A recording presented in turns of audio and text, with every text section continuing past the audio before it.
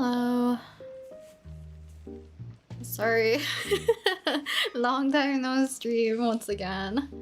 But hello. Also, as usual, please let me know about volume. So either my mic to the music, if one should be lower than the other, let me know. Hello.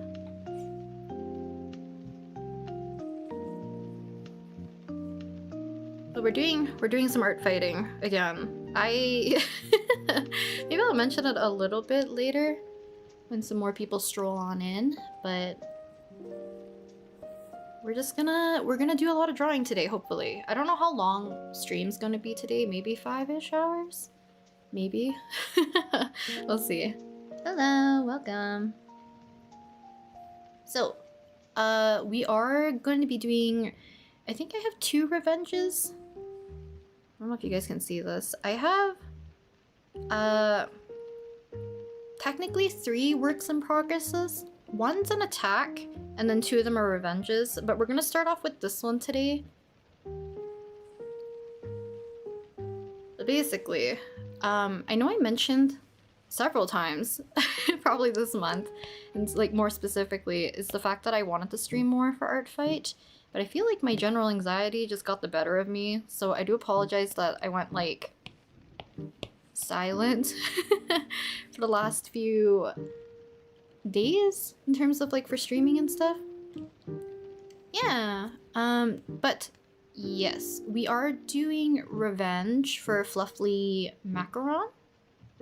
And this is their OC Yobi, which I think is such a cute concept. It's like a OC based off of a mangosteen, which I think is so cute. So that is what we are going to be working on today. Hello, hi, Alex. Hello, Gloomtown. Welcome. How was audio, by the way? I was gonna stream yesterday, but I ended up not feeling up to it.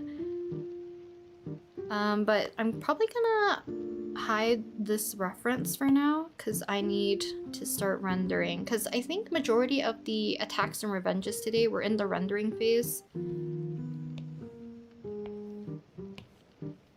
for the most part. Yeah, how are you guys doing though? Audio's good? Thank you. Thank you for letting me know.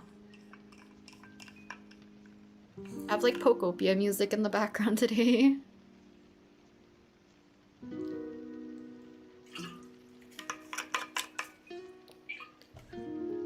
So it might be a slow day.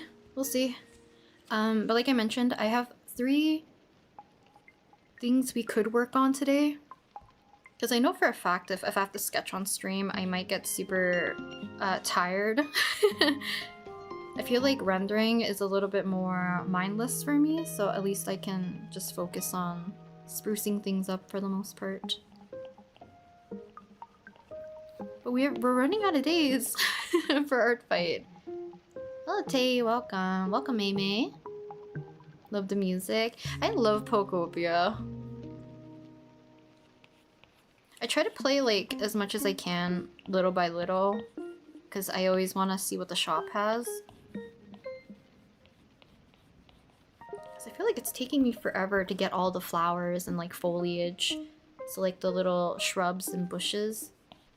And then the different flower types, because I want all the colors available. But I'm also like hunting specifically for the blue and the pink ones. And I finally got pink roses the other day, which feels like forever. Which team is in the lead for Artfight? I actually don't know. I don't really check the percentages or like the scores that often. Because I feel like even...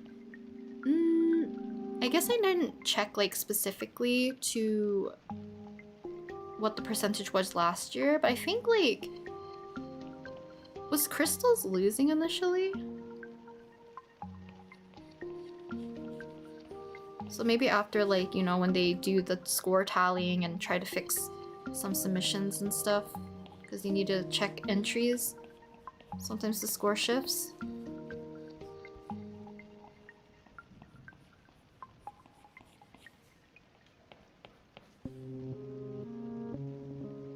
Comedy 1, 2 tragedy, 3 mystery. Ah, I see. Thank you for letting us know though. Comedy.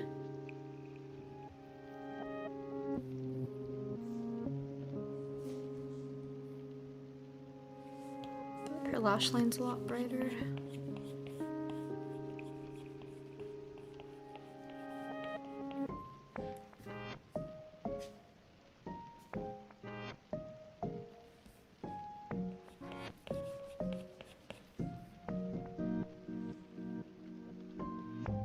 Do you do warm-up sketches before drawing, or do you just draw? I usually just draw. Sometimes I will scrap several drawings beforehand, so I would consider those technically my warm-ups. Unless I'm doing like a larger illustration, I will most likely do planning, like probably traditionally. Like I would sketch in my sketchbook, I probably look up references, figure out color combinations and stuff. I think that's like another reason why I wanted to do rendering today for today's stream. I haven't drawn today. I was busy doing a few other things before stream. So usually sketching gets me out of like the rustiness, but rendering for me at least, because I follow like a very similar procedure, I feel like every time, it is a little bit easier for me to like slowly get back into the groove of things. Hello Simple Frog, welcome. Hello Motion by Frame. Hello Lana, welcome. How are you? I'm doing okay. I'm a little low energy, but we should be fine. I gave up on art fight this week. I have too many drawings to finish. Ah, that's okay. Don't feel too pressured. I feel like that's like kind of the, not the trap, I guess, but a lot of people say that people would feel burnt out from doing art fight because maybe, you know, if you've been drawing way too much, you're not pacing yourself, or like you're getting overwhelmed. Because I feel like I'm kind of falling into that boat a little bit. Because I feel like I drew a lot less compared to last year. Even though like I don't think I was planning on drawing like much more, I guess. I think my goal was to stream more, which I think I did stream more compared to last year. But I was hoping it would not be like once a week. So I'll see if I can squeeze another stream like either on Thursday or Wednesday maybe? We'll see. Tuesday I have to go out, so I don't know if I can stream tomorrow.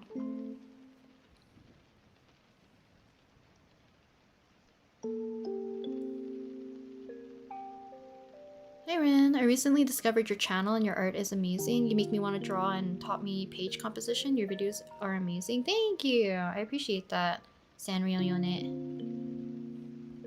Appreciate it. I'm glad you guys like my sketchbook spreads. The composition of those.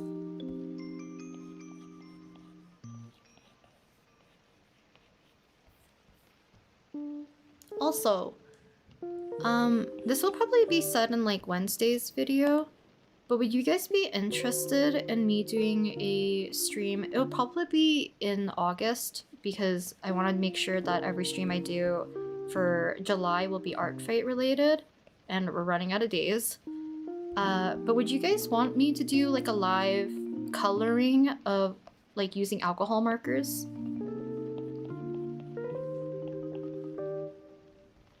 So I'm not sure how many people are more interested in that versus like watercolor painting, traditional sketching, digital art, etc. So let me know if you guys would be interested in that, because then I can prepare something in preparations for August.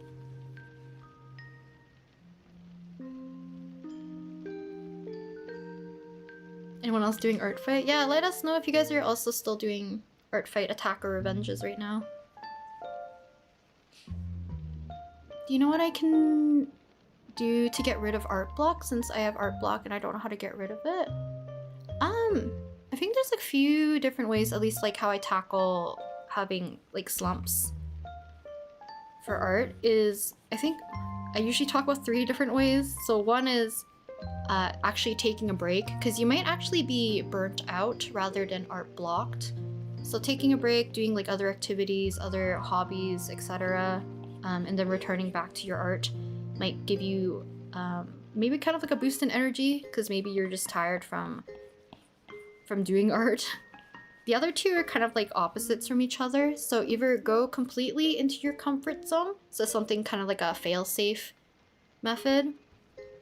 Draw things that you're familiar with, that you know that makes you happy, or go the complete opposite. So like, you know, go out of your comfort zone, try something new, try new mediums, all that. Because sometimes you just need to break out of like a monotonous rut. And then sometimes it's the opposite. You might be like getting frustrated with your drawings and stuff, so you might need to, you know, go back to something that you truly do enjoy.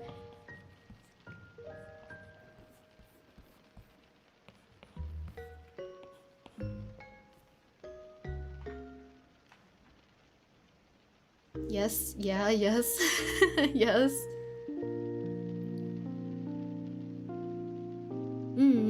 Okay, I'll see if I can like figure out what I want to draw for that, because I do find alcohol markers fun to use. And I know a lot of people typically have questions about like blending or color choices, so I feel like it could be fun to do that for like a live stream.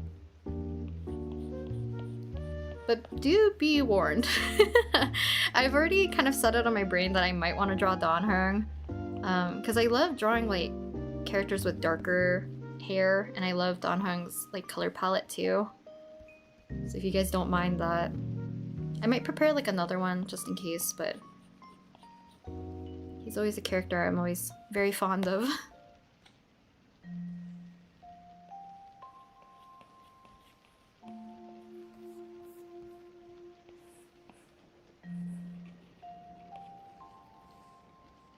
Hello, everyone that's coming in right now. Welcome, welcome. Working on an attack right now. Working on attacking. Yeah, I feel like traditional art's fun to do for like streams, only because like at least for me, I find the process more interesting versus digital art. And I don't know if it's also because like seeing someone physically work on something feels very different than just seeing like the screen move, I guess.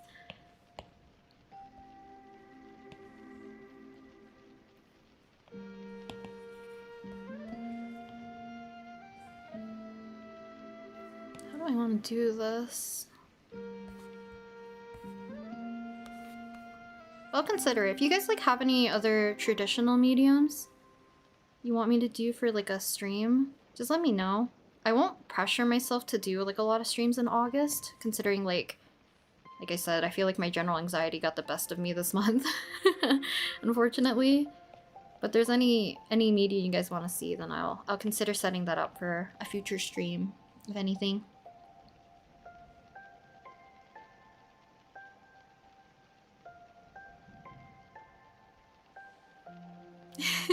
Should probably be working on revenges, so I'm making new OCs instead. Gulp.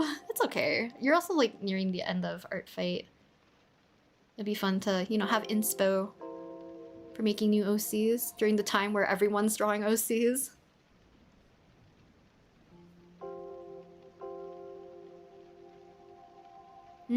Hey, good luck with everyone, or good luck to everyone who's still working on like artfight stuff. I know we're, you know, we're getting very close to the end. Because I know for me, like, there's so many people I wanted to, like, revenge, as well as there's a lot of mutuals that I wanted to draw for. But some of those mutuals I might just draw for outside of Artfight and just give them as, like, a late gift instead.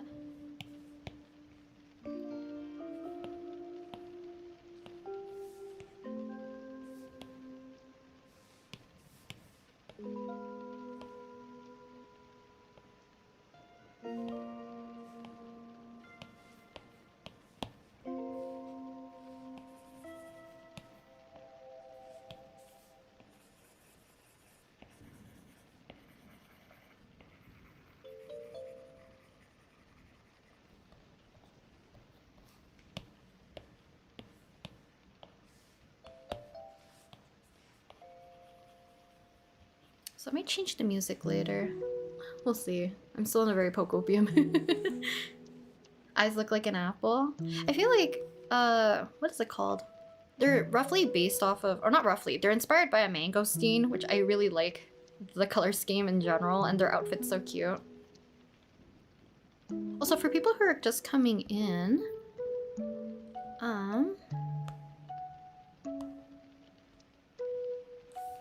this is the reference we're using, because this is the character. They're super cute.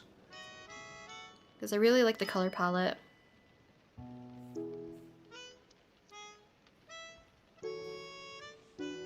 Hello, welcome.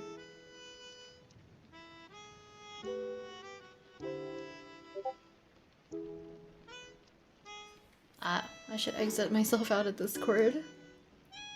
There we go. Yeah, the colors are very cute.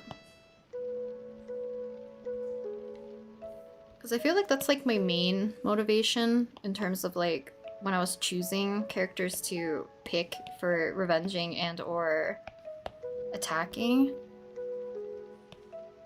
Was a lot of them were for their color palettes, which I really enjoyed.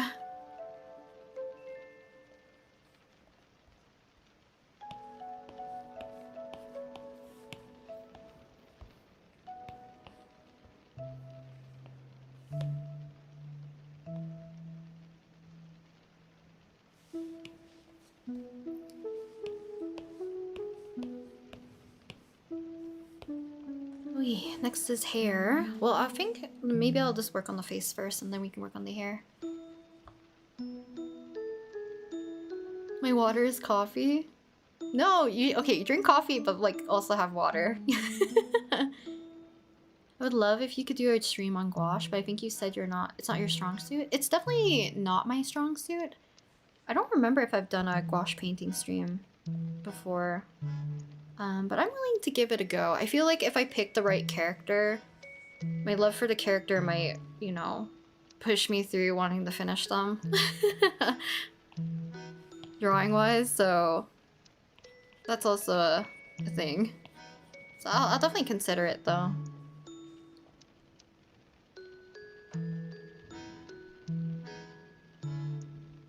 You thought it was your Discord? No. My friends or not my friends, what is it called? I have like a group chat with a few artists and volunteer stuff from my friend's cup sleeve event that just finished up like a couple of days ago. So a lot of them are very active.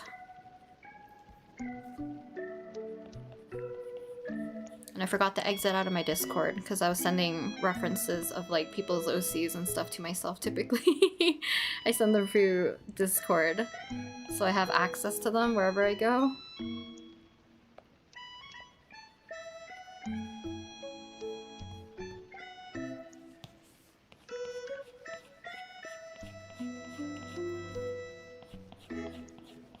But this person also drew like a really cute drawing of my OC Lapis. But I already had their OC bookmarked on Artfight. It's just they beat me to it.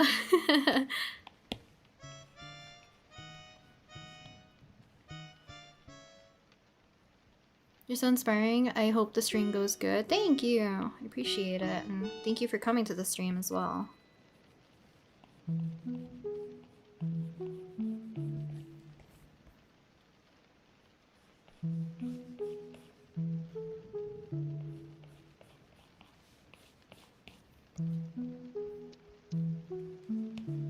Do this because I don't realize how much this cuts into the eye.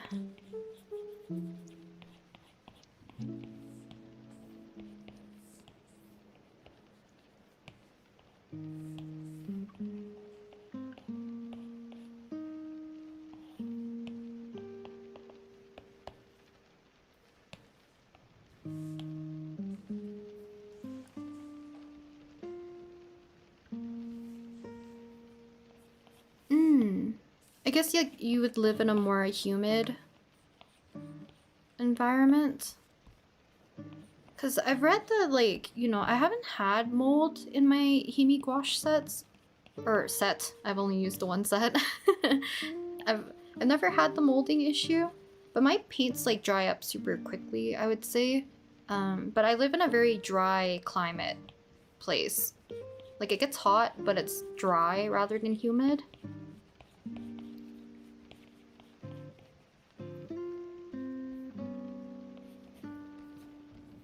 Acrylic markers or watercolors if you use them. Whatever you do, I'm sure it's gonna be great. Thank you. Watercolors I've done, I think, several times, but it is my go-to if I want to do like a traditional art stream. I feel like it's very comfortable for me to use. And then acrylic markers, I definitely will consider. It's always fun to maybe like do a spread with you guys. I'll just have to figure out what character I wanna draw. Actually, let me finish the phase.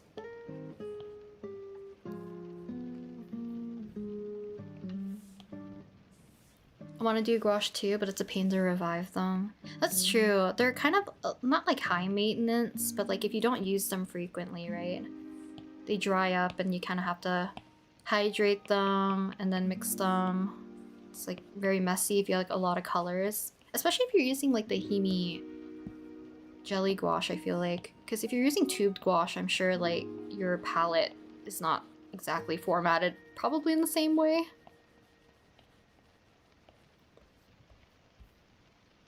Unless you have several colors out at once, maybe.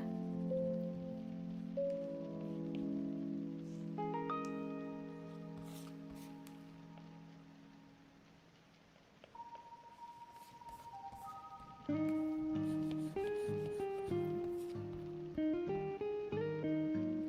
feel like her mouth's a little lopsided.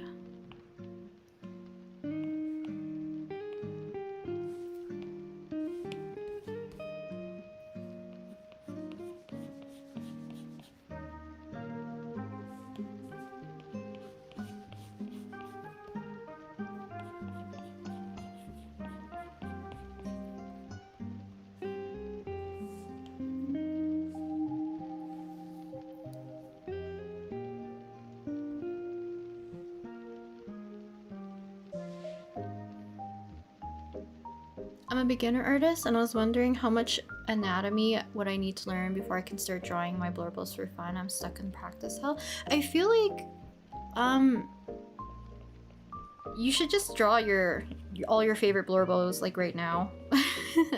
I think practice is good to have and to do like when you can, but it shouldn't take away from you wanting to draw the things you want, if that makes sense.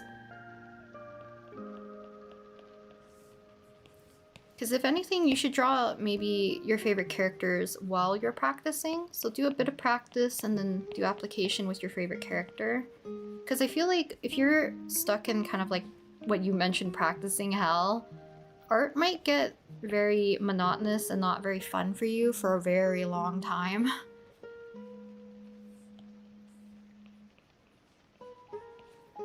Because you'll also learn by drawing more, right? You'll learn like technical things while practicing, and then, you know, in turn when you're drawing your favorite character, you'll get more used to just drawing in general. So it'll be still, you know, being able to build up a good habit and a good skill set. So if you can, like, do them hand in hand, if not, like, you know, kind of pick a few days or a few hours to do practice, and then the other days you just draw for fun.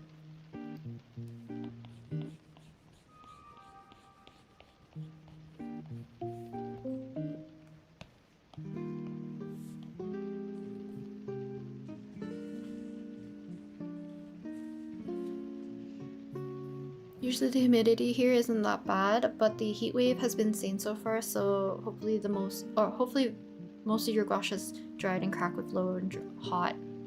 With how dry and hot it's been. Wow, I can't read. That's true, like, just in general, I feel like most people are getting hit by the weird, well, I guess it's not exactly weird, it was kind of predicted already. The heat wave, basically, right? But hopefully your gouache is still in, like, good condition.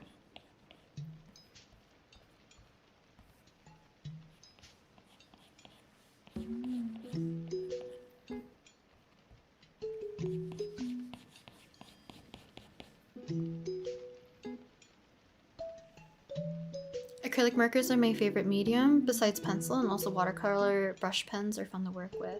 Oh, I'm very interested about like how you use the watercolor brush pens. Do you use it like on a palette? Or do you use them directly on your page and then slowly like thin them out? I never had like really good results using water brush pen type watercolors. Because I've had a set when I was younger, like probably in high school.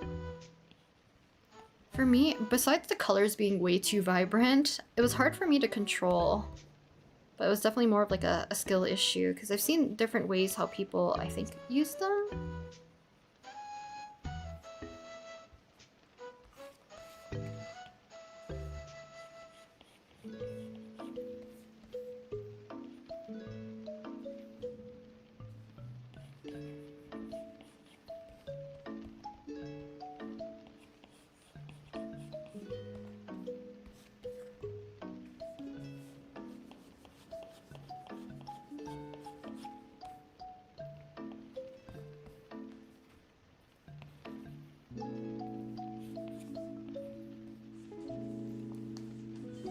Have you ever done a stream using clay maybe? Or painting already dried clay made thing? I'm a little bit more apprehensive using clay for a stream. One, because it's very messy. And two, I struggle a lot with clay. Actually, let me take a photo and maybe I'll put it on the stream. Give me 1 second. Also, is there a package at the door? 1 second, guys. I might have to quickly grab something. Oh, never mind. Okay, that's not mine. We're good. Okay, let me take a photo real quick. Whoops. Because I think I've talked about this in the past, but I've never really shown it. 1 second.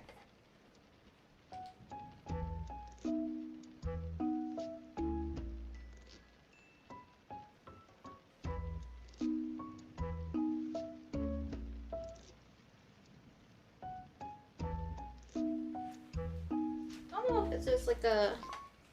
Let's see if there's a better way for me to send this to myself.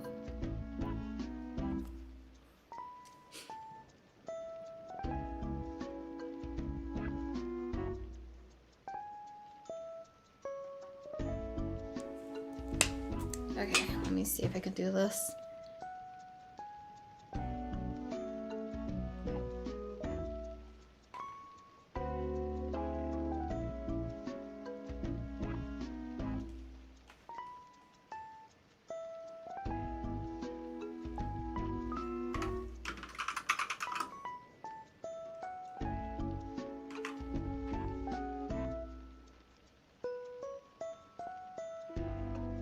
See, image, add source.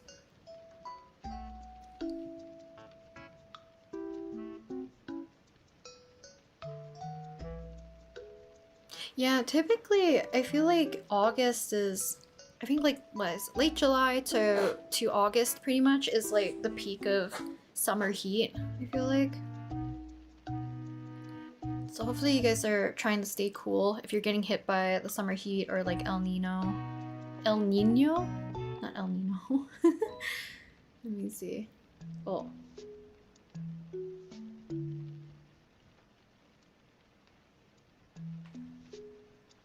Yes. How can you guys see this? I've talked about this a few times. This is a... Besides the fact that I did not end up sanding him after I put like primer and stuff, I think. Or maybe I did sand him a bit. It was supposed to be Flynn's. I was doing like another chibi clay figurine. But this is from like last April, like 2025 April, and I have not finished him. And I don't know if I plan to finish him ever. So many like little bits and bobs snapped off and broke, and I'm like, I don't know. I don't know if I want to finish him ever. Yeah, I don't know. I don't know. You guys have seen like the videos I did of like, I think air dried clay. I did one of Zhongli, And then I did one with more of the like polymer clay type figurine making, a Fremine. I wanted to make one of Flynn's and give him like a little lantern because I wanted to buy like tiny little LED lights. But I don't know. I feel not very compelled to finish him. It's been over a year, but he's been stuck in that state.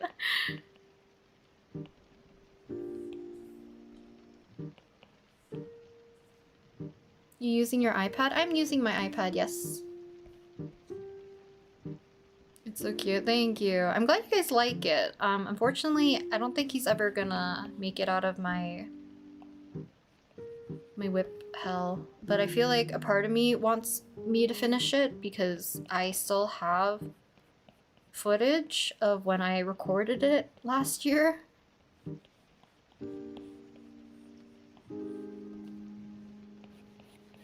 And I don't know. I don't know if I'm gonna scrap them or keep them or leave them in that state.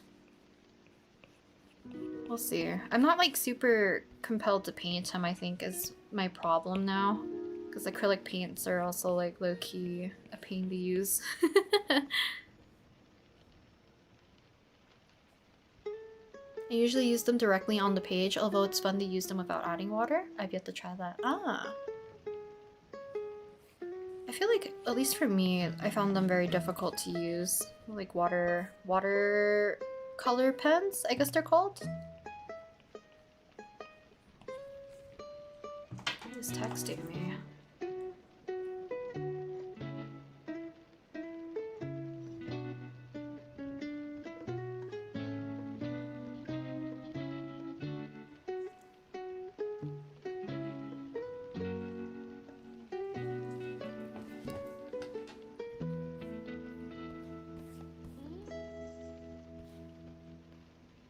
I don't know. Clay is like... Well, I feel like it's not even only clay. 3D stuff, it boggles my brain. My brain does not think like that, like it things in a 3D space physically. I've done mostly like 2D art. I've always struggled with doing like sculpture in 3D.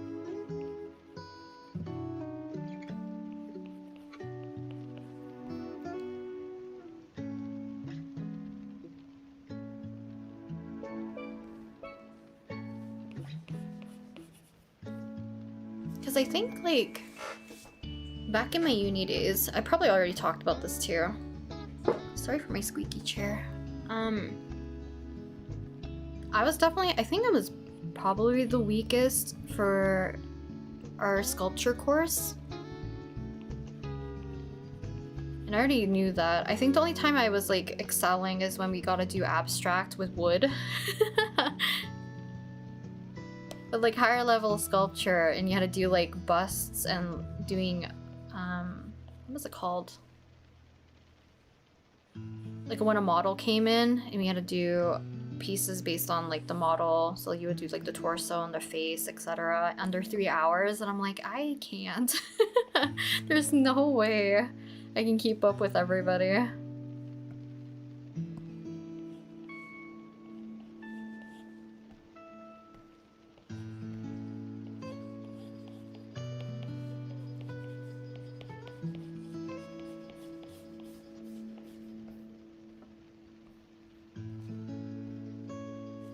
I left this so bright, I can't even see where her hair is anymore.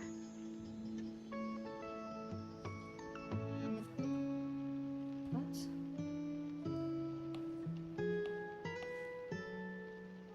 I'll just use this as a guide. Luckily I have my sketch underneath anyways.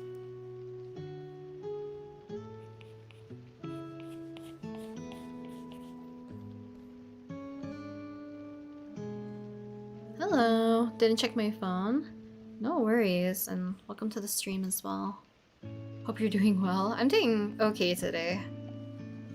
We're gonna see how long we can stream for today's little drawing session, I guess.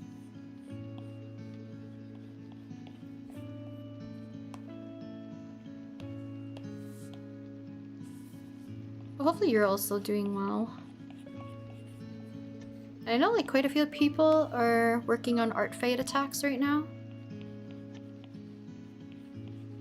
Which I'm also always happy to hear that you guys are working along.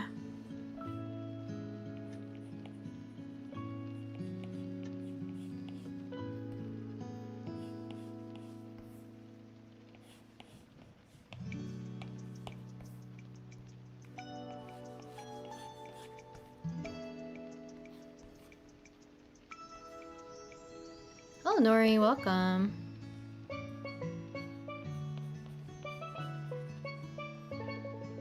Ah, thank you for coming to the stream though, Kami. No worries. You got caught in a storm? Hopefully you're safe. And hopefully you get to shelter safely and quickly.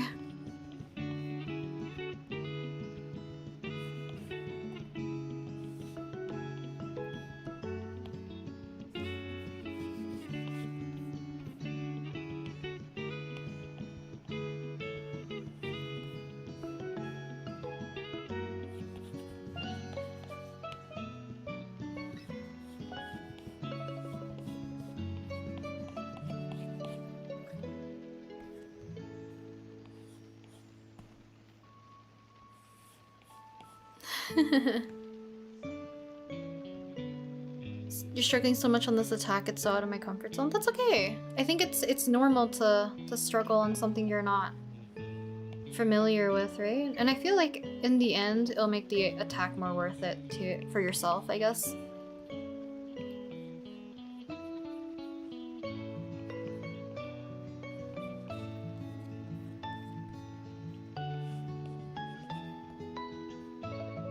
Usually spin a wheel if you don't know what to draw. Do you have like favorite characters? Do you have OCs? But definitely like spinning a wheel. It's always nice to make like a wheel beforehand. Maybe have your favorite characters from different series, your OCs, etc. And then that way in the future, if you do get kind of into that state where you don't know what to draw, you can always pull from that. There's also like, if you have a character you want to draw, there's also like scenario maker generator type of things you can search up that might help you think of some ideas.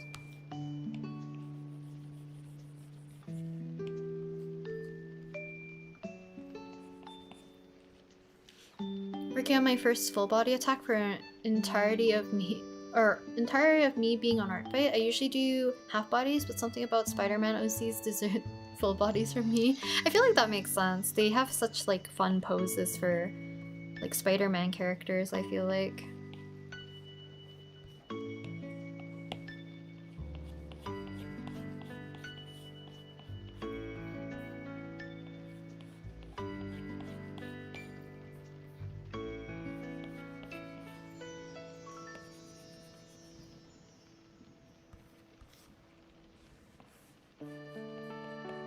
If you guys are doing artfight, is there any like unique or like your favorite attacks you've received?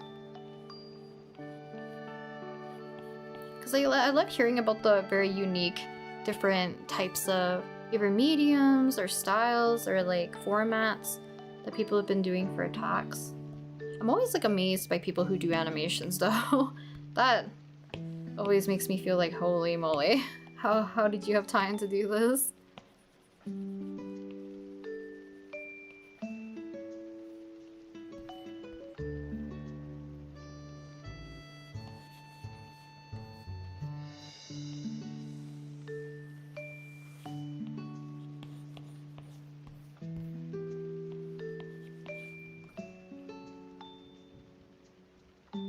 A lot of you guys are getting storms.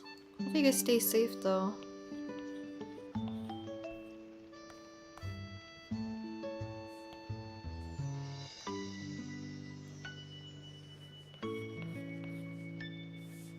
Ceramic attacks.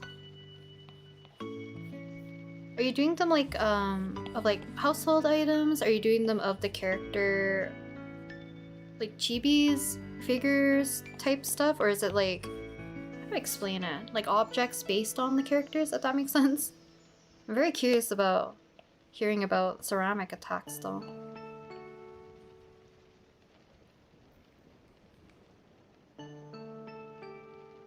100+ Iridian Project Hail Mary mass attack I was included in. 100+ is crazy.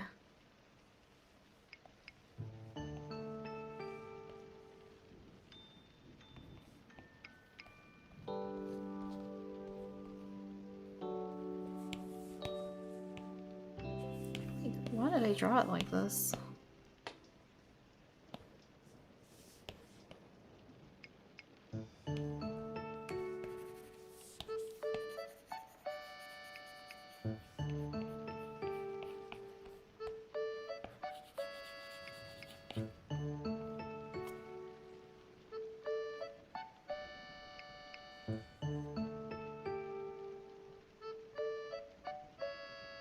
Someone drew my OC waking up annoyed at the sound of his alarm and it made me laugh so much. That's cute. I love scenarios as well for like OCs. Cause like you can give like descriptions of your characters, but I love hearing about like people's headcanons they have about your own OCs. I think it's very fun. Cause I feel like for Lepus specifically, a lot of you guys have made him very, very, very adorable.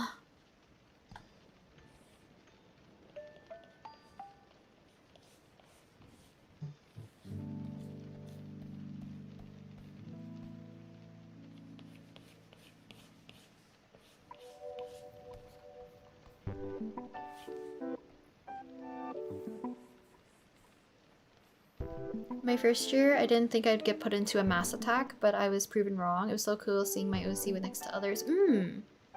I feel like I don't remember if there was a mass attack last year for any of my OCs. There might have been. I might be blanking. I think mine was a part of 2 of them this year, and they're very cool. Because I always thought mass attacks of being like just a... Unfortunately, how I thought I saw them was more of like a mess of characters all into one kind of canvas. But there's so many like unique ways that people have done mass attacks, which is very, very cool. Also, there's nothing wrong about like just putting a bajillion OCs onto one canvas. I feel like it's just very hard to identify.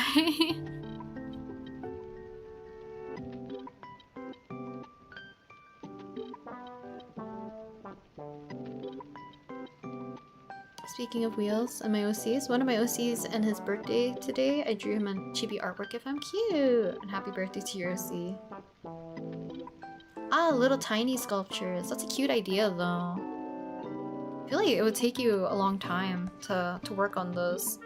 So I'm sure the people who received them are very, very, very, very happy about it.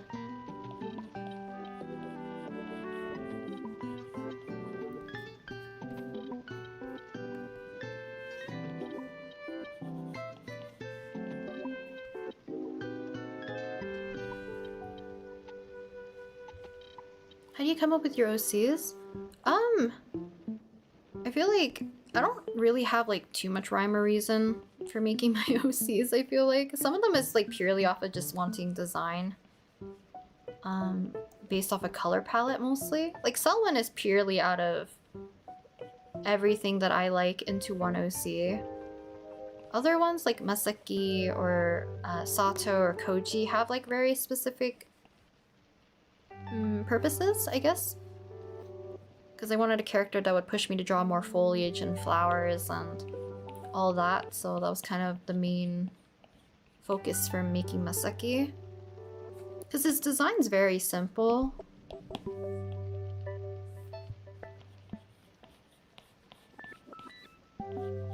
So I wouldn't say like I have any super strong like designing background for any of my OCs.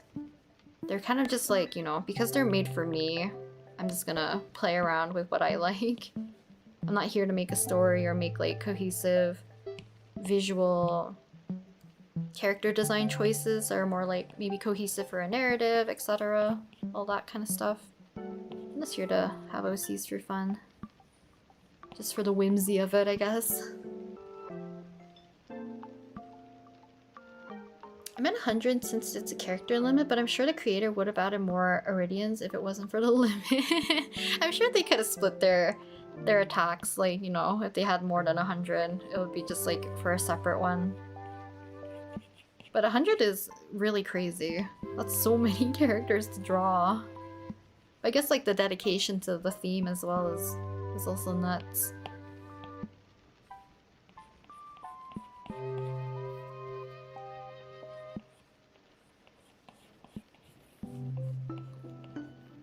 Also, a lot of the times when I make OCs, I just sketch them in my sketchbook. So most likely they're more or less like kind of like black and white, grayscale. And then later on, I will try to think of color palettes that I think would suit them. Because that's like usually an afterthought for me.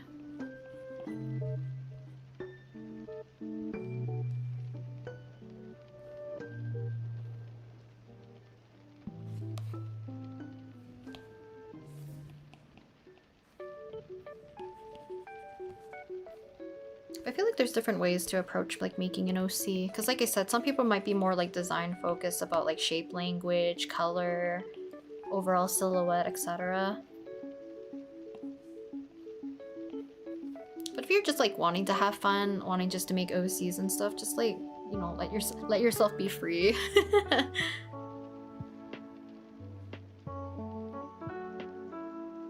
Also saw someone doing cookie attacks with vanilla as the flavor and it looks so good. If someone attacks any of my OCs with food, I'd be so happy. That's such a cute idea. Cookies. I guess like, yeah, you could do like frosting cookies and stuff. Icing cookies, I guess it would be. It's a very cute idea.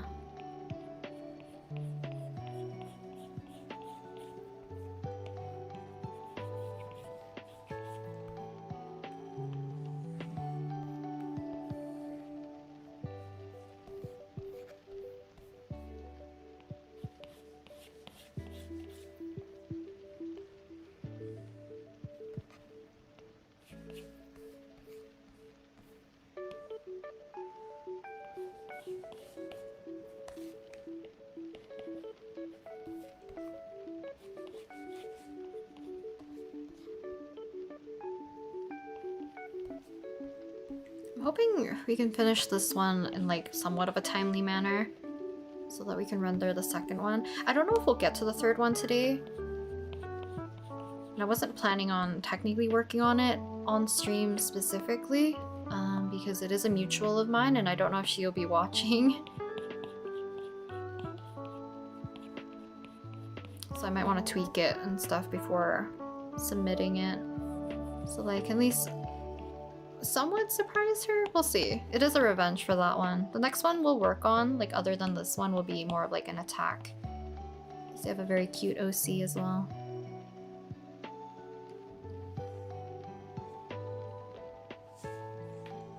Takes a few days from start to finish, but not too long. I'm curious, do you use like air dry clay for your ceramic ones? Does that count as ceramic?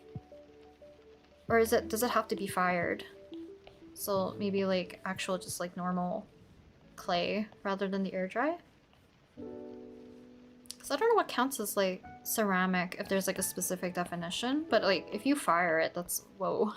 The air dry clay is very, very fun to use as well.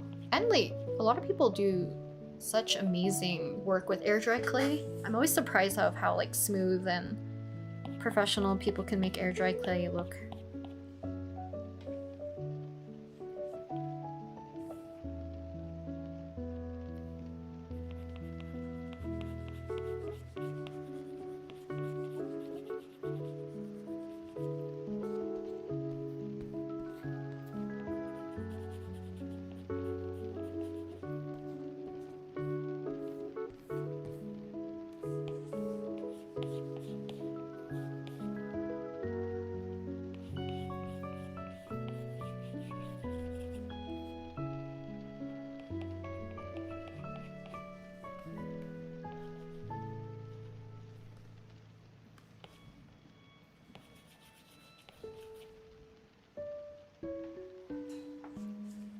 Hello, Ratifatini.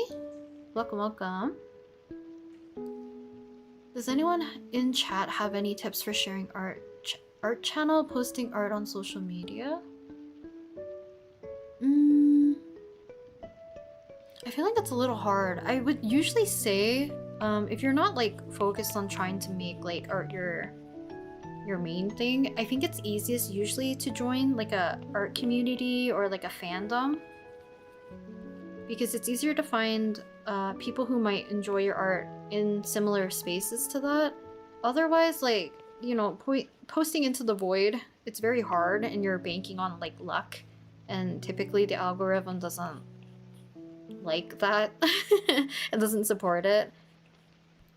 So I recommend like joining small groups or posting into fandom things using hashtags that, you know, other artists are using in the same fandom, etc. Because at least it'll hit some people, maybe.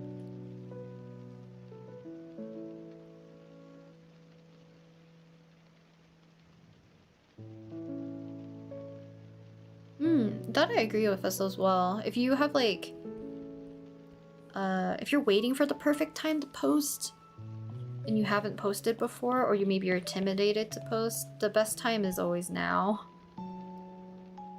I always like, but I forget what's that saying. I always hear it like, in passing. It's like, the best time to plant a tree was 20 years ago, and then the next best time is now. I think that's how the saying goes. Something of that sort.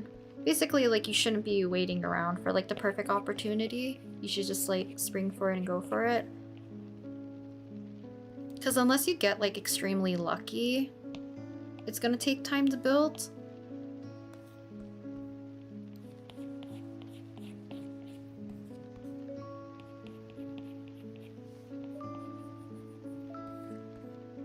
Because I think like when I was starting out on DeviantArt, it was mostly just like me and my friends, and then you slowly build up making like art friends. Also, like, interacting with people in the same space as you is very important, I feel like. If you completely be a wallflower, it might make it a little bit harder for people to approach you. So I recommend, like, you know, commenting on people's stuff, sharing, expressing like genuine interest into the stuff you're seeing. Because that way, like, you'll at least like build mutual friendship, or just like some sort of kinship, I guess, with the people in your community, or like the fandom or space that you're in. So then eventually, if you do like branch off, or like, you know, you're doing your own thing, those people might show support in the same way, you know, and it'll become kind of just like a mutual thing.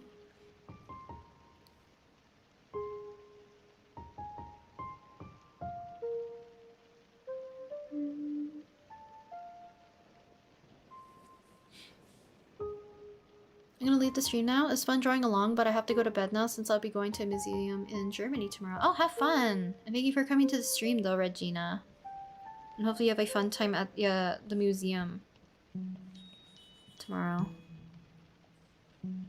Oh, Sign of Affection. It's so cute. I highly recommend. Sign of Affection's with the deaf girl, right? I believe? I like the art style for that manga. Forget her name. I feel like I've drawn her once. On like a sketch page. Probably.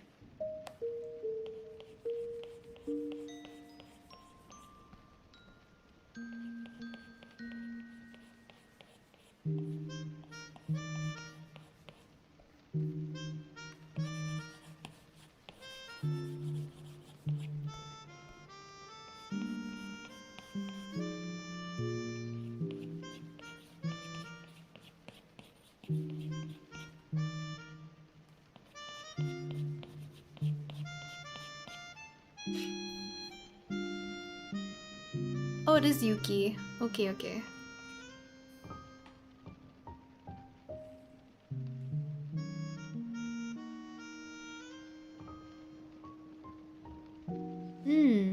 Yeah, I feel like that also about like... how to explain it? I rather have a small community that mutually likes the same things and have like actual genuine support versus like a large following where if it happens kind of like overnight, usually they won't stick around per se.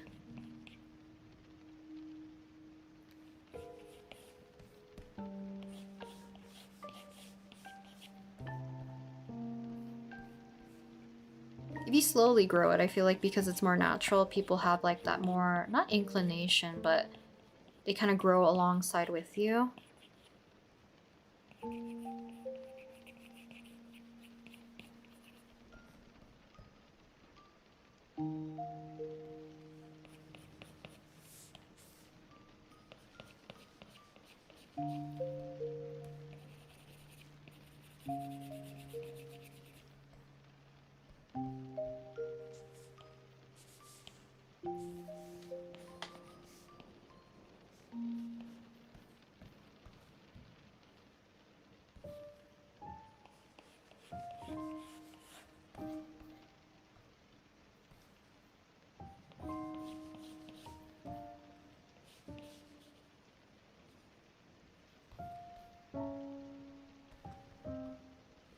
I'm hoping she won't take too long for me to clean up.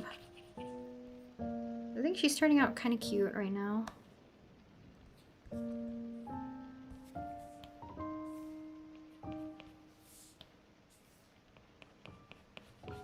Also, I feel like for art fights sometimes I always crop the body at such a weird height or length, I guess, of the body. I never feel like I can determine whether or not it should be in half body or portrait or like I guess like bust and headshot. So I usually lean it into there because I feel like it doesn't show maybe enough. But then I see some examples and I'm like, does it count or does it not? I don't want to cause issues for like the mods.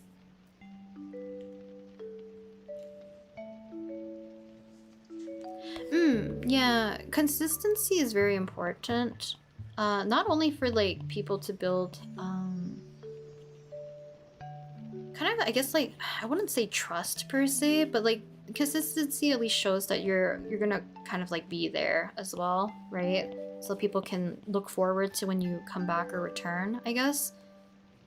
So that usually is a problem. I think also like if you have more of like a business mindset, then you might have to look into actually like how the algorithm works, etc. So see if you can, you know, go with the algorithm. Otherwise, just do it for the love of the game kind of thing. You know, postings because you want to share your art, etc. Or like, in my case, I was trying to share it just to my friends initially. And then, you know, joining a fandom, sharing with the people who share the same love for that fandom is also like a very easy way for you to find people with a very similar mindset.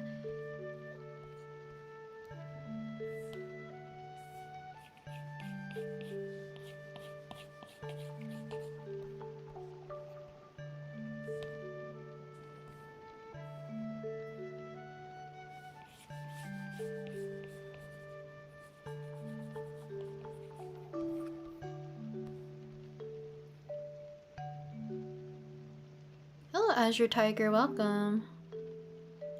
300 OCs?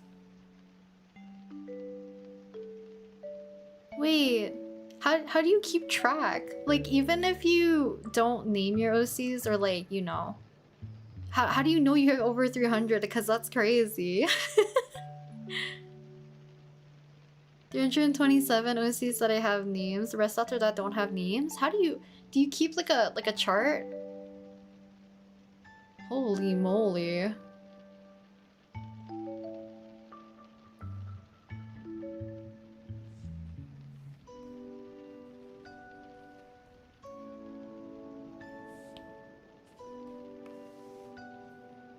What size of canvas do you use? This one I think is 5 by 7 inches, whatever that is in Procreate. And then I think I always get this mixed up. It's either 350 DPI or 300. 350 DPI, and I guess if I do this, pixels 1750 by 2450. Tornado sirens going off near. Wait, please stay safe, Alana. You have OCs with no lore or names yet? Do you count them? Or do you just leave them until you name them? And I guess like lore I don't find like super necessary, because I know a lot of people who like making OCs purely for design.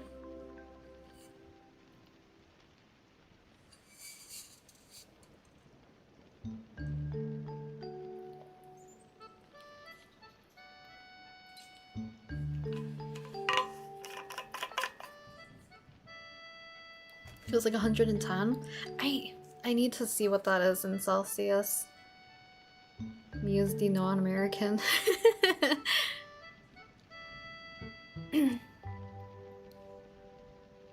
Also, make sure you guys hydrate. 43, ew, yeah. I'm thankful that July, it's like, it's been hot in July, but we've only gotten to like the low 30s. Like, I think it was mid-30s later this week, but like, we have not hit the 40s, and I don't think we typically do. But yikes. Hopefully you can stay cool as well.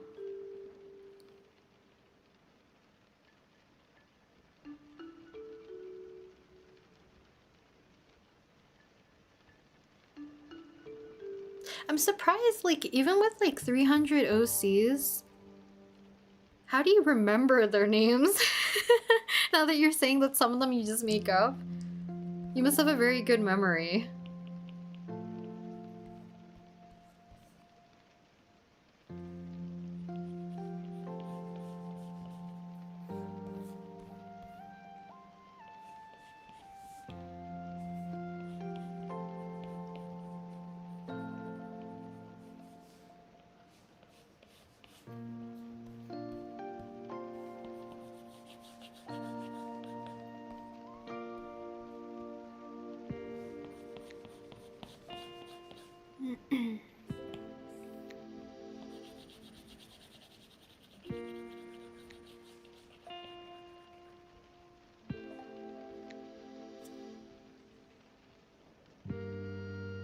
I have an entire universe for my story, basically, so lore is a big part of my OZ. Ah, that makes sense. I guess like if they're part of the same world, I think might be easier, rather than if they had like a bunch of different universes, I guess. It might be harder to keep track of.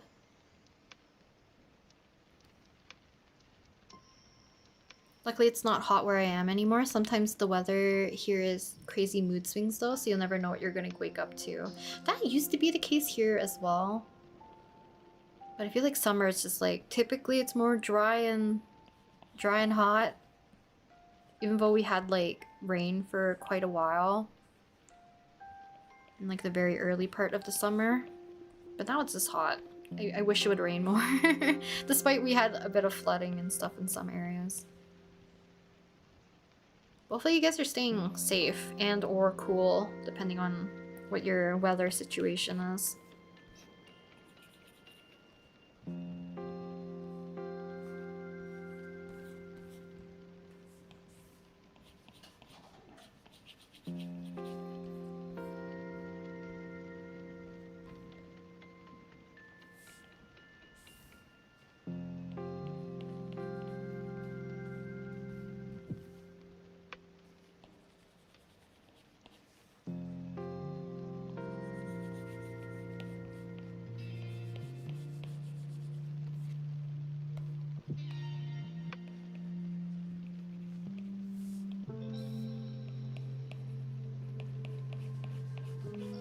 Also, this might be completely off topic.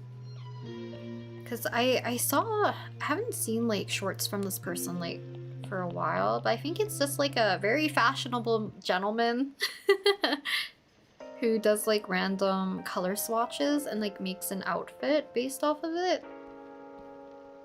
But I feel like they were talking about a book about, I think it's like Japanese dictionary of color combos or something like that. I'm so tempted to buy the book because I saw the color combination swatches in it and I feel like it would be very helpful. I also want to move away from like too many screens and stuff, so having like physical books of my references sometimes would be nice to have. see if I can find the title of it, because I feel like some of you guys might be interested in it if you're interested in like color combinations and stuff, because it kind of does like different swatches. I think there's like a translated version as well. Let me see if I can find it, because I'm very tempted to get one. Maybe I'll get it next month. It's called A Dictionary of Color Combinations, and there's like two different... What is it called? Two different volumes?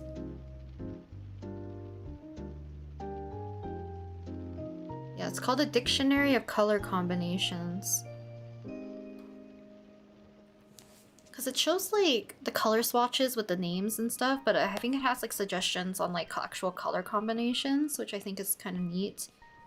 And I've heard that some people who are into like interior design, just general design or fashion, I've seen some illustrators review it.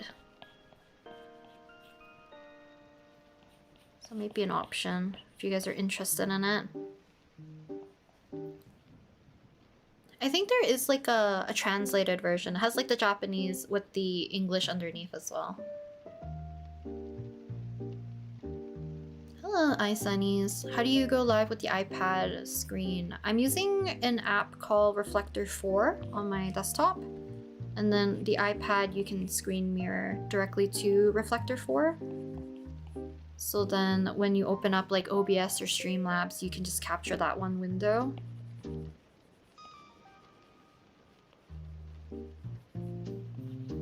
But Reflector 4 is like a paid program. But luckily, I believe, if I remember correctly, it should be a one-time payment.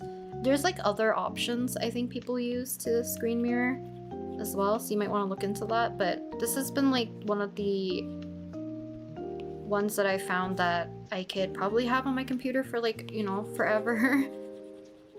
And my iPad can always connect to it, and there's virtually like no lag from what I've seen. So it works the best for me in terms of streaming, at least.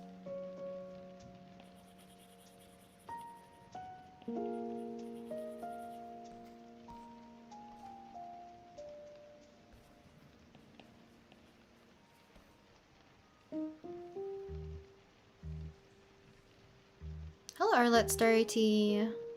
Hope you're well. Thank you. Hopefully you're also doing well. And thank you for stopping by to the stream.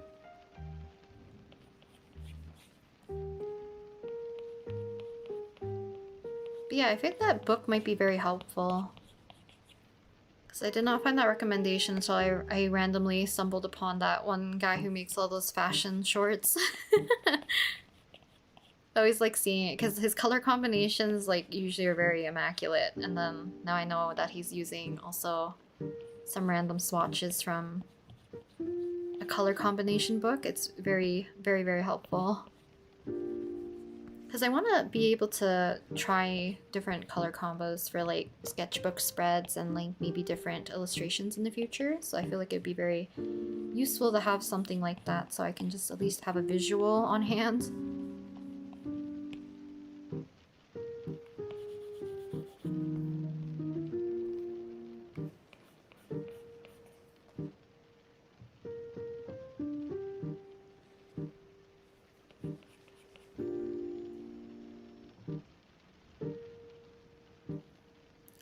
For me, I feel like the colors are pretty accurate, but from what I've seen also, it could also just be your display in general. So like your iPad colors versus your computer screen, you might have to calibrate, or if you're using like a different tablet as your second monitor, etc. Sometimes the color calibration is a little bit off from different devices, so that might also be an issue that you might have to troubleshoot, but for the most part I feel like Reflector 4 is pretty accurate. I don't have any issues. There's no like watermark or anything like that.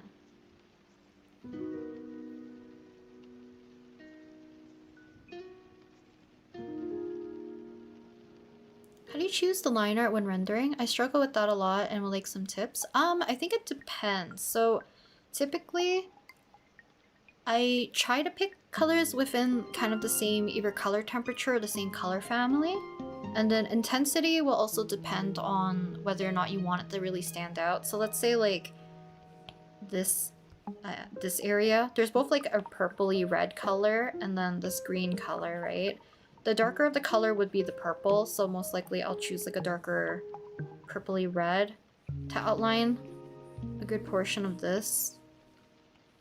And anywhere that you want to have like depth will most likely be darker. And anywhere that you want to have more like less detail or less contrast, etc., less depth, you would want to use like a lighter color to make it more softer.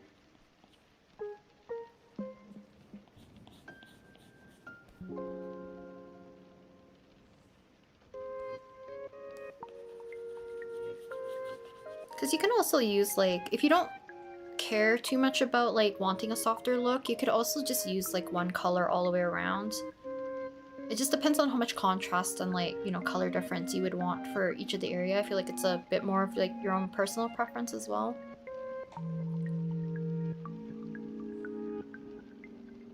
Oh, Sakura Puri, welcome. Yeah, adopts are a very popular way people acquire OCs.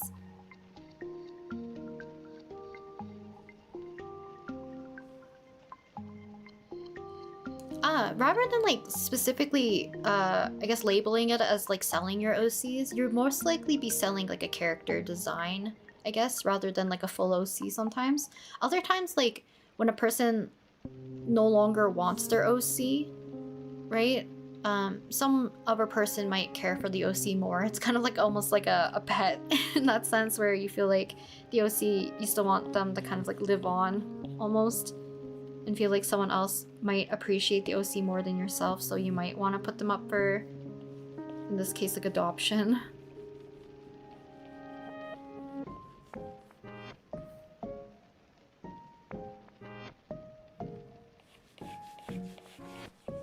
But there's plenty of like artists out there that really just love making character designs. So they'll make like adoptables, and then people who maybe struggle with character design or like a very specific aesthetic might really want the OC that that person had made as well.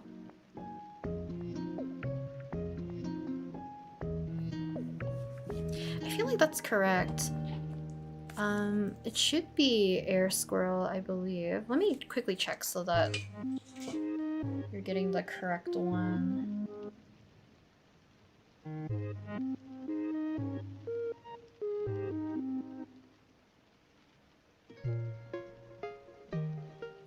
Oh, I didn't know me opening up this agreement will actually close my screen mirroring. Yeah, it should be by Squirrels. Reflectorapp.com.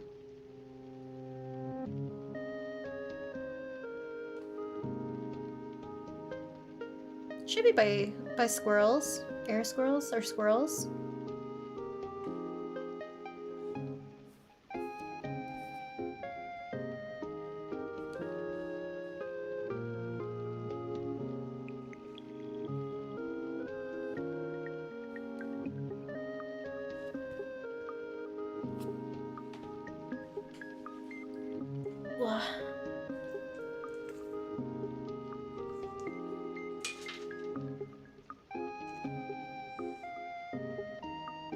You wouldn't consider selling them. I feel like people make them purposely to be sold, so I feel like they don't have that same attachment. But I've also heard of like people making adoptables, really liking the OCs that they made, and then end up keeping it for themselves instead of selling them.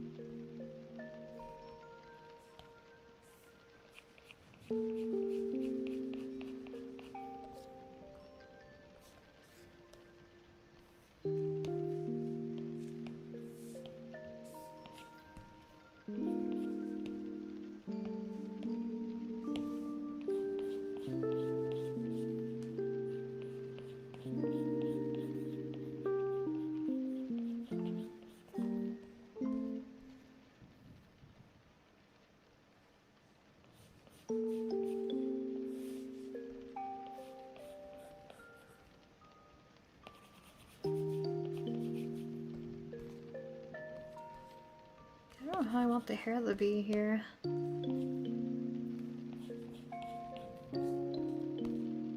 Let's leave it like that.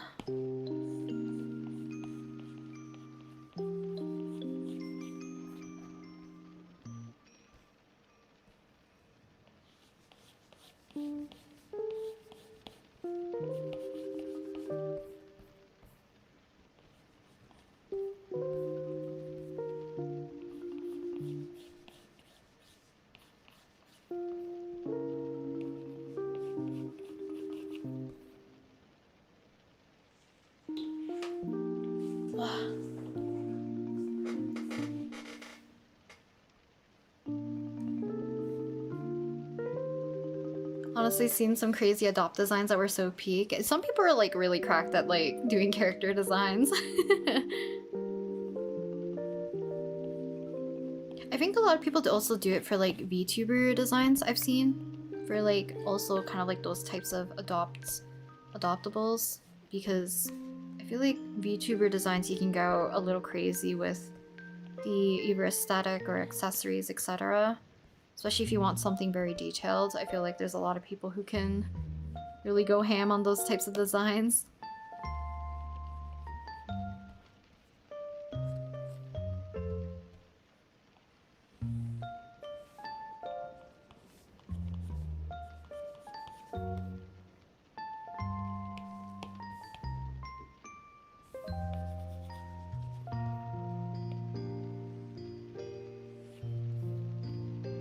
Gotta go now, so hope you have a fun rest of your stream. Have a good day or night, everyone. Thank you for coming to the stream, though. Either Rachel or Rochelle. Appreciate it. Hope you have a good night's rest as well.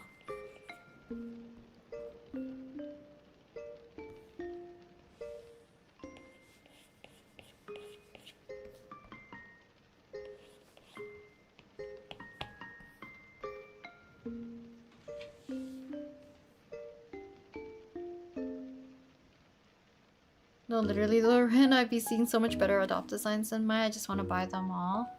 I feel like, you know, people cater to different designs, you know? I definitely agree with that. I always see, like, you know, because of artfight, I'm always browsing people's OCs, right? Either at random or, like, from followers, etc. And I'm always like, how do you... how do you come up with these designs? Because, like, some of them are very, very cracked designs. Because I have one that I really want to draw. I probably won't draw for a stream because I think I want to keep it as a surprise. But they always have very like cute characters as well.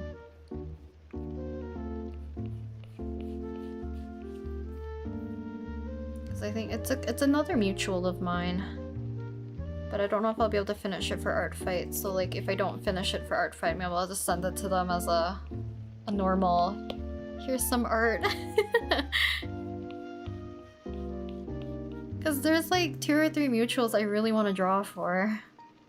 I might only be able to squeeze in one.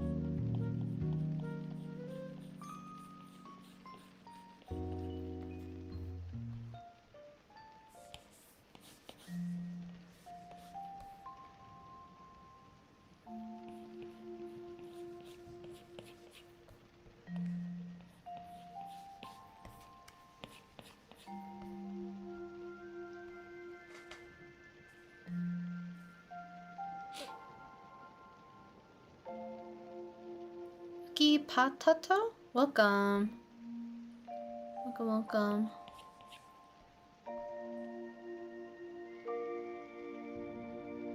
Does anyone know if I can do tweening animation on Clip Studio Paint or any other program where I can do that?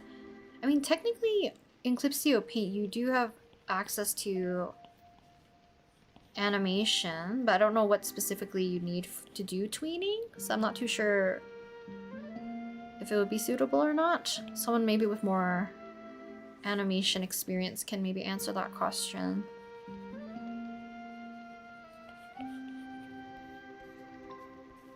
So I don't have a lot of knowledge on animation in general, I feel like.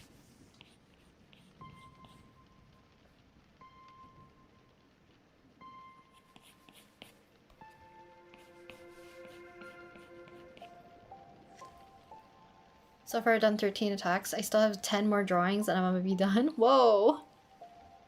Holy, you must work fast then if you have 10 more.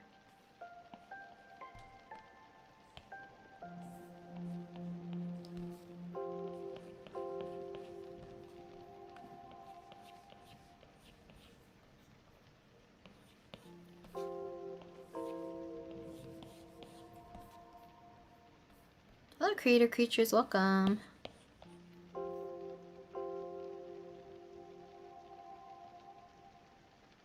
How do you get into that Toy House app? I've been wanting to use it for so long, but you need an invite code. I believe people got into it via like beta codes, I guess, invite codes. I forgot what they're called. Because I know my friend uses it, but I feel like it's still in beta, right? It's not officially open, so you need a code invite in order for you to be able to use it. I just don't know how people are acquiring said code. Because I would also like to use Toy House.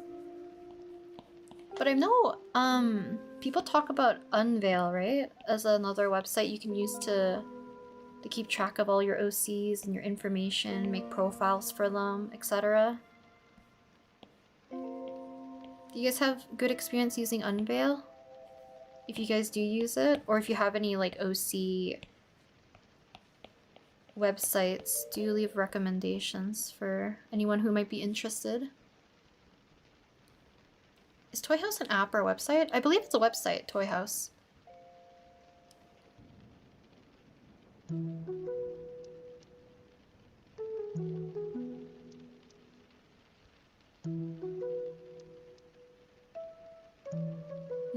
I see. I'm wondering if it's because they're trying to keep it more like enclosed of a space, or if it's still under construction. I'm not too sure. Hello City LJ, welcome.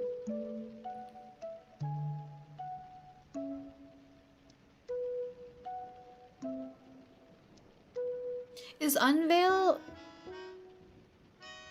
It's Unveil's primarily just like making profiles for your OCs, I'm assuming, right?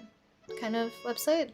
Like kind of keeping track of them, all that stuff. I feel like Toy House has a little bit more coding you can do to customize. I'm not sure how Unveil is in terms of like designing your space, I guess.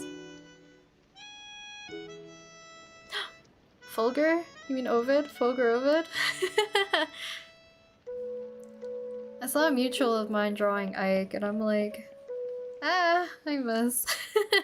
I really do miss Ike. I feel like I haven't drawn as much like Niji Sanji art in a while. I do want to get back into it. I just haven't watched them as like, religiously, I guess, before. Because like all of my Oshis basically graduated, minus like Alban, who I still watch like fairly frequently. And then I watch Calyx like every so often as well. But I feel like in general, in terms of like what I've been watching Gab Smolders because she does a lot of like mystery, horror, either talk or like cozy game. And her streams are very long, so I've been putting them in the background because for some reason, I don't know if it's like her demeanor, it makes me lock in really hard into like what I'm working on, but like the game I can have in the background that piques my interest enough that I also, you know, keep my ears open and listen. V-Sona on V-Gen? I don't think I've ever heard of that. Loki got back into drawing and casually watched the stream. Nice.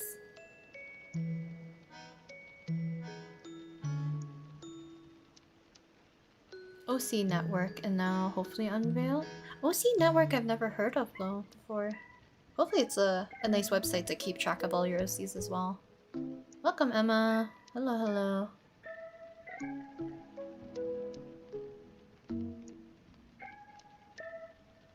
You love it personally? It's both an app and a website and the app is still in development. Ah, okay. I might wait to join.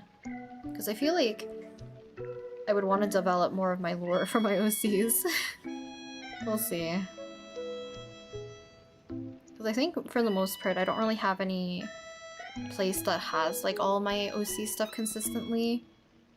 in a way that's very viewable other than like my artfight profile, which I know is like probably more inconvenient for others.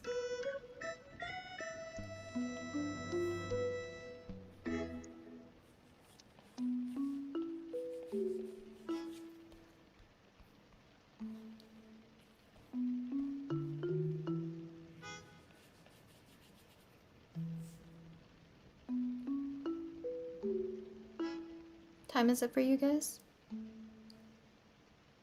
5:44. For me, it's right now. It's almost 4 p.m.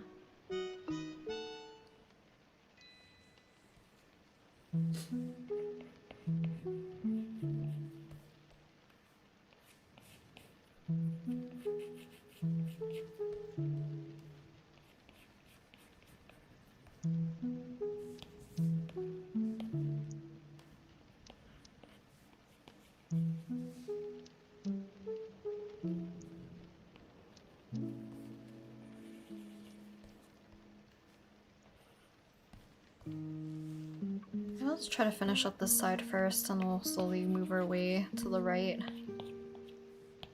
Because usually when I draw, I feel like I skip around too much and makes me take a lot longer. Primarily use it to keep my OC images in one place or store more characters for artfight. Ah, I see. I feel like that makes sense. It's probably easier to organize that way, right? Especially if you have a lot of OCs. Because I know some people like swap around their OCs for artfight.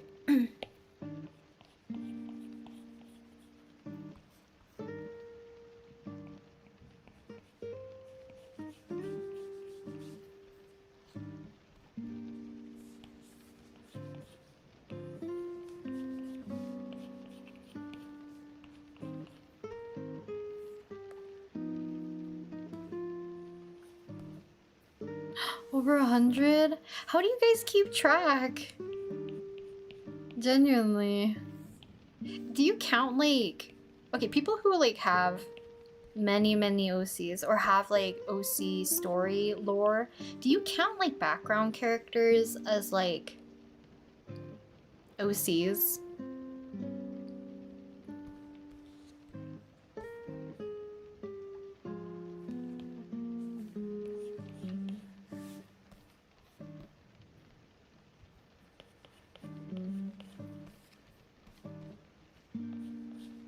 I guess I'm saying more like if you were to treat them kind of like an NPC character, are they still considered like part of your OCs, or do you keep them kind of like separate in their own category, I guess?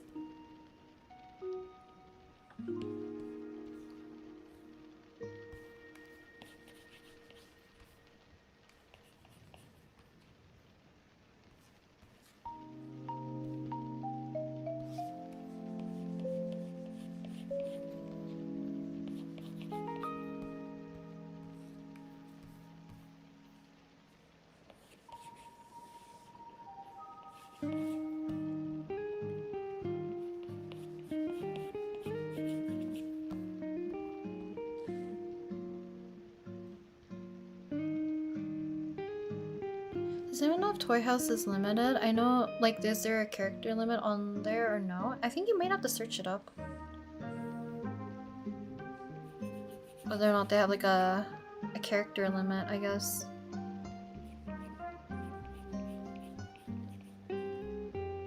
Sometimes, but a lot of the characters I'm talking about are fan characters. Ah, I see. So if I'm into a media, I like to make an OC to get into it more. Oh, I see. You must be into a lot of different fandoms then. I would if I liked them enough though. That would make sense, right? Like if you have an attachment, I guess, right? Vernon and DK's enlistment? I did hear about it. I'm surprised Vernon is enlisting at the same time as DK. I thought it'd be like maybe Mingyu, Dogyam would go first, and then it would be Seungwon, Vernon, Dino later. But I guess they're doing it whenever they have their preference. Because I don't know, unless it's based on birthday, I don't think so. Because DK's older, technically.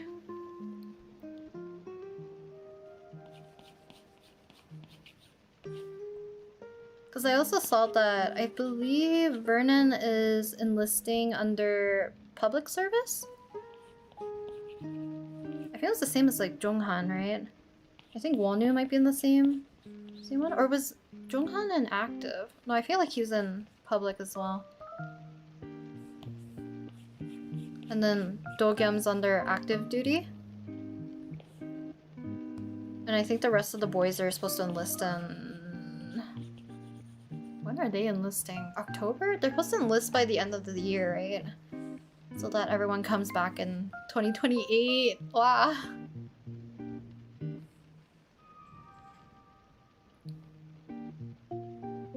Does anyone have OC ideas? I'm changing up my story and designs because my characters look so plain. I guess it depends on your story. It might be harder to give OC ideas like in particular.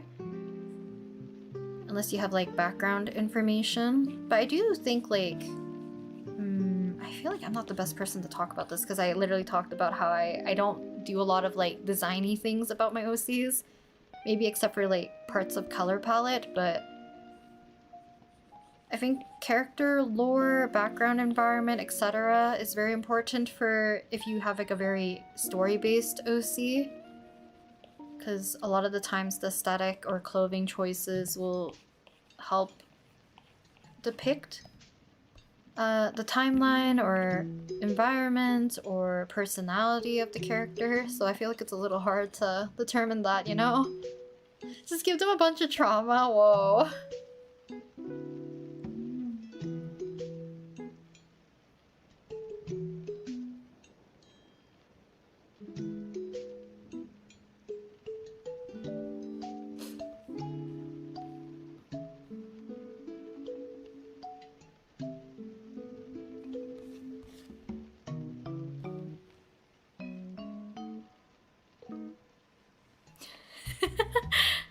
Taking that into consideration. It's wild.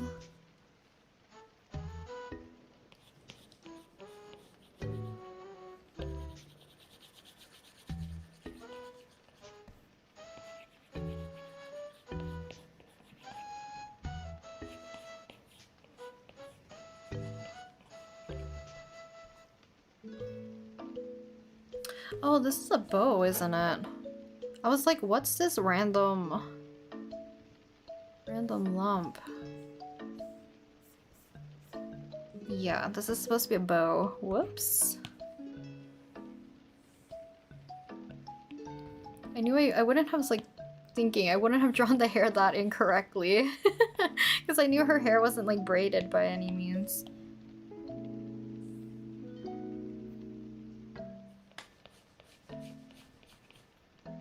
I feel like I'm not the best at character design either. I just draw fan art maybe. I think fan art's also a good way, like if you just want to draw, right? I talked about this before too, where it's like if you don't want to constantly think about making specific choices, sometimes fan art's easier. And if you have like characters you like, right, then you know you don't have to think about too much unless you want them, like make new outfits and like all that stuff. A lot of the choices are already made for you, so you can focus on just drawing the art that you want to make with said character.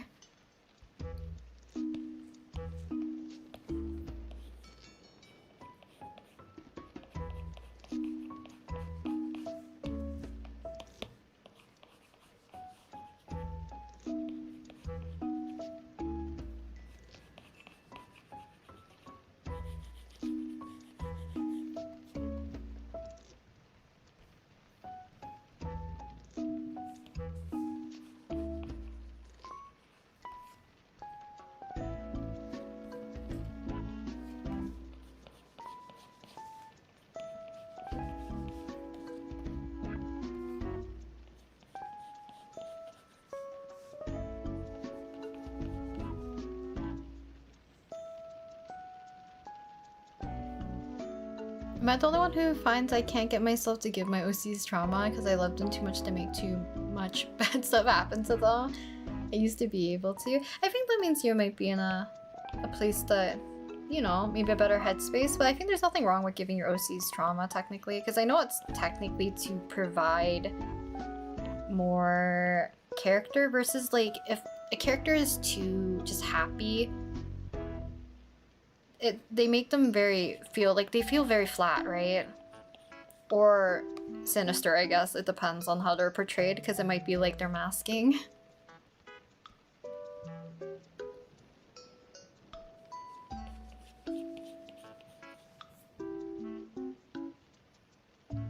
Dystopian, cyberpunk, like Silva Trauma kind of makes sense, I guess. I feel like I knew you would like cyberpunk kind of stuff because the color of your profile picture. I love making fan art, but sometimes it makes me feel like my original art is not as good. Oh, is there like or do you mean like character design wise, or do you mean like art in general that you make that's not fan art? Because that's like a very interesting way to perceive it, I guess. I have so much fan art planned for after Artfight. So far it's a mix of Witch Hat Atelier, Pokemon, and I can't wait to draw them. I feel like I'm in the same boat as you, Detective Pikachu. I wanna finish the Witch Hat Atelier photo cards that I wanted to make of like the girls. But then I'm also like fixated on wanting to make like Pokemon AU stuff for my OCs. Because I've been drawing Lepus a lot with Ledian, and I'm just like, I just want to draw cute things. Pokemon related stuff, because I've been liking it.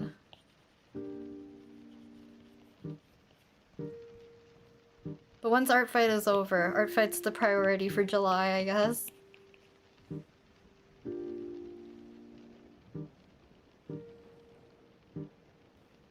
OC World is also dystopian. Nice.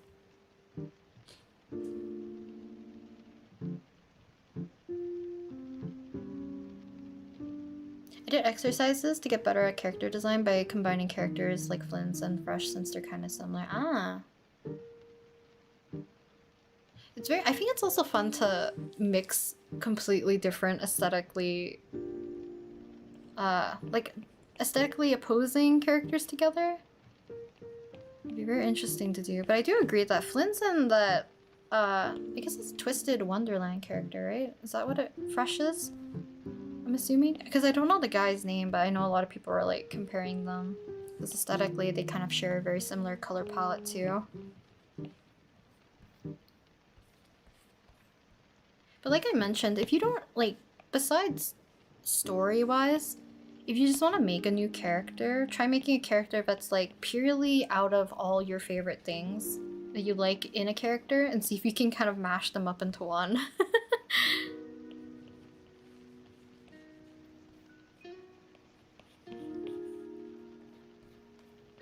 Like what would be the characteristics of like your ideal OC kind of thought process?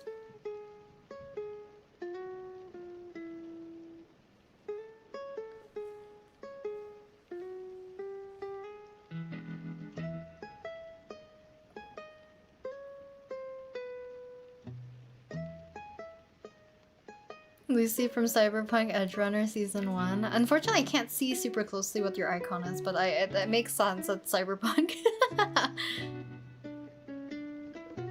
Art in general? I like compare it to a lot in the style, poses, face, and even outfits. Oh, interesting. I feel like design would make the most, like, direct correlation. I find it interesting that it affects, like, the style and poses as well.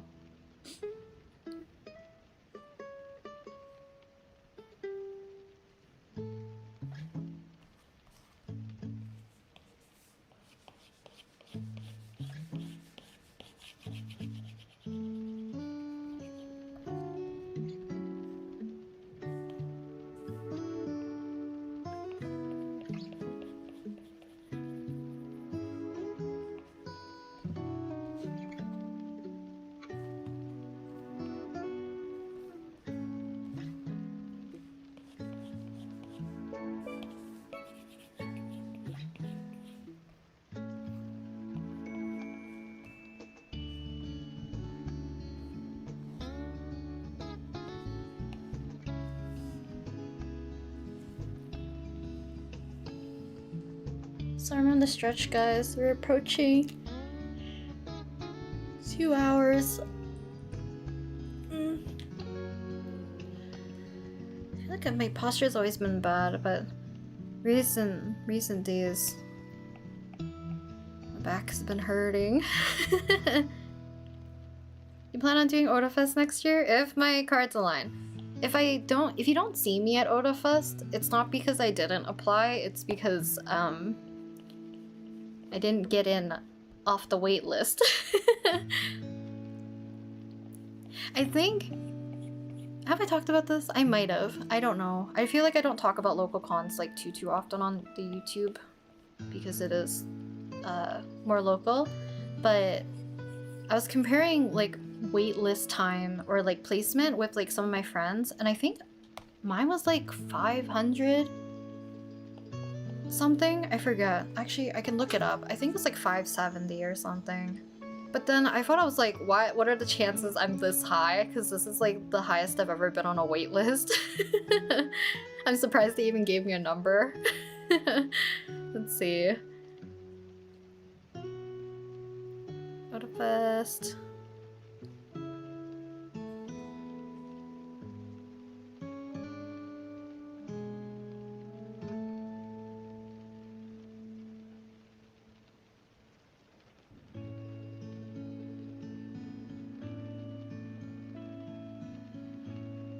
Can I still view this? I can.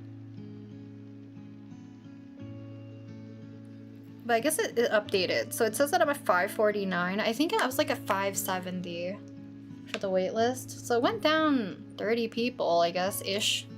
Like 20-ish people. But unfortunately, waitlist was way too crazy. And then I think for Animathon, they don't even give you like a waitlist number unless you're closer to being off the wait list. So I can only imagine that I was like, you know, high up again. But it's like my first year in a while since I haven't gotten into either in the same year. I've been always like consistently been going to one or the other. But my convention luck has been terrible this year, so I wouldn't... I don't know, I feel like I wouldn't get my hopes up for getting into Otafest next year either. It's just so many people are applying nowadays, right?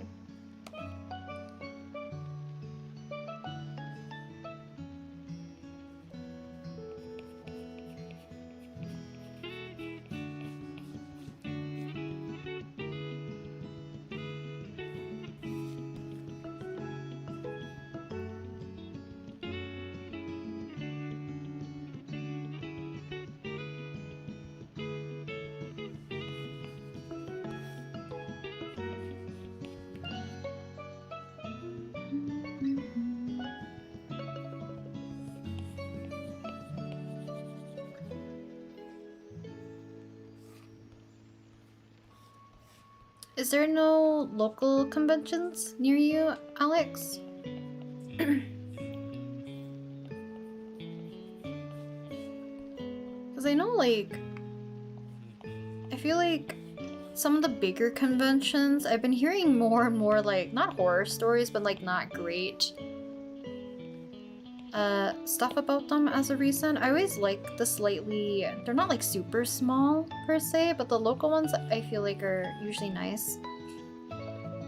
But technically I'm in one of the bigger, if not, I think maybe the biggest city in my province.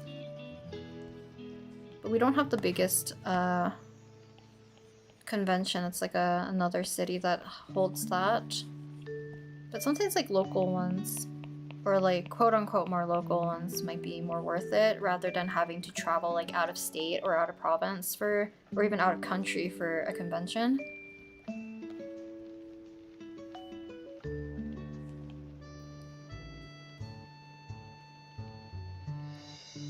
You should keep a reminder on your phone then, if that's like something you're interested in, either for tabling or for just like attending. Because usually they announce things like several months in advance so that you can prep for it.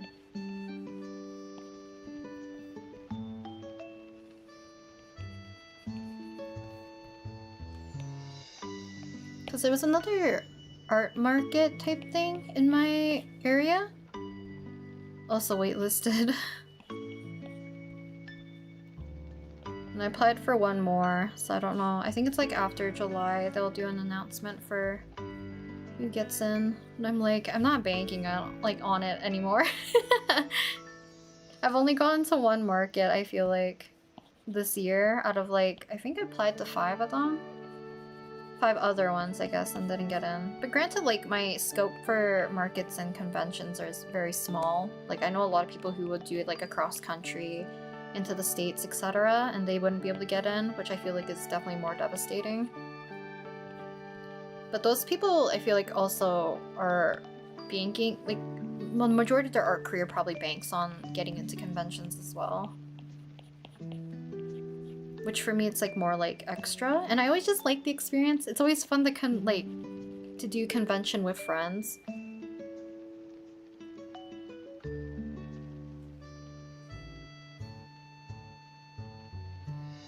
You got a duplicate by mistake? Oh. I hope it wasn't it wasn't us like packaging your stuff incorrectly, I hope. But thank you for the support. I always appreciate it. I always feel like it's more surreal feeling that there's locals that are in my in my chat. I appreciate it. You do an art fight recap this year? I loved your previous one. I will definitely stream sometime in August, going through all the attacks that I received, because I do like doing that at the very end.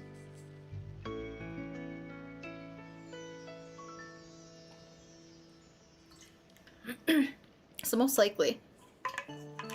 It was just an extra of us stuck together. Ah, I see. Then it's a freebie then. Think of it as a freebie. But unfortunately it's a duplicate. Excuse me. I also feel like I want to change my prints again. I'm not liking the high gloss.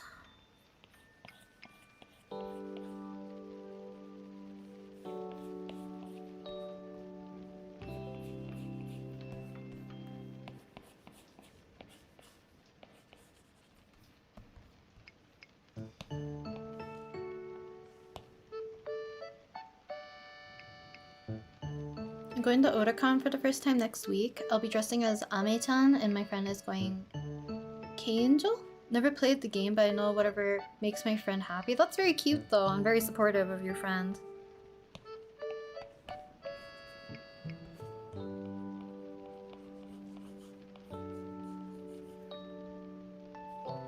Conventions are just like, it's very fun. But sometimes the rush feels like a fever dream.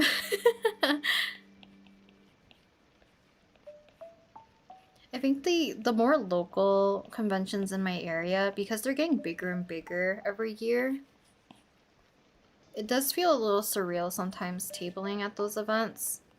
But that's why I'm always thankful to my friends who help me table. Because not gonna lie, I feel like I would probably perish from anxiety if it wasn't for them.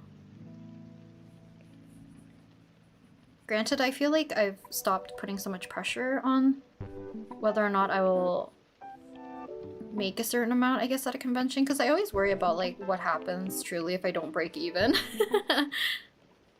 And then the anxiety hits me.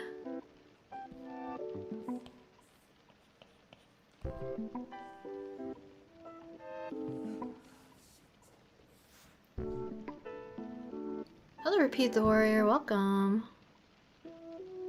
Renaissance Fair sounds fun. A gala party. I don't know what a gala party is, but Renaissance Fair or Renaissance, wow, I can't speak. Renaissance Fair, Renaissance Festival, etc. I feel like a lot of people have been enjoying like a heck of a lot, and I feel like there's more and more like popping up. I should look to see if there's any in my province, because I feel like maybe it's more of like a US thing. Maybe?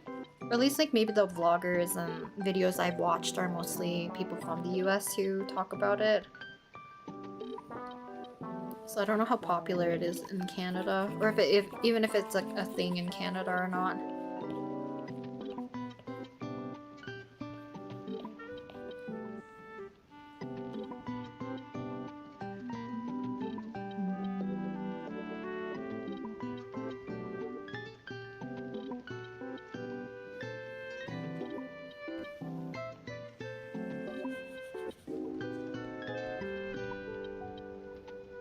the voice actor of Ash Ketchum, so that's cool. We'll have to go to that one. Hopefully you can. If you can make the 2-hour trip.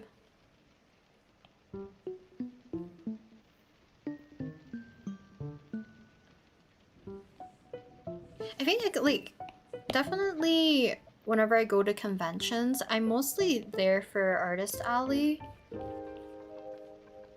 But also like Exhibitors Hall, that kind of same vibe, I guess.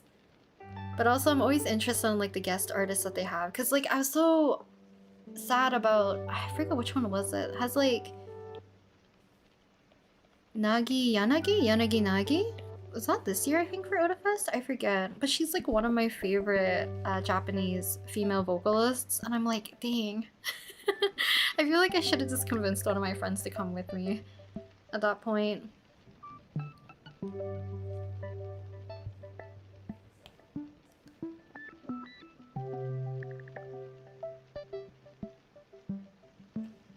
Like a real Renaissance fair. I had one at my school and it was terrible. Oh no. Thought it was not a good experience for you. My team and I were going to sell these cute popsicle monkeys we made, but when we got to the shopping area, some randos were selling our hard work. Oh. I wonder, was that due to like a mistake, or is there a reason why that would happen? Because that's very unfortunate.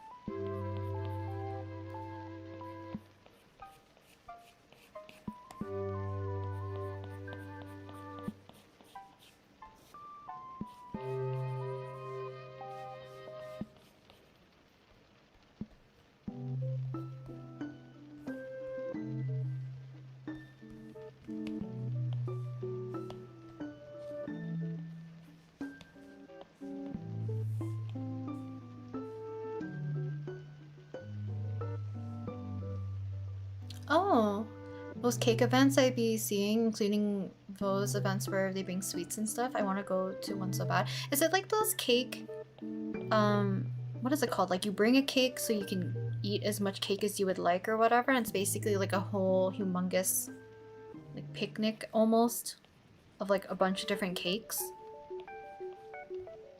It kind of feels like one of those like cake swap meetings? Swap meetups? I don't know what you want to call them.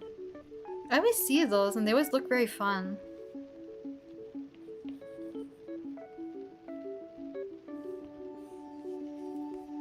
Do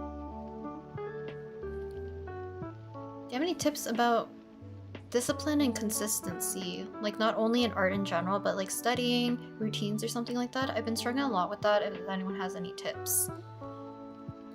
I don't think I'm the best at that. I'm so bad at breaking habits, I feel like.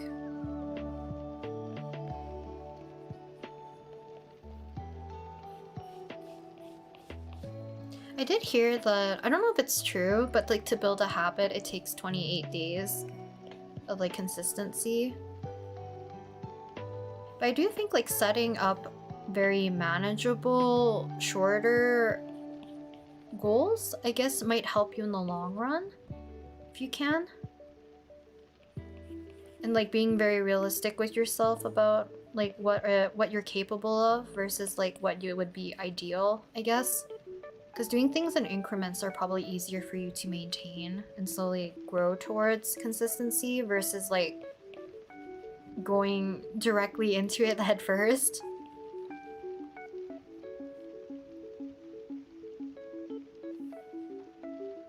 Hi, DIY wants? Hi Ryan, I just want to say that you're an amazing artist. I felt lost in my own art journey, and when I found your videos, it truly made me more dedicated to art and woo artfight. Thank you, I appreciate it. And yes, artfight. But I'm glad that my videos can help you in some way.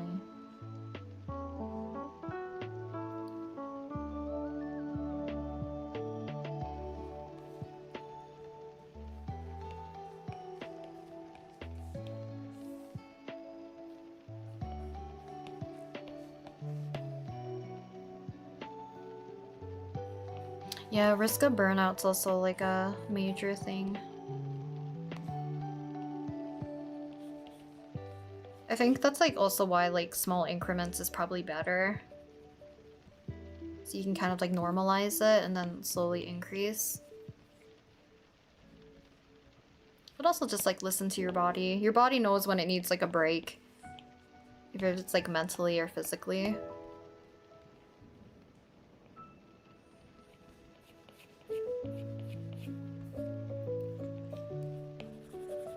But also like people treat, I feel like tasks and stuff very differently. So like if you're somebody who needs maybe like a checklist or like, I forget what you call it. Like a way to visualize that, I guess. So you can physically check them off or something might help you give motivation into completing things.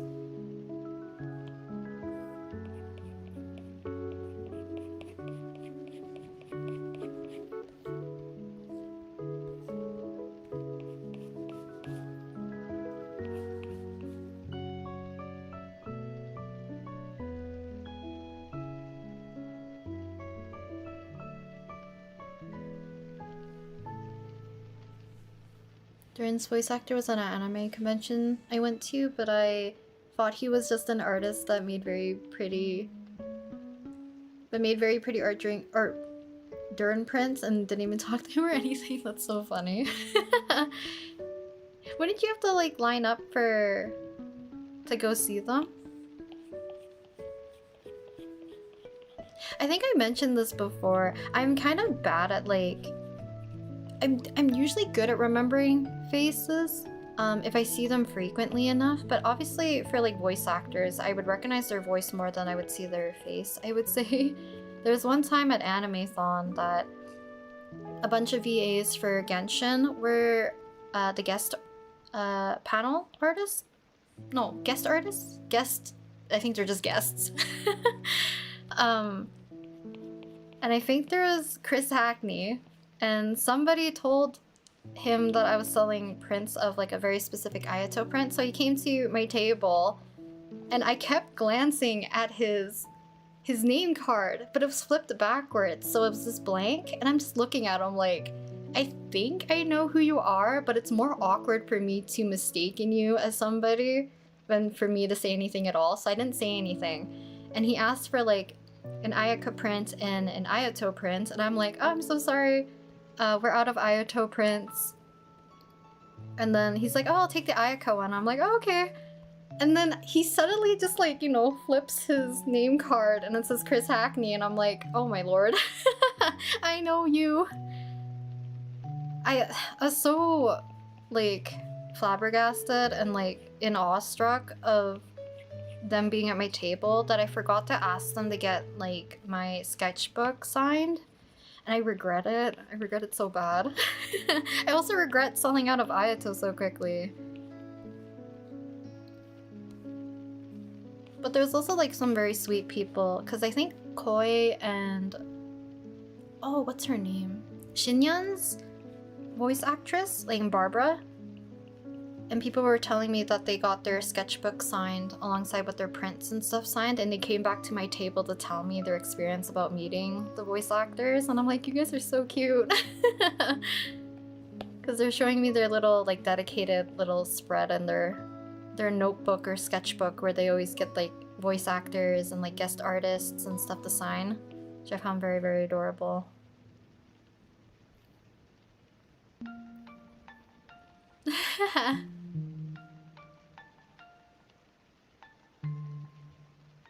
I feel like in burning out, but I only have one more week of art fight, so I'm trying to finish the ones I've started. I also don't really do art over the summer since I do a lot of uni.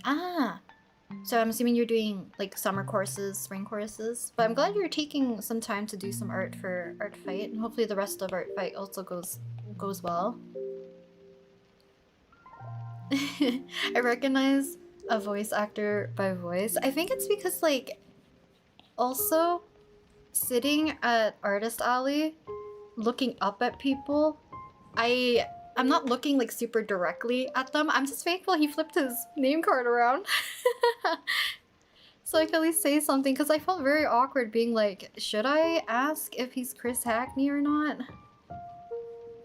But I'm so bummed. My friend probably would have asked, like, me to go after him just to be like to ask him once he left my table to be like, you know, so sorry to ask, can I get like you to sign my sketchbook? But I think also my friend knew like I was too overwhelmed, and I think she's not like super into like anime VAs or like anime as much anymore. She's more of like normie friend-ish. But I'm always thankful for her because she helps ground me in my anxiety. She can tell me how absurd I am. But I know my other friend would have been like, you have to get up right now. Next time? I don't know. I feel like it's very, very, very difficult. And I feel like because of the fan art that I do make, it would be harder for them to be like out on the, you know, to look for art of very specific characters that are not like no longer super trending for the voice actor, if that makes sense. Because I also got lucky that one time I was tabling at OdaFest. My table's at the back near the autograph booth area for a lot of the guests. So I think that was the time where Zhongli's, I forget his name, is it Keith Silverstein? Something like that. Zhongli's voice actor, and then there's Griffin Burns. A lot of people bought like a lot of my smaller prints because one, I had the characters in stock. Two is because like my table was like in a good location for people to quickly make a pit stop to get their prints signed.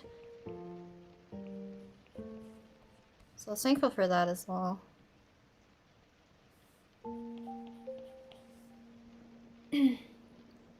See, I'm terrible at recognizing faces. I'm usually better at recognizing faces than I am like remembering people's names. But if I haven't seen the person like directly, I usually won't recognize them.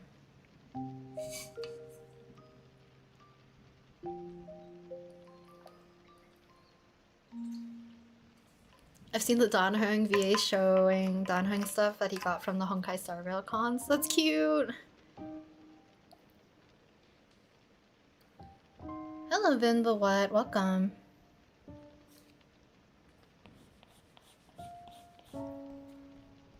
I've also had the... I forget. I think this is like my first time.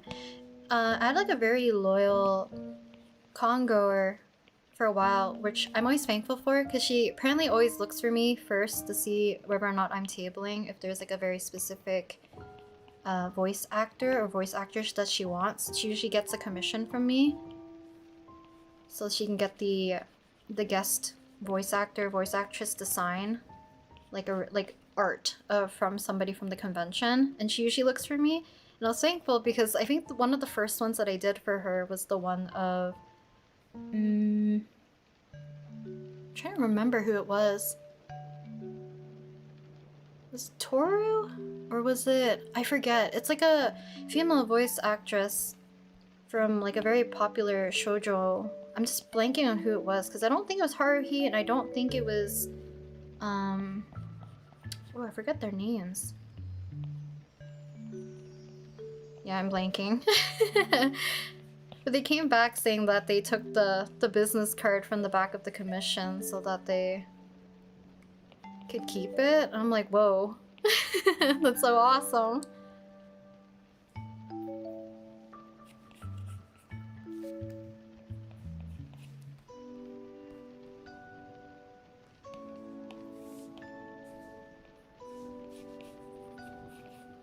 I just forget which character it was. Usually I keep like photos of the commissions I've done at conventions, but sometimes I'm in a rush and after I package them I forget to take a photo. So I'm wondering if I have it or not. Saved on my phone. But I also forget what year it was. I don't do any summer classes. I just usually feel burnt out by the end of my school year, so I take breaks from art over the summer, but I like to stop that. Artfight helps that too. Oh, I see. Hopefully you can use like art as more of like a reprieve for your uni stuff and your studying. more often than just the summer.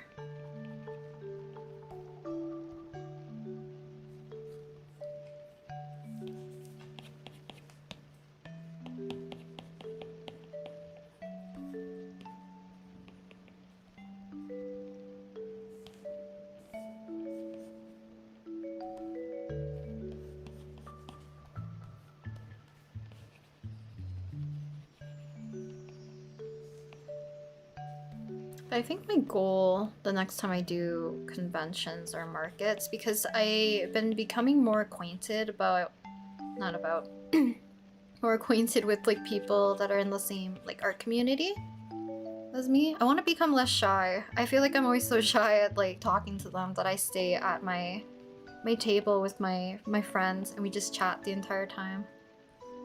But I should really like actually get up and walk around. But I do like dropping off gifts. That's what I want to do.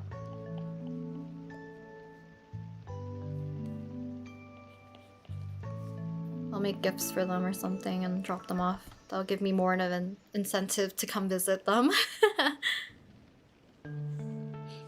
No one can escape Sayu.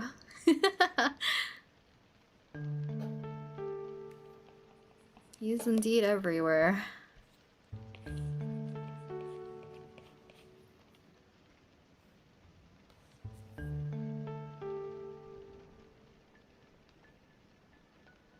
Michael Konvak? In any indie show? Oh, I don't know if I know them or not.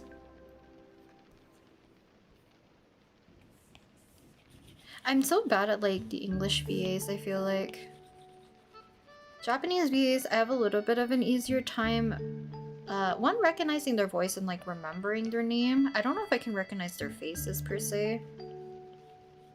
Because also like, you know, don't see them super often versus like, I guess, well, some of them I can recognize because I see them a little bit more often, like Kaji Yuki, Yuichi Nakamura. I feel like a lot of the male ones I recognize. Hanakana? Or was it Kanahana?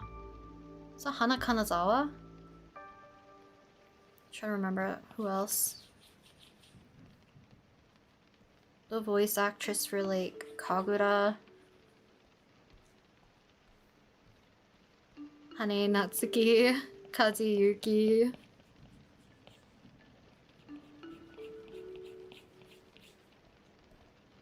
Some of the English VAs I would be more stumped on, I feel like, if I saw them.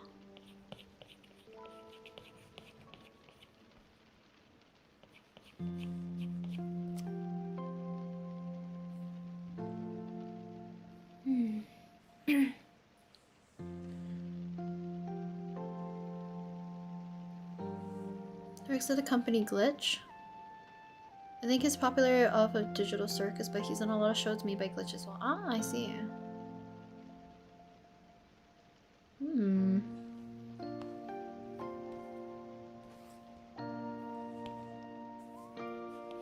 I think I don't watch as much indie stuff, maybe that's why it's not like super recognizable name for me.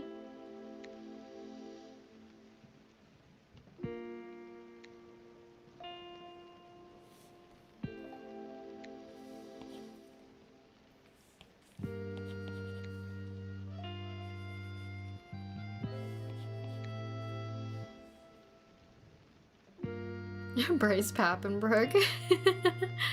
I feel like some of the older VAs I used to see more often.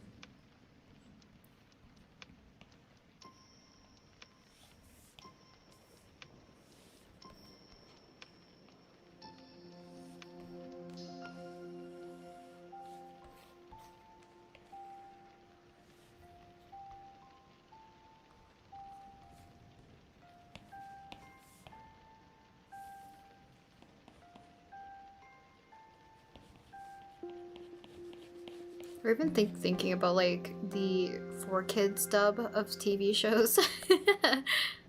Some of them are very like recognizable voices. Like Dan Green. I forget who else is there. Is that like Laura Bailey?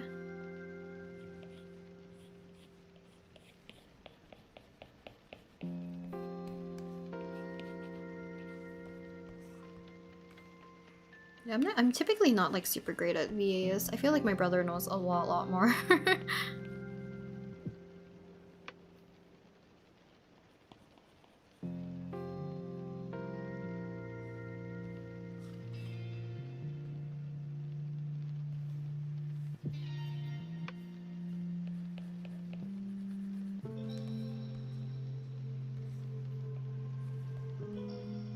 think we're nearing the end of this one, hopefully. Ah. We'll work on our second one.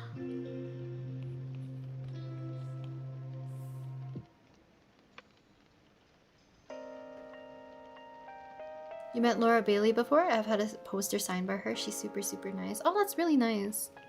I'm glad it's a good experience. I feel like she's like one of the people I grew up recognizing her voice a little bit more compared to some other ones.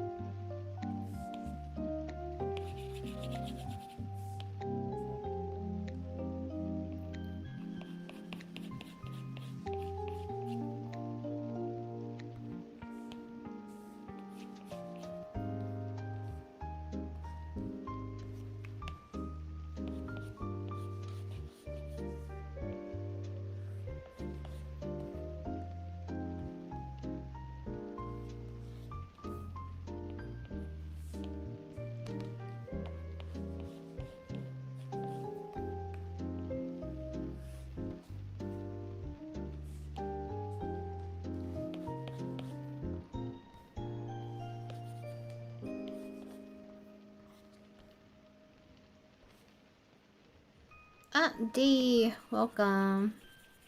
Hopefully you've been doing well. Inspired folks. That's such a cute way. But welcome, D.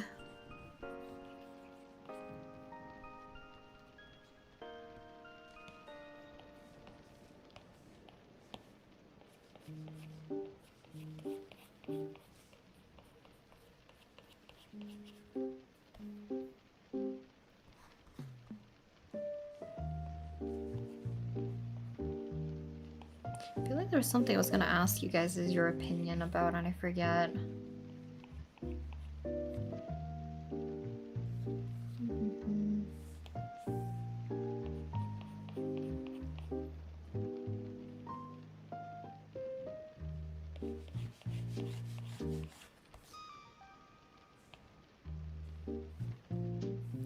Dara looks pretty so far. I just landed back in the sea back home. I need to art fight grind now.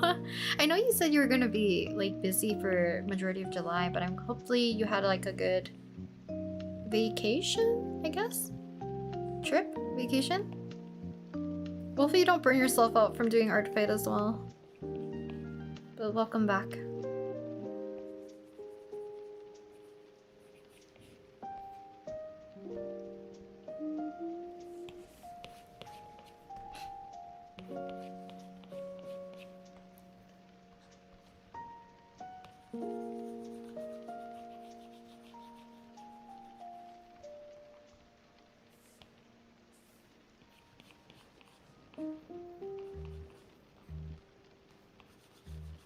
I just realized I had this out for the entirety. Make it a little bit easier for you guys to see now. I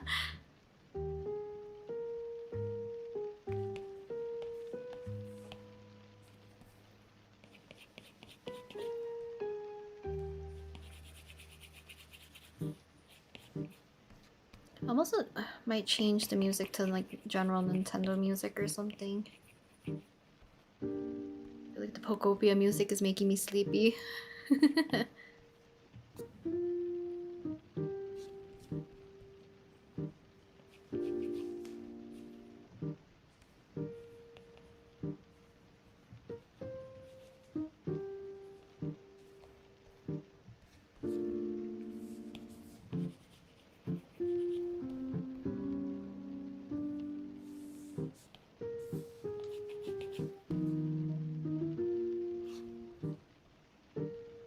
assuming Glitch is a studio?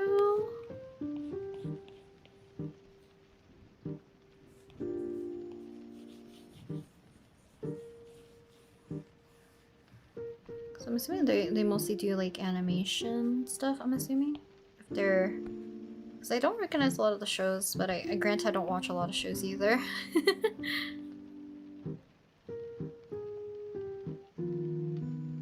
Dedication? I haven't had the chance to draw all too much the whole time, so I'm actually really excited to get scribbling again. Oh, I'm glad! I'm glad you've been, I guess, like revitalized, I guess. Have all that energy for the remainder of Artfight.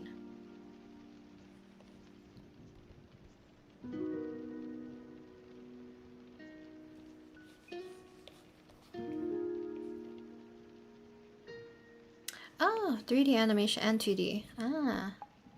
I'll be back, I have to eat. The drawing looks great so far and I hope the person likes it. Thank you! I appreciate Ari Berry. Or Beret? Berry. No worries.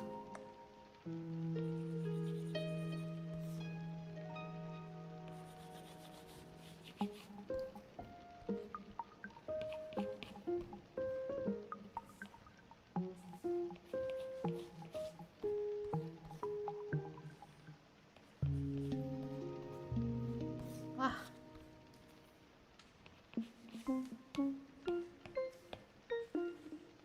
Let's stretch again.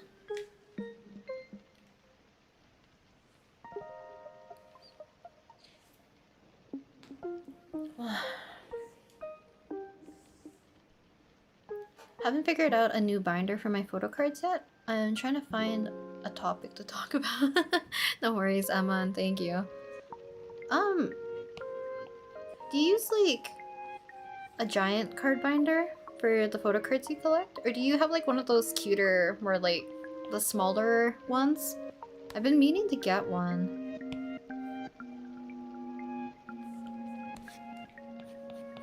One of the smaller ones anyways. I think I might pick one up next time I restock at Moonlight. Because I think one of the artists that I follow has like some very cute ones. Because a lot of my photo cards are kind of just like everywhere. They don't have like a proper home or a proper place.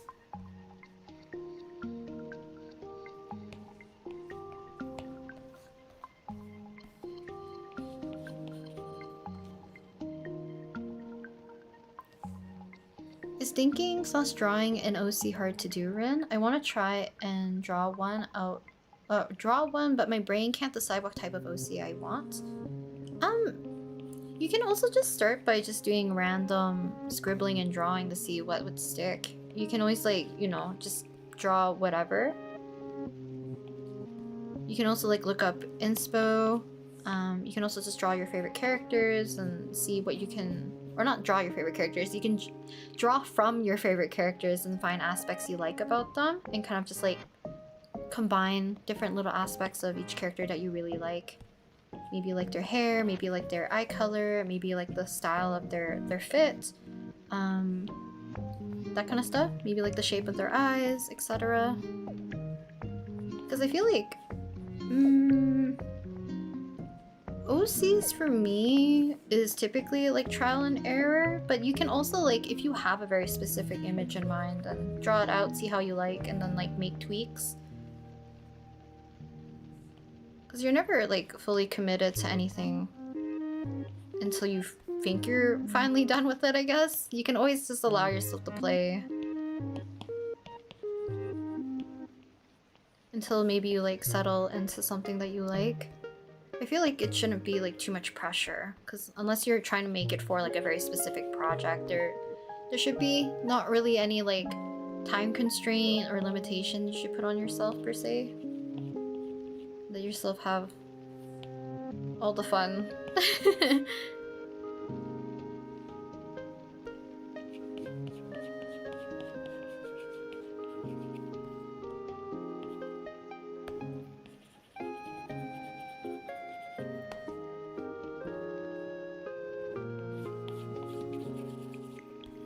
But also, like, there's nothing wrong with loving a character that already exists and drawing art of that character only.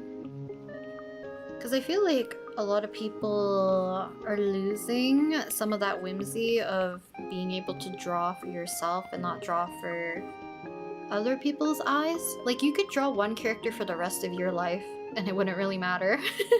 As long as it makes you happy, you know?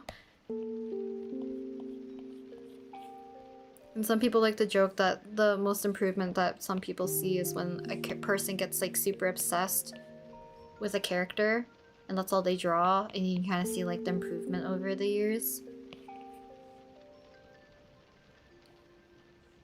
Gru, welcome! Hello, hello! Hopefully you've been well. You're also drawing an attack, I'm glad. Welcome, welcome.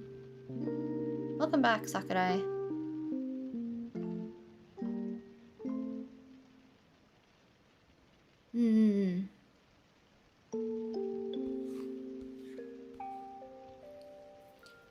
Have fun with artfight, everyone. Gotta go. Dad is forcing us to go bowling.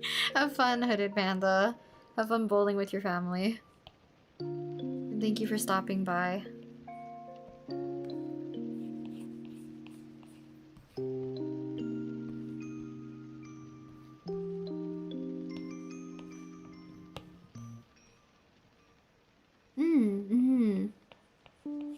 Even like, you guys will probably see it in Wednesday's video, but I had no idea what I wanted to draw. I just knew what medium I wanted to use, which was alcohol markers. But I ended up drawing Selwyn, because I luckily sometimes just, you know, it's nice to have OCs or characters that you wanna, that make you happy when you draw them. And having OCs sometimes feels like it's a little less pressure when drawing them, because they're purely your own, right? So you can make them whatever you want them to be.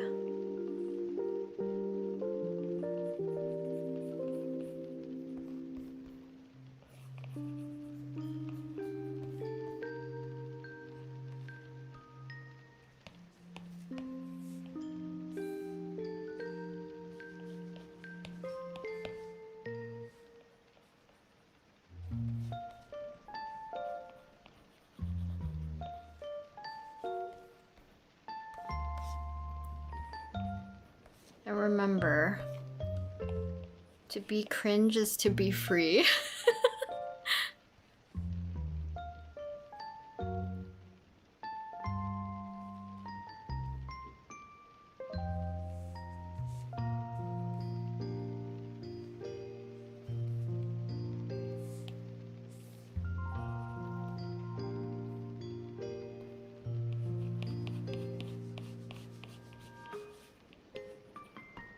I guess I want to put this here. Let's drag the lighter color down. The fingers are a little borked. It's okay.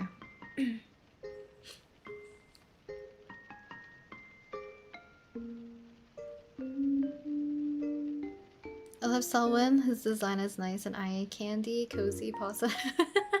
Thank you. I'm glad you guys like Selwyn. He's definitely at least helped me get out of like I said, I don't really hit like art block too often. Probably closer to like art burnout, but if I ever feel like I don't know what to draw, I will always lean towards like drawing Selwyn most likely, or like probably a pre-existing character.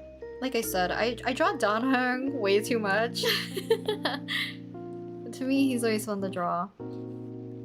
And I don't know if you guys saw, like, on Twitter, where people are asking, or like predicting, do you think out of like the Astral Express, so this is for like Star Rail, is it gonna be Welt who's gonna get like an alternate form? Or is it gonna be Sunday who gets an alternate form? And people are like, are you kidding? It's clearly gonna be the 4th Danheng. And people are like, no, please let it be Sunday or Welt. And I'm like, I like Sunday and I like Welt a lot, but I wouldn't be disappointed if it's the 4th Danheng. If anything, I'll be entirely too pleased.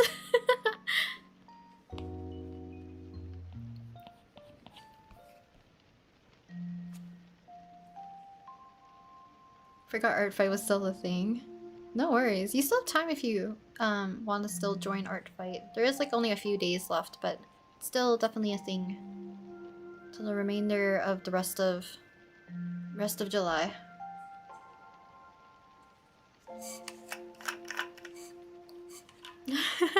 Keyfree is too pretty for his own good, honestly. And the way that Shirahama draws Keyfree, wow.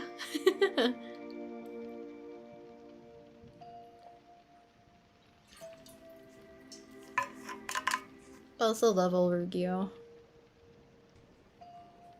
Danmei? I don't think I've read any Danmei, I don't think. I would like to, because a lot of people were recommending me some to read.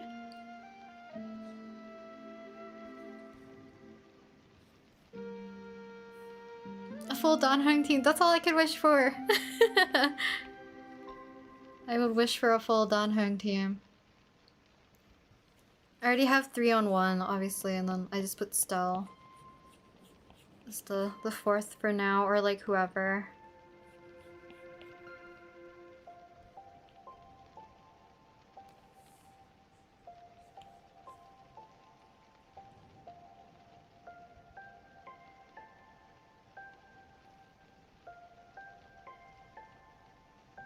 You don't mind because you also draw Danheng so much as well.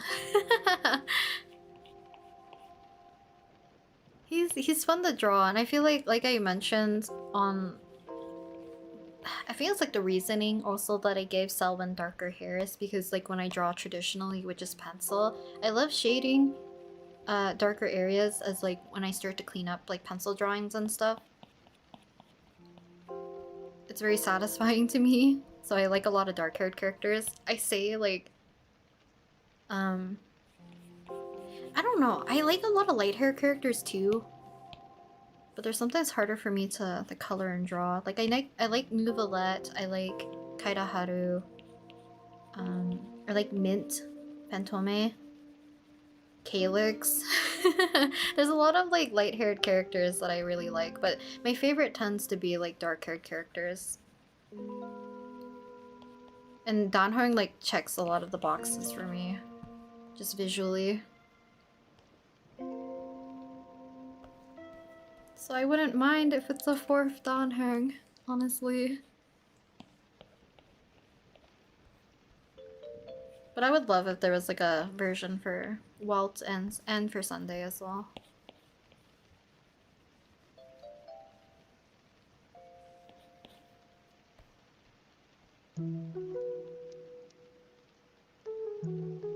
You want to play Genshin again, including Wuthering Waves, but my iPad has no damn space on it anymore? Ah, the games, honestly, even like Star Rail, all of them are too big. The amount of space you need to download them or like even update, it just gets too overwhelmingly. It's too much space, honestly.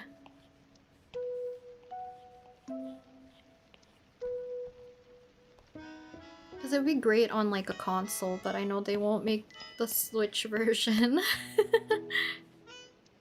It's never gonna happen. And I don't own like a PS4, PS5. But I feel like I'm also too used to using like mobile for playing Genshin.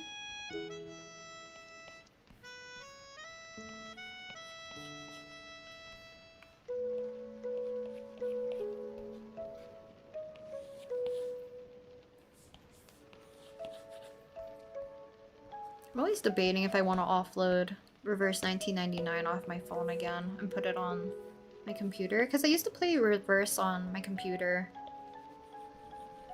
And then maybe I can free up more space.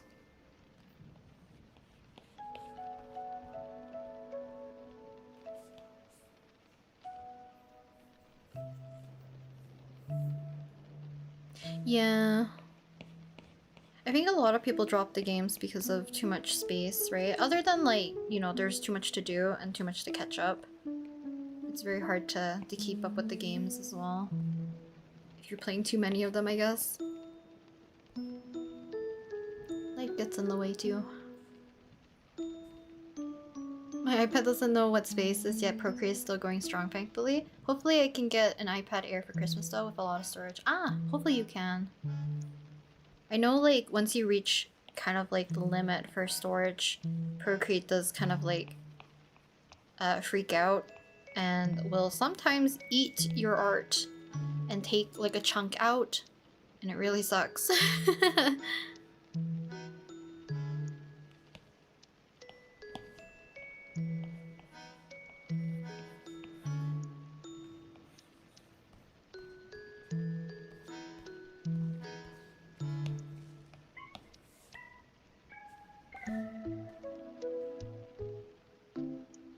You guys have issues with iPad storage? I have Genshin and ZZZ on my iPad. I feel like for me, I wouldn't put those games on my iPad. I have 256 on this one. Which I knew I wanted like a lot of space, but I want to dedicate it only purely for Procreate. I do have like Ensemble Stars and Project Sekai on here, but I low-key want to offload them.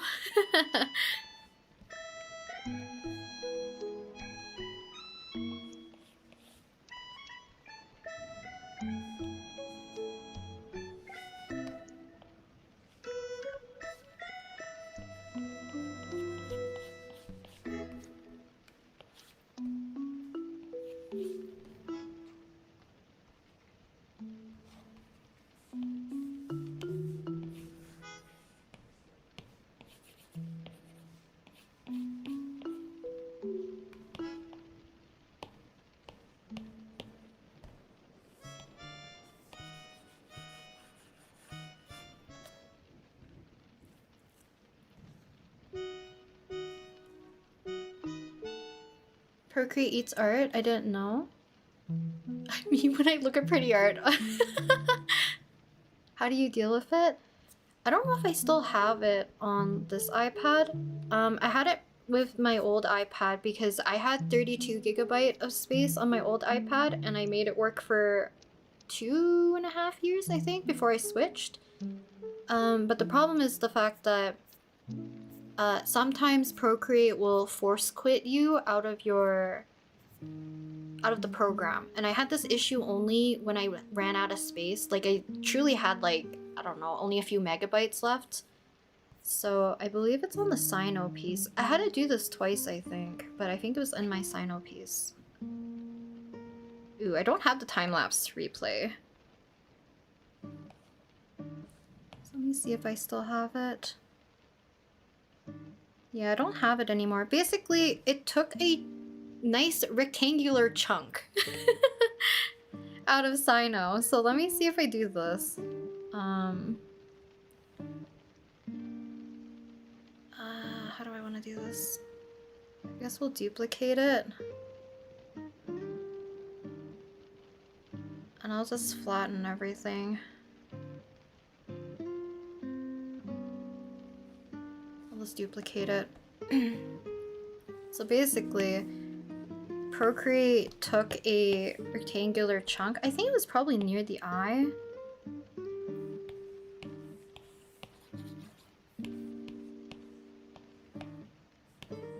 So it kind of looked like this. Just a nice clean rectangle gone.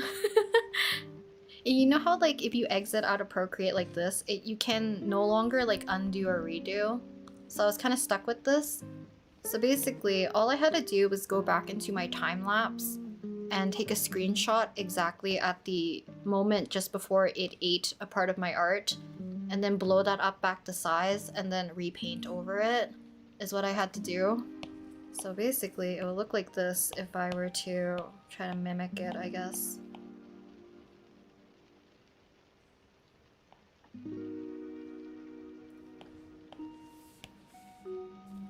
I'm trying to think what's the easiest way I can... Because you know the time lapses get a little crispy.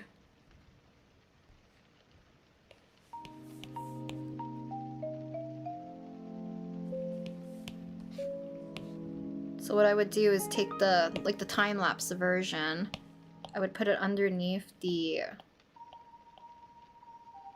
original, and this would be like a screenshot, and I would try to match it up as best as I could.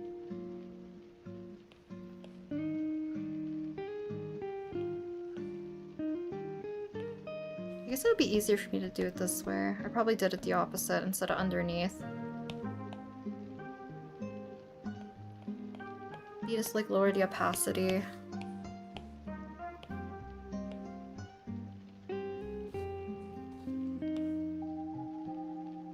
Like this. And then I'll put it back underneath and you basically repaint this part until it looks crisp. So that's basically what happens. Cause for I think like longer time lapses, they get like really crunchy looking. Like it's not the best quality. So if you did like, this is kind of how crusty it kind of looks if you zoom in. So like you would take a screenshot at like the moments before it took the chunk out. And then just copy and paste it basically.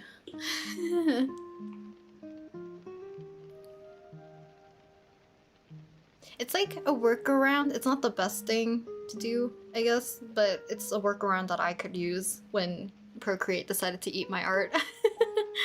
I think it's happened twice, if anything, I think.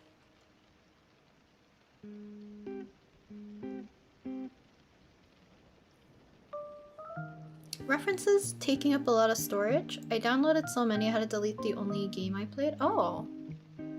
I think it might depend. For references, I've also used VizRef to make boards. So like, if I needed to collect references for something, sometimes I put them on my board and then delete them from my gallery. I don't remember how much space this keeps for like each of the boards itself, but if you use like VizRef before, or what's the other one? PureRef? I think it's for the desktop version, but I would keep like so many references like this before.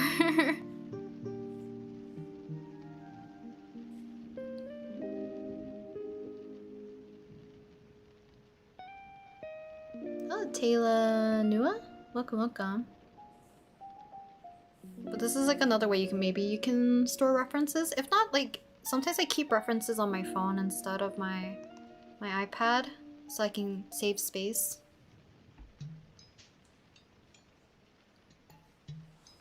I feel like I need to stretch again.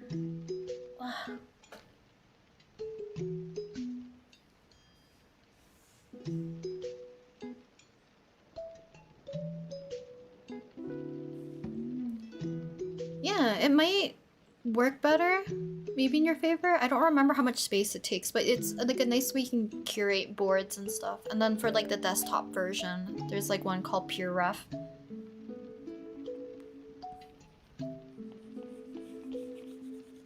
Because especially if you draw characters like super frequently, sometimes it's really annoying having like to sift through all your references to find the ones that you were using. So like a lot of my VTuber refs are like on my PureRef, so I can quickly do like a whole batch of them for drawing. Yes, hydrate, drink water, stretch. We're approaching 3-hour mark, and hopefully I'll be finishing this one up soon. And then we can work on an attack. I have a very pretty dragon OC, because I had a very specific agenda that I wish I could have done more. But unfortunately not. It's okay. Hello Listia, welcome.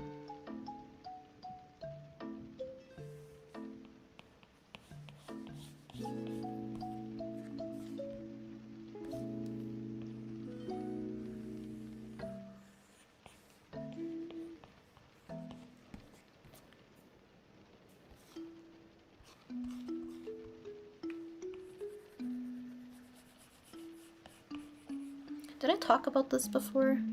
Do any like video games give you guys motion sickness? I feel like we probably talked about this at some point.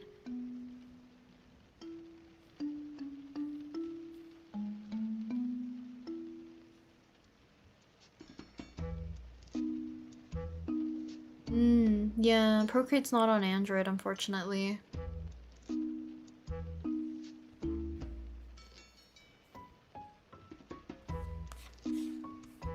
I know a lot of people who do like using like Samsung tablets instead of using the iPads, I guess, is like their primary drawing device. Because some people like that. I don't know what's called an S Pen. I forget what it is. Like the stylus for the Samsung one. Some people prefer.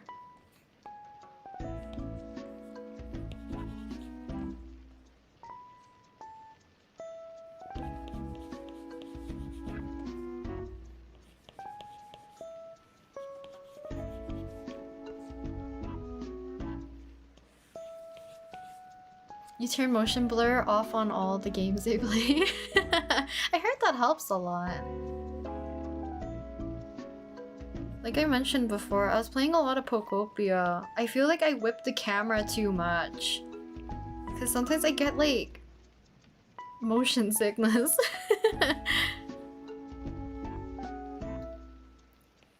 Geometry dash, depending on the level. Ah. If it's too fast, yeah, but most of the time I'm fine with playing Minecraft or games with some sensitivity. I think it's a me problem of like whipping the camera. Cause like I played Slime Rancher too and I had the same issue. And I looked it up and some people are also getting like motion sickness, but it was like you can change the field of view to be I forget if it's closer or if it's further away. That makes it a little bit more manageable for people who might get motion sickness. Because I'm also the type that gets like car sick.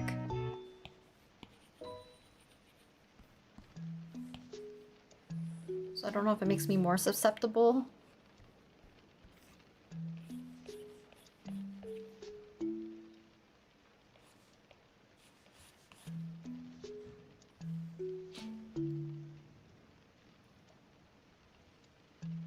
Not gonna struggle to learn Ibis. That was my first drawing app, yes, but it's still hard to use, especially the brushes, ads, and the payment bullshit. I feel like Ibis Paint might be a bit easier to learn, especially because I mentioned this before, where it's like its interface is very similar to a lot of like desktop drawing apps I find, where a lot of people find Procreate hard to learn because it's too many hidden menus. But I don't know. The feeling of using Ibis Paint is just very, slightly stiff feeling to me. I feel like it's great if you're doing stuff like line art and things, but for some reason for painting, for me, it just feels a little off. And I hate the selection tool in Ibis, not gonna lie. I don't like it already being connected. I feel like it's a little bit confusing for me to see that instead of seeing just like a line that I have to connect. Like this. For a shape. But it's like also just like getting used to a program, right? The more you use it, you'll get used to it, and then it'll become your new norm.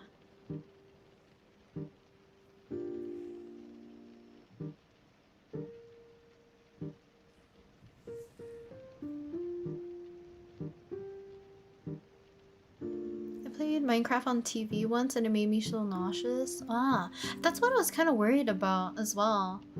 Because you can kind of just whip the camera around, right? So maybe that's also... I've heard like head bobbing too can make people nauseous or like motion sick. Ibis has a YouTube where they have a bunch of tutorials. That is true. They have like very nice short tutorials on there.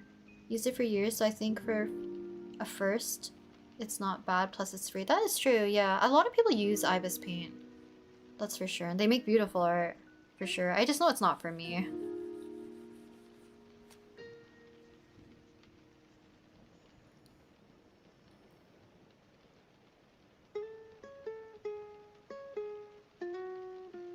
Weird. I actually love how kind of laggy and stiff Ibis feels. As someone who's been using Ibis consistently for 6 years, I actually have a ton of trouble navigating the Procreate selection tools too. Ah, I see. I feel like this selection tool is more similar to how I'm used to in other art programs. Ibis Paint, having it already kind of like already in a loop, makes it harder for me to keep track where I've already selected, if that makes sense. The laggy thing I think is more of an issue for me when I'm sketching. It just doesn't feel natural. I have no problems like with painting and coloring for typically in Ibis Paint. It's just like the sketching feels like my lines and stuff stop more abruptly than I would like. So it does feel less natural to me.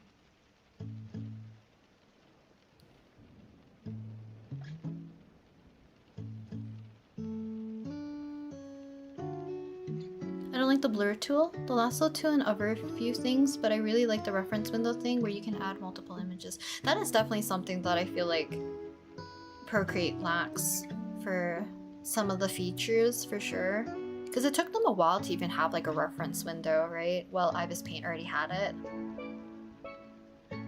A big screen definitely makes it worse for me. I think that makes sense though, for motion sickness. Especially because like your distance from the screen probably makes like a big difference versus like if you're playing on a huge TV screen, you're probably gonna have to back up quite a bit for it to not feel like you're immersed into the world. So when you're like whipping the camera or jumping or bobbing up and down, it won't affect you as much if you were to be at a further distance, I guess.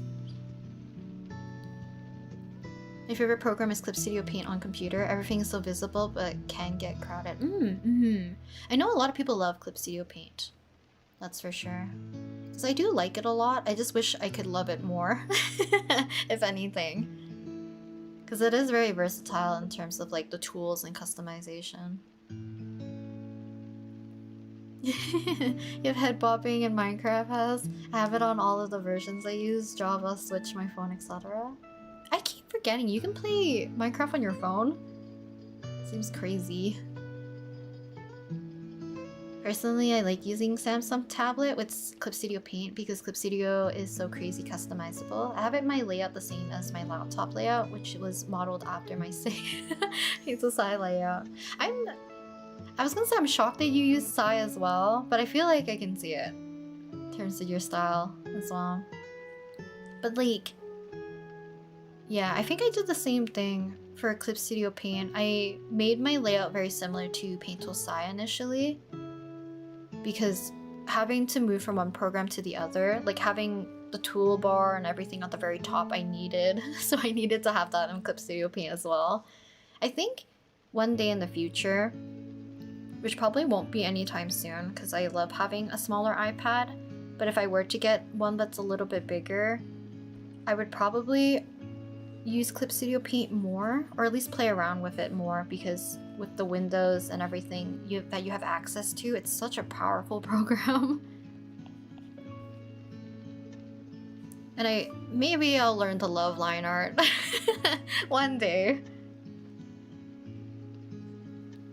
Motion sickness can happen when your eyes and body aren't synced, so your brain kind of gets confused. Unfortunately, you cannot jump with your game. Yeah, I guess that is true, because like it's with your body thinks you're in motion, right? Well, you're not, so your brain is very much confused. That's why a lot of people get motion sickness in cars.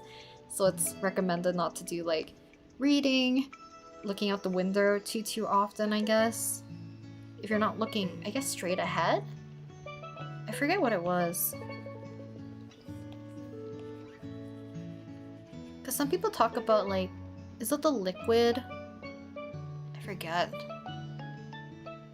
Is it like near your ears or whatever? Do you also feel like that they're like being jostled around or whatever? Unless that's more towards like vertigo.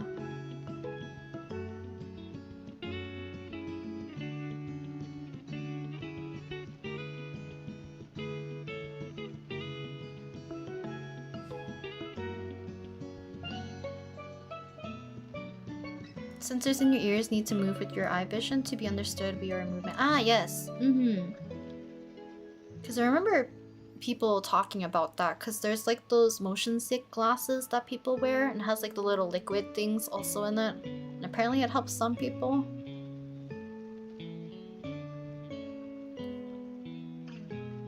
You get motion sickness in airplane as well? Oh. That might be very difficult. The liquid thing in our ears? I forget what it's called.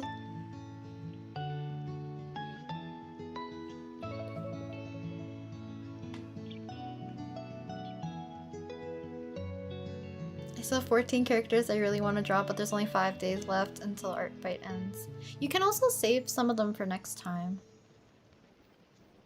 I know a lot of people who are treating artfight also like they're only doing revenges of people that they got attacked from last year.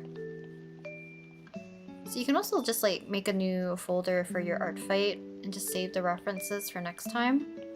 So as soon as artfight starts again, you can draw those characters and hopefully, like, you know, they've chosen a team and they're available for you to attack. I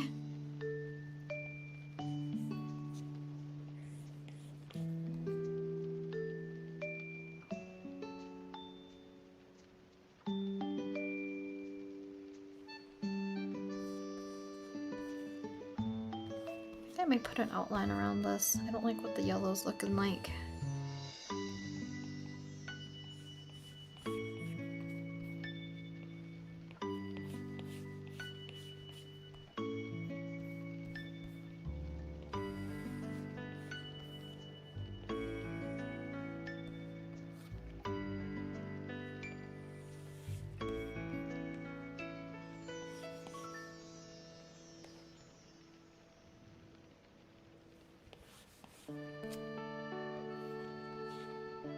I also have a hole inside of my ear from tube surgery for ear infection, so that messes up with my motion sickness. So it tends to be more intense than others when they have motion. Oh, I didn't know that.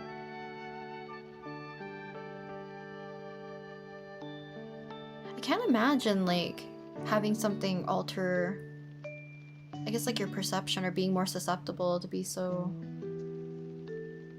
I feel like it would be hard to deal with. So I'm sorry to hear about that.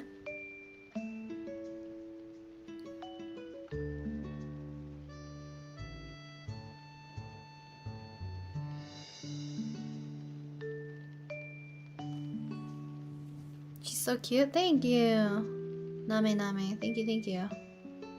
Hello, I haven't been watching your streams since I've been busy. I have a question. Are personas like / treated as OCs or a persona based on the artist creator?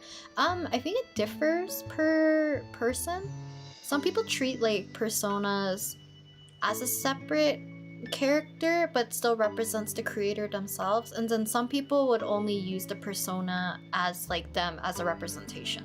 Does that make sense? Like some people treat it completely separately, and then some people keep it as like a character. For me, it's more like my VTuber model, I guess.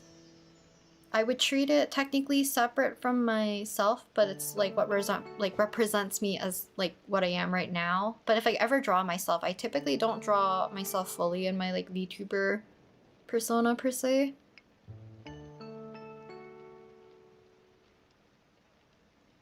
So I feel like it depends. But welcome, hello as well.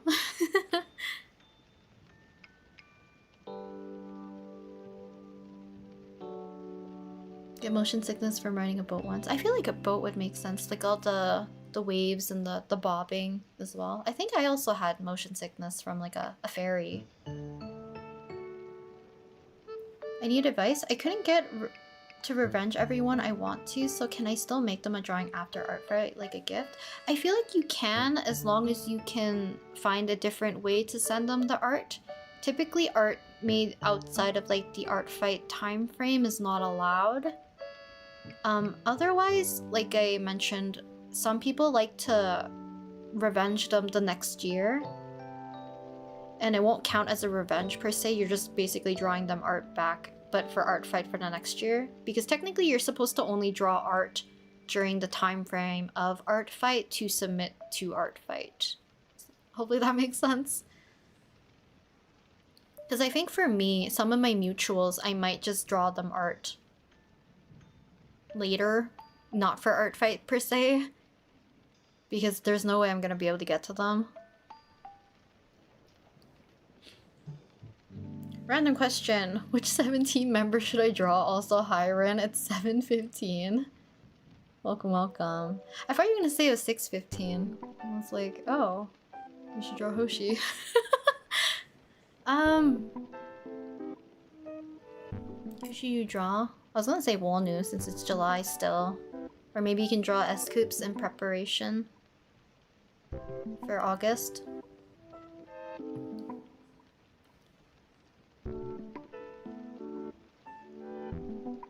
That is true. Yeah. So like creative or creativa. I think I've always said your name is creative, Artly. I'm gonna apologize right now. But yeah, some people have like personas that are purely even like blobs or like little characters or like objects, animals, etc. So like they represent them as a person maybe online, which is why it's like considered like a persona. But like maybe if they actually want to talk about like themselves in real life, they might not refer to themselves as their persona. Because some people's personas also have like separate names.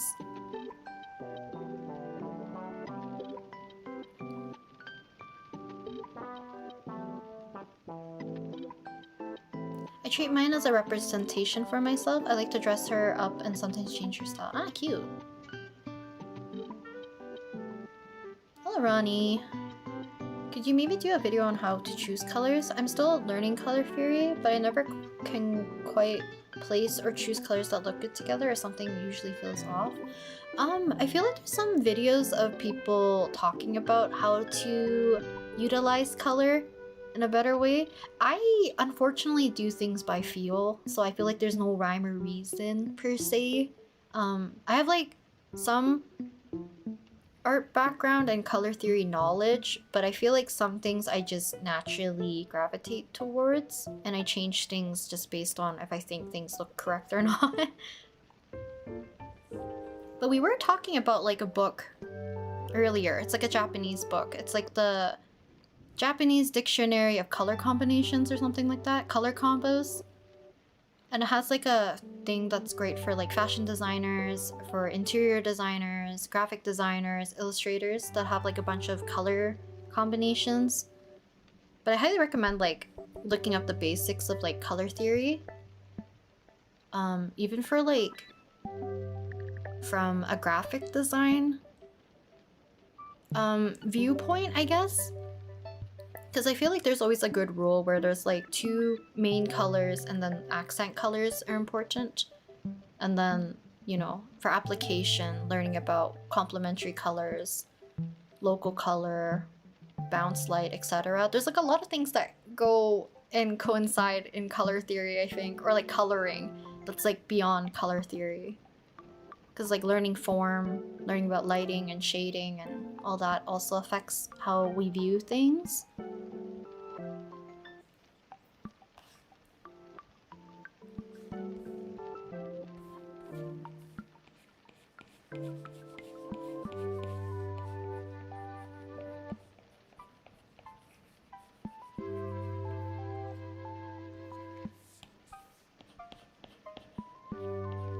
Because I feel like I don't have the proper knowledge to properly speak on the topic about color, you know what I mean? So I feel like there's people who are a bit more eloquent and have like proper vernacular for the topic to talk about it in a way that I think it's like more proper to learn in a way, other than like if you just mess around and figure what you like, what works and doesn't work, I guess.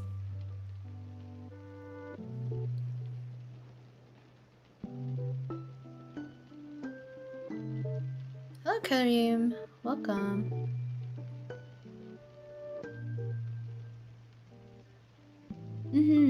I think you can probably also, like, if you upload it to a different site and then message them, like you can private message the user, you might be able to gift them it that way instead, if you want to, like, gift them the artwork still, I guess. Within the same time frame, I guess, if that makes sense. But typically the site will go down, I think, again at some point, or like it closes technically. So like people wouldn't be able to attack and stuff. But I think you can still like private message on artfight.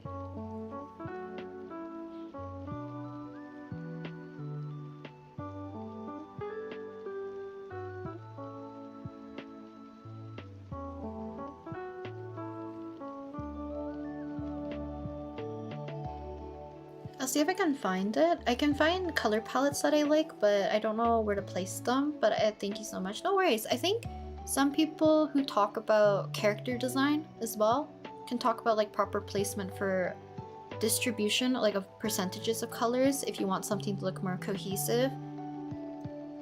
But I guess it depends on what you're doing the color theories for, because I feel like graphic design is one thing, illustration's another thing, like creating a character is another.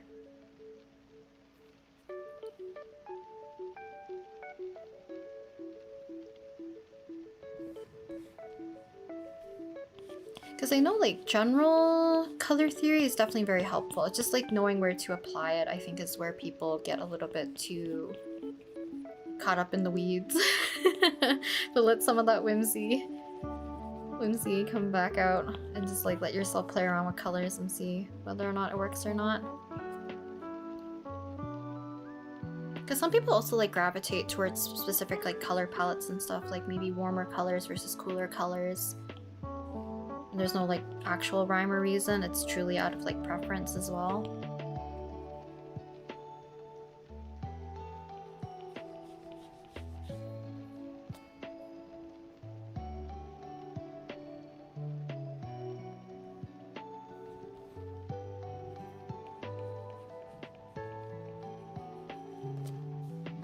Because even for like illustrations and stuff, you can do color adjustments after too, that can help. Or some people do purely grayscale to do, I forget what it's called, gradient maps? I think Hina has a video about gradient maps. I remember her telling me about that. That's like another option. Green is not a cool color. It can be of a cool color depending on your color scheme.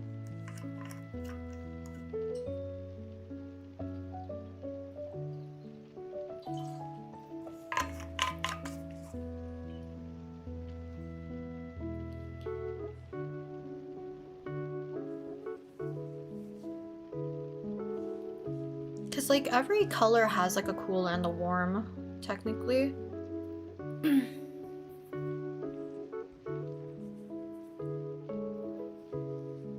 had all these petals, but I don't know if I like them anymore. I feel like it makes everything too busy.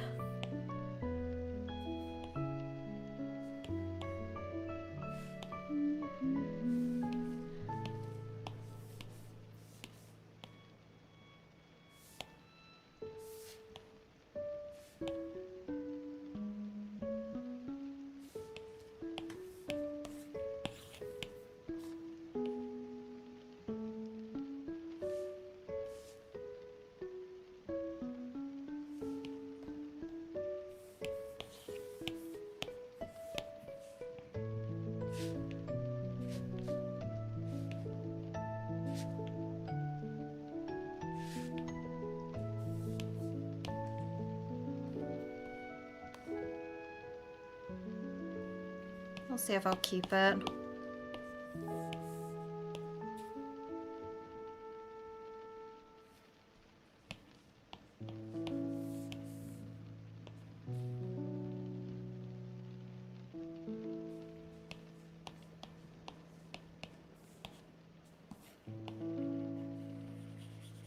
Also, I've been doing Gaussian blur like backwards now.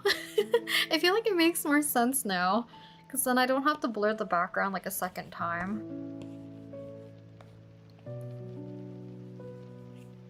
I can still keep a lot of my edges kind of softer. I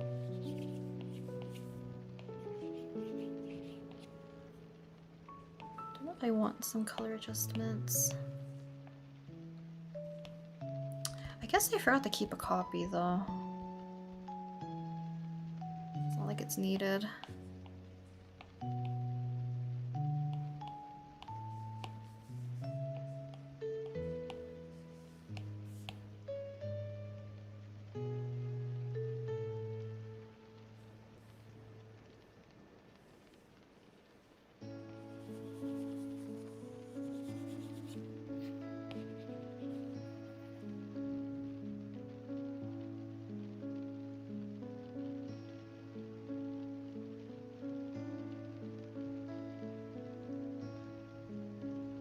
I'm surprised you haven't drawn any of the Witch Hat Atelier OCs yet. I have one bookmark Azalea, but I don't think I'll ever realistically draw her, to be honest. I have two that I've bookmarked, actually, for Witch Hat Atelier ones. It's like one of the OCs that I wanted to draw.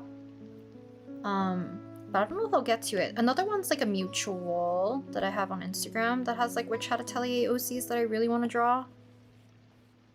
But at that point, I might just draw it outside of Artfight and just give it to them.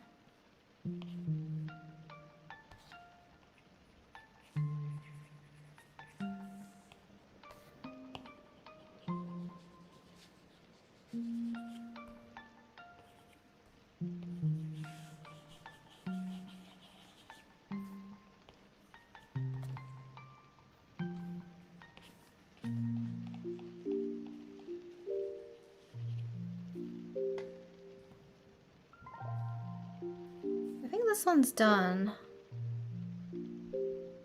I don't know if I'll... maybe I'll... I always debate, like, do I consider it polished or not? Let's see.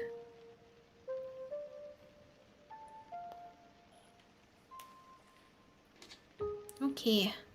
For colors, I go to Pinterest and I ask for color palettes for each color. That's what I do too, actually, Gru. If I know, like...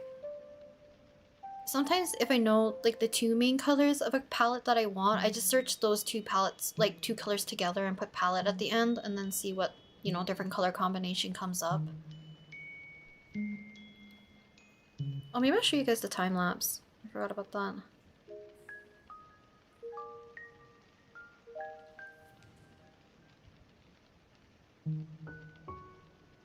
Wow.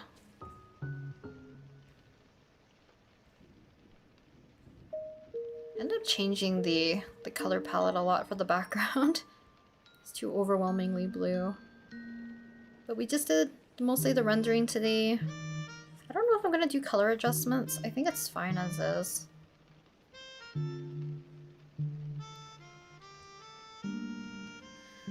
Oh yeah, let's see. So I think the next one I'm gonna draw is this one. Let's see. Okay, so another dragon OC, because I had a very specific agenda I wanted to do. And ended up not being able to draw so many of them. But this is another mutual of mine. So I wanted to draw their cute OC, which I am going to change the information on stream really quickly. And I might adjust his face, because I don't know if I like it anymore. So let me see if I can figure. I think their name is Tao. I need my friend's username handle. When we're drawing, I have a few. This one I'm scrapping. Because the angle was too similar to the one I just drew. I think I was just in a very particular mood. And this one's for Oko, who's another friend. And I want to draw her OC Fog. So I have two more that's in the rendering phase. And we're gonna pretend the middle one doesn't exist. Let's see. Okay, let's see if we can do this.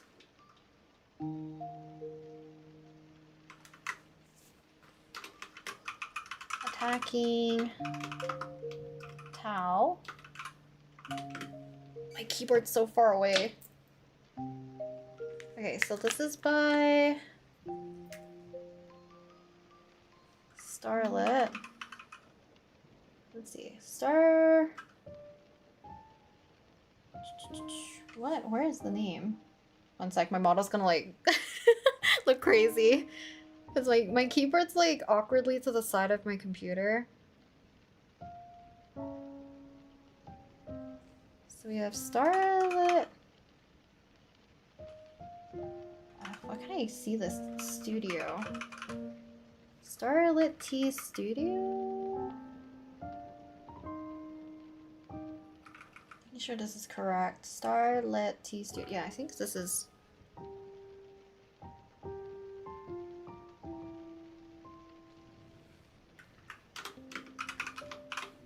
Is that how I usually do it?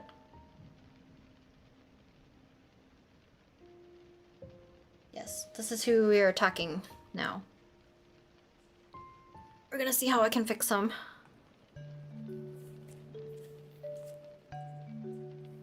How many attacks so far? What are we at actually?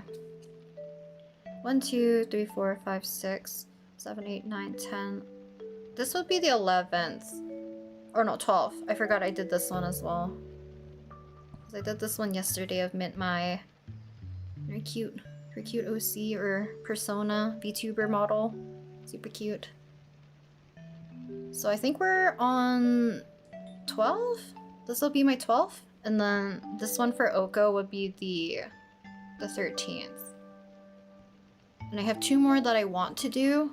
Don't know if I have time.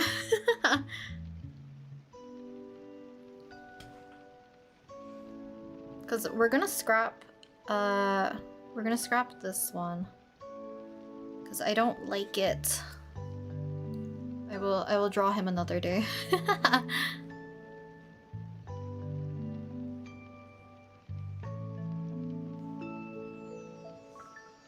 Welcome, Slip Art and Kid Loves Comics. Welcome, welcome.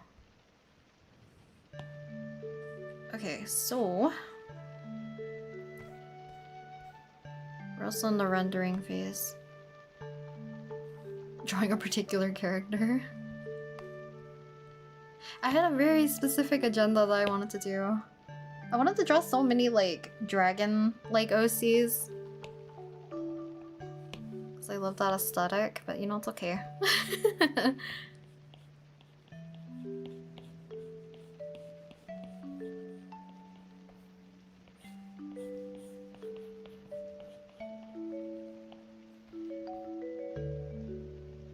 I might see, is it?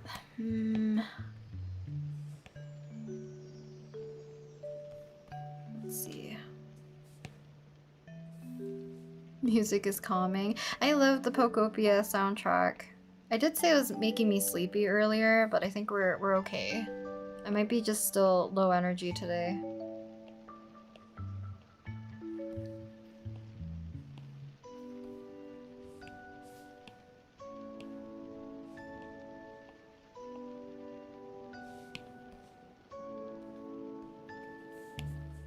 I also need to, I think I would cut into the neck a little bit more. It's gonna widen out his face.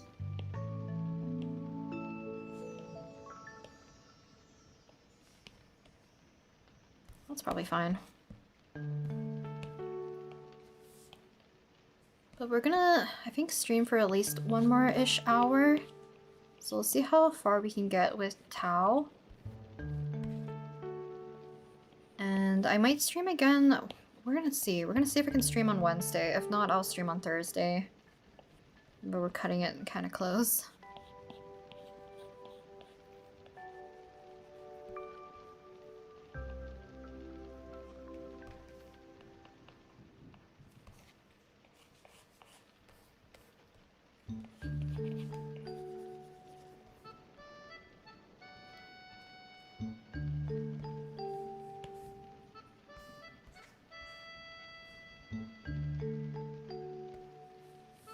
Eye color is more green for some reason.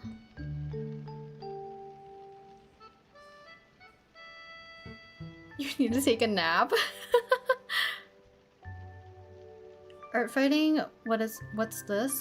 It's basically like a giant art trading game, I would say.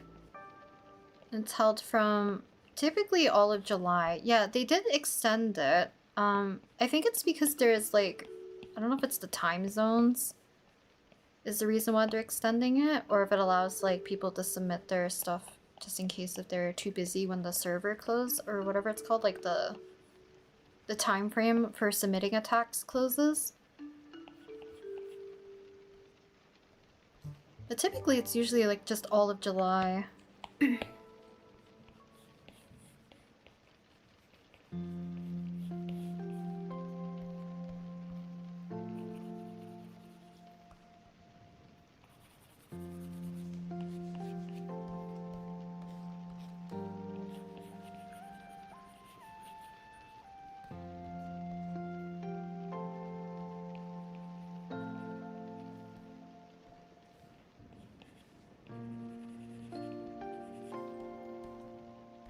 I'll grab like our golden orangey-ish kind of yellow color.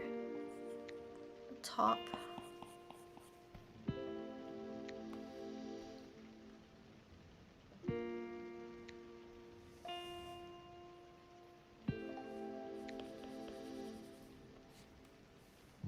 Artfight's so slow on your end? Do you mean like the website? Oh, it's due to the lag. Ah. Is that the reason why? I'm surprised. I guess it must have been worse than previous years then, right? If they decided to extend it. But I guess that would make sense if that was the case.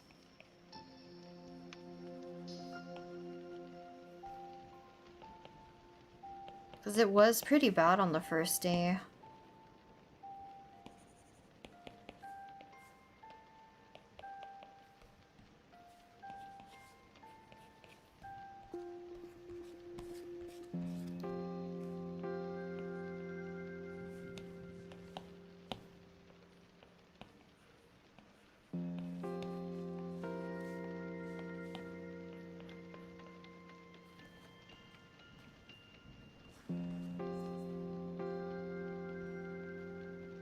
Such pretty lashes. I don't know if I want to include more.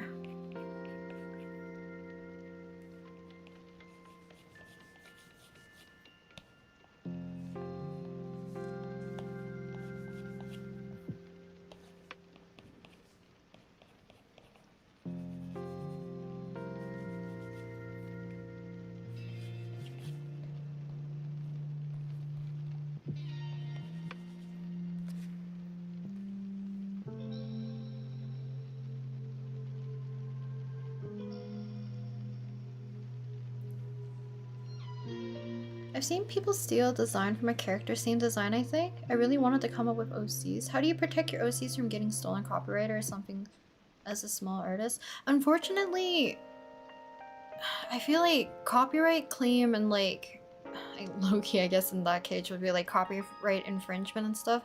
It's gonna be a very blurred line for a lot of people, especially like smaller artists.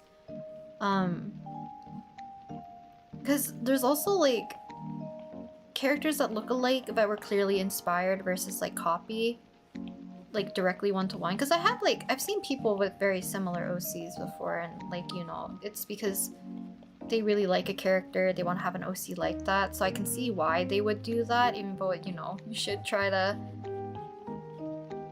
change up your answers if you're deciding to copy, you know?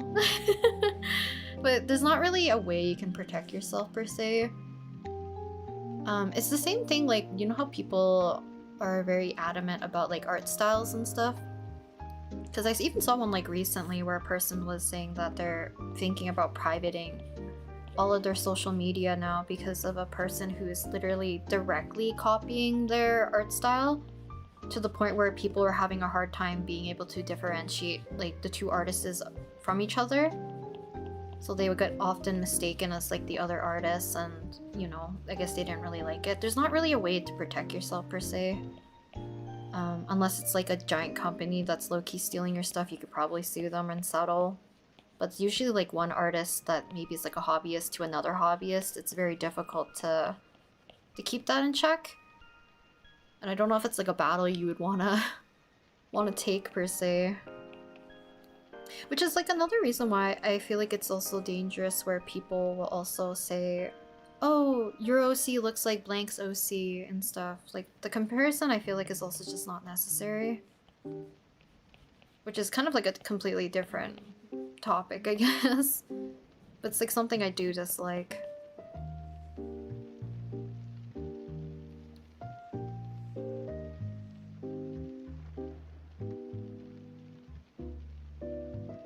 Since artfight is more trendy than it was a few years ago. I guess that is true. I think it's like, it's just more eyes on it now, right?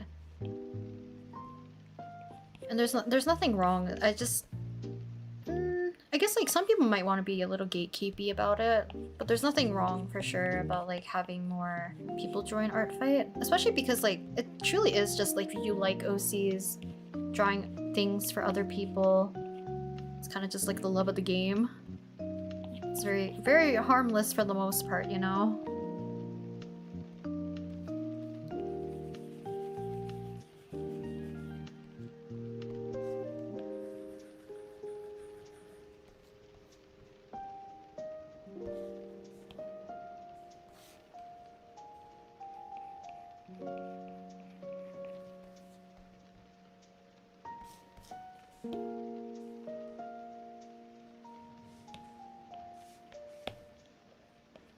For some reason I thought you meant the lag right now, and I was like, is it lagging right now?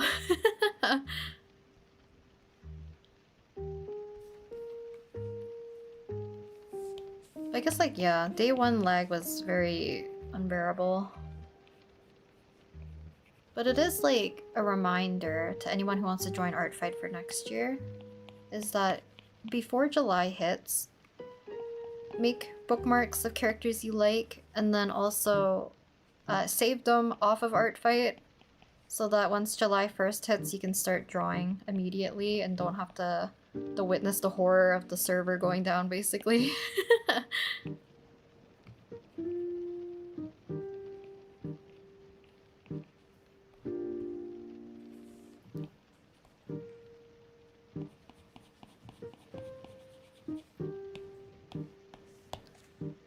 Why gatekeep Artfight? The more the merrier. It's my first time and I'm so happy. I think some people think people are doing it for the wrong reasons, I guess, maybe.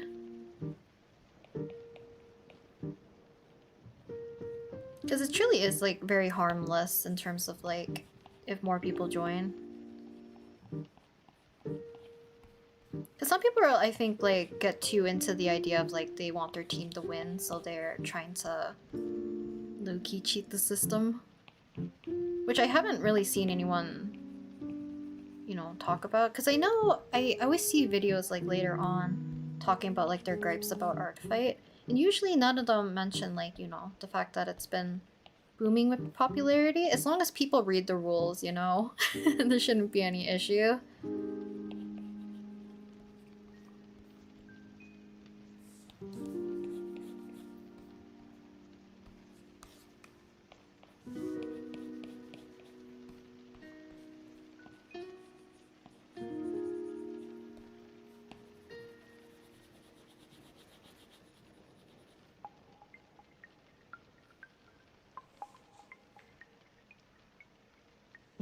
Yeah, typically I think like it's there's no issue with like the more people joining.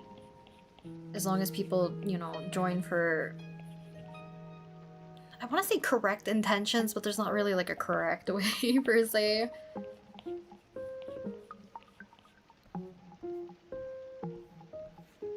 Because I know some people also join so that they can just receive art technically, you know? And then they get bummed when they don't receive any. Which I feel like sometimes is inevitable. Which is why I feel like if you derive more joy from like, you know, drawing people's OCs, then you'll have a lot more fun on Artfight.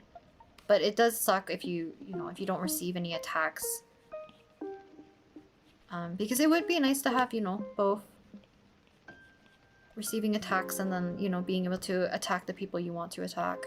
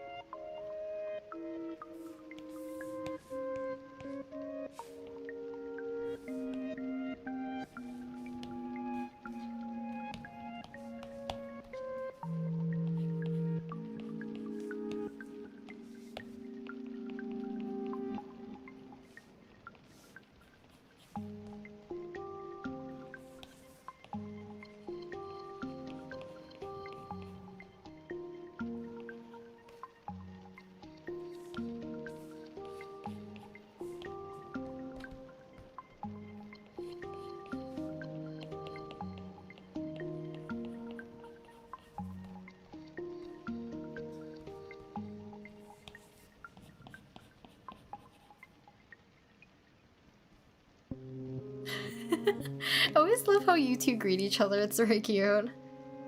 Are you drawing on a professional tablet? I'm drawing on an iPad.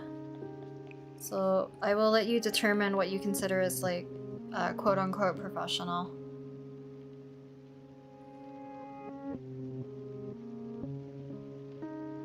Might join Artfight next year. That'll be my first year participating, hopefully. Hopefully you can join, Alex. It'd be a good opportunity. Hello, Akira the Dragon, welcome.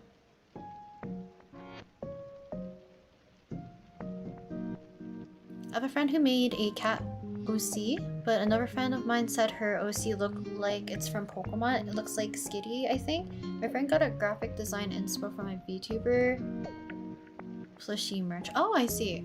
I don't know.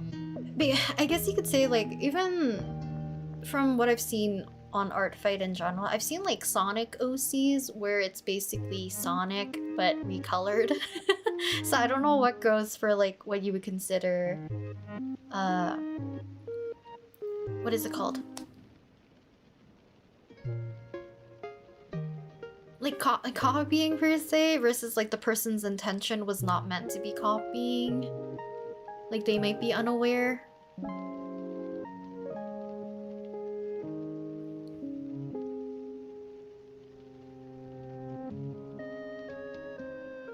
Yeah, that's true. That there's nothing that comes from winning on Artfight, other than like it's a badge, I guess, right? And bragging rights, but like it doesn't really matter. Which is why like it's strange that people would farm points, I guess, because that's like another reason why like the mods and stuff have to take time after, right? To actually check like proper tagging of the category and like the finishes and all that stuff of posts. And why there's like criterion and stuff, but you know, I don't know. To each their own for why they might wanna cheat for points, I have no idea.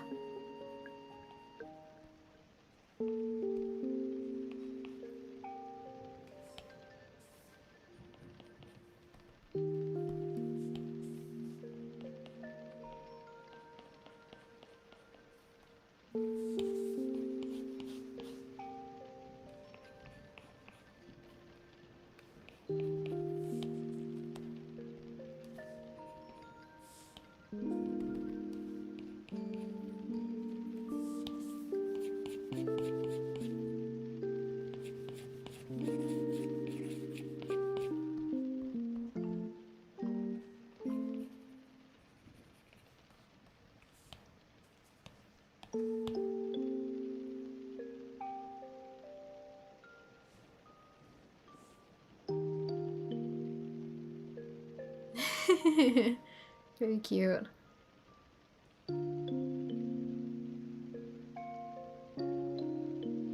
Determination.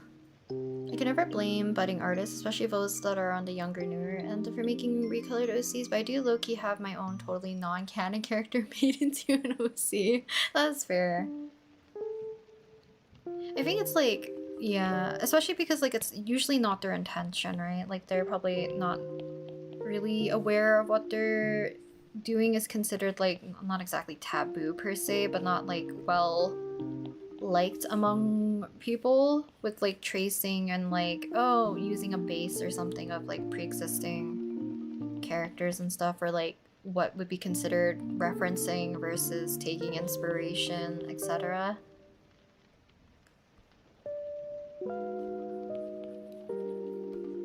Because I feel like it's also very awkward to confront them. But I feel like for me, I'm so like not confrontational. It depends, like it's whether or not like you want to bring it up to the person or not.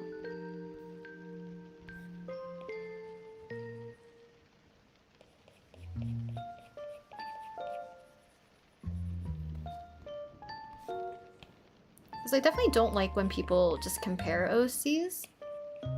Like, your OC looks like blank from this media. Because like almost no person typically likes hearing that, I would say. Usually.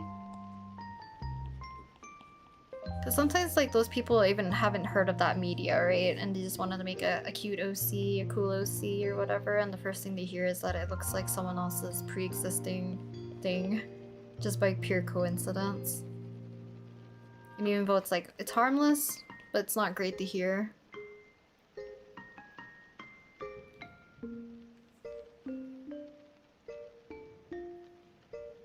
Couldn't get into Artfight this year, but I will next year. No worries. There is always next year, so hopefully you can join next time. Join anyways? Wouldn't it be so funny to join on the last day to get one attack in? That is true. You could just quickly make a profile and join. Join a team. Get an attack in.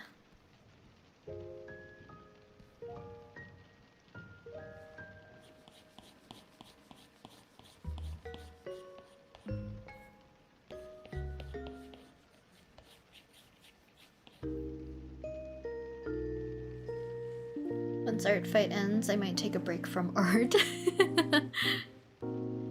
I think it's definitely needed for a lot of people. Because that's like a lot of people's worries as well, or like what happens from art fight is that people get burnt out or tired from making art because of they're going so hard into making as many as attacks as they can.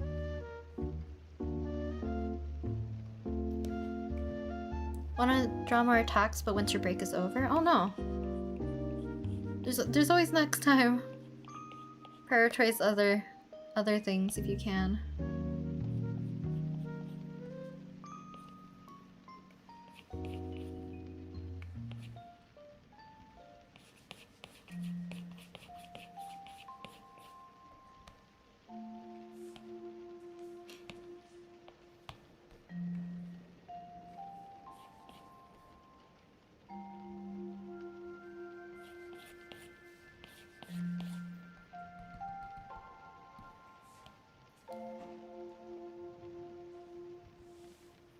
"20, just got one of my eyes laser blasted. Hopefully your vision stuff doesn't get too crazy." I remember when I made Ryu and some people said he looked like that character from Food Wars. I cried out of frustration and blocked them all. Especially if you took time to create a character. Exactly. And truly, like, usually when characters get those comparisons, there's like maybe one or two features that might look like said character, but then like everything's completely different. So like they just kind of like resemble them, and it doesn't feel great just like hearing about that. I'm trying to think which one it is. I think it's Masaki. Masaki gets said that he looks like Oikawa. I usually don't mind. I think it's because I also like Oikawa that I know that Masaki does not look like him. Like Oikawa is more fluffy and round. And if I were to draw him, they would not look the same. But then it purely is because of like the hair, basically. Because like aesthetically not the same. And vibe, not the same.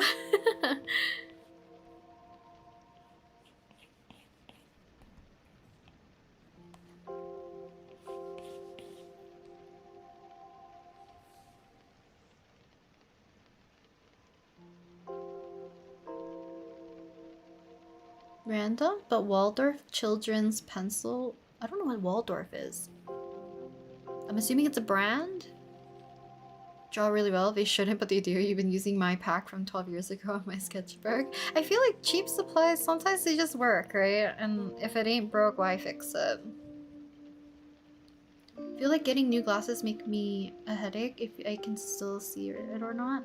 Been wearing my glasses for 1 year. Ah. There's like also different types of prescriptions you can get as well, right? Because I know like I don't wear glasses, but my brother does. And he has like one specifically for like daily life. And then he has one for like specifically for his computer. And like often if he switches them, he feels kind of dizzy. So hopefully it's not like that.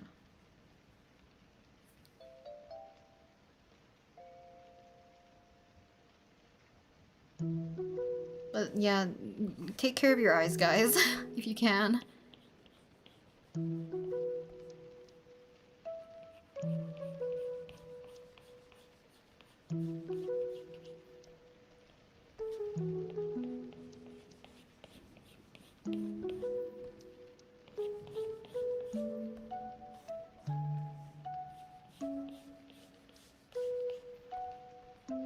Staring at a blue screen, no.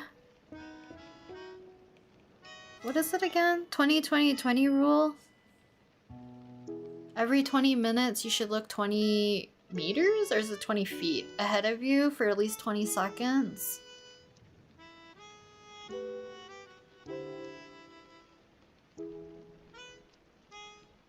Make sure you guys get rest when you can, especially after artfight, but like also just in general. Don't burn yourself up from just like daily neglect of your health.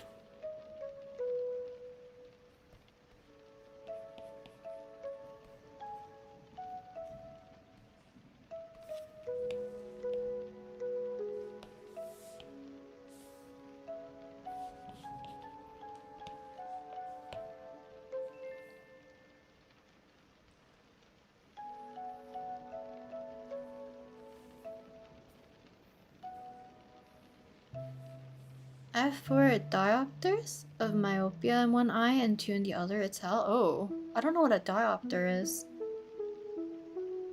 Is it like a unit of measurement for myopia? I feel like eyesight is very, because it's so delicate, it's also very, you know, it's scary thinking about what can happen if you lose your vision, right?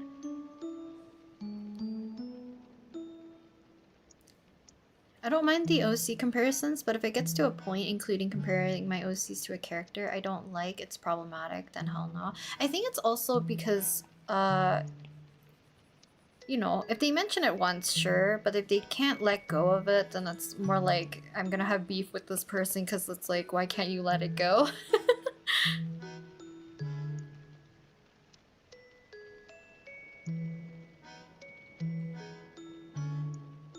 Just making sure he doesn't have colored nails or painted nails.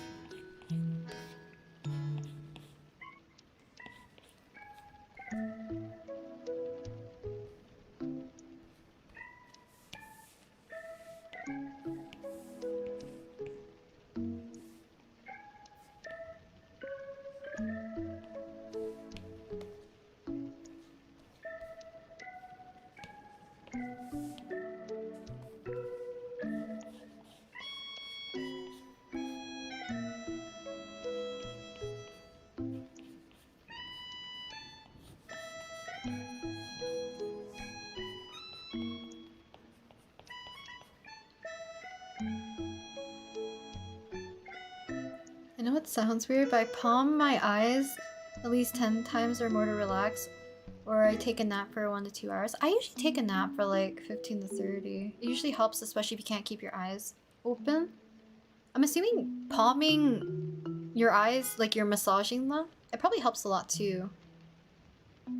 People also do like those warming eye masks. You can put those on. Apparently like the heat's supposed to help relax as well.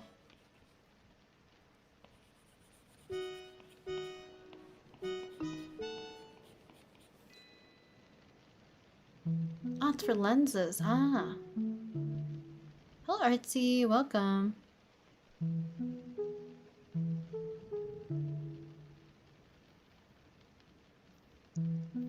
One of my biggest fears is an eye surgery. It sounds so scary. I agree, honestly, Molly.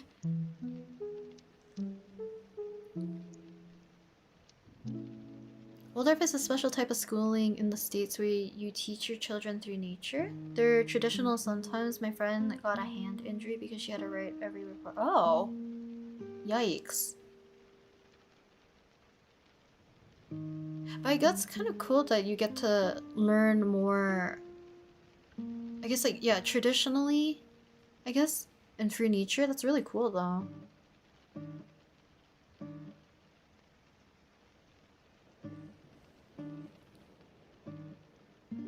Warming up both your hands to your palms. Ah.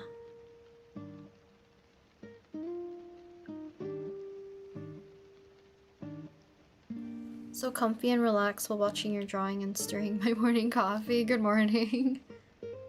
My friend was going to have her eye surgery, or have eye surgery to correct her myopia. It sounded pretty scary. Yeah. I've also heard like people who have gotten LASIK and then it having problems like later down the line. But I know a lot of people who had like, you know, good things to say about like LASIK surgery.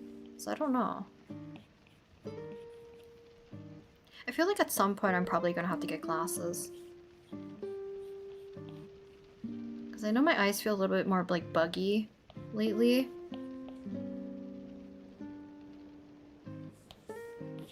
But I also stare at a screen for like too many hours at a time. Like my friends and my family are always surprised that I don't have glasses already because I look at my computer screen for an unhealthy amount of hours.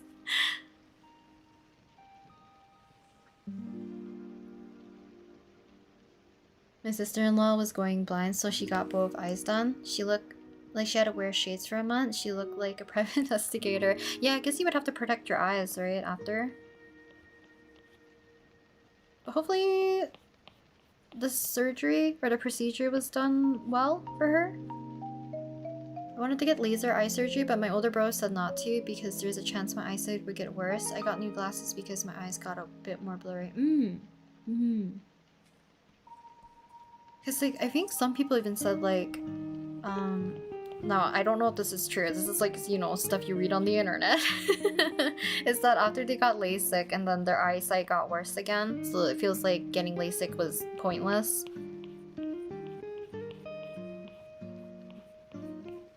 But then you know, that was like actually several years ago, I feel like. So I don't know how well it is now.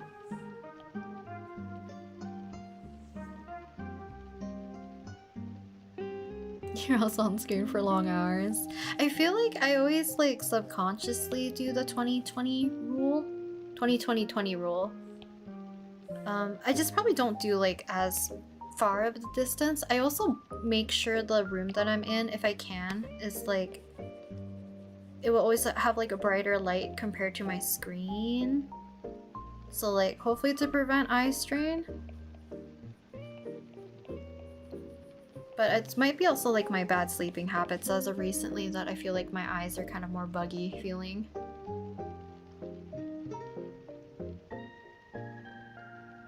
Yeah, this Yo Gabba Gabba AU childhood show where the Gabba crew are humanoids and are the ages they would have be if the show ended. AU is kind of like a slice of life anime. Interesting. Or slice of life theme. Interesting. I haven't heard Yo Gabba Gabba in like forever. Just that name.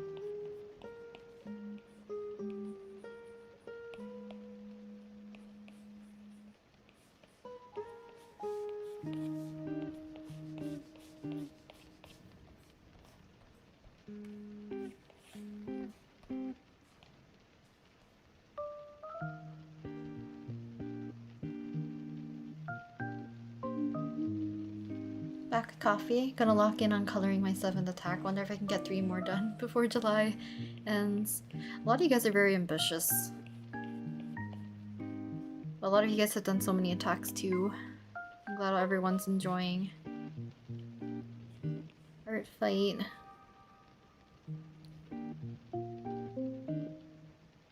Chocolate. It both smells and tastes so good. Oh. I don't think I've ever heard of like chocolate-based coffees. I'm assuming it's like a dark chocolate. Sounds yummy. Hello, what brush are you using right now? I'm using Sharp Render from Jing Sketches' brush pack. I believe it's in the free one, I think. Maybe? I believe it's in... Is it in the painting one? Yeah, it's in the painting set that Jing Sketches has. It's called Sharp Render.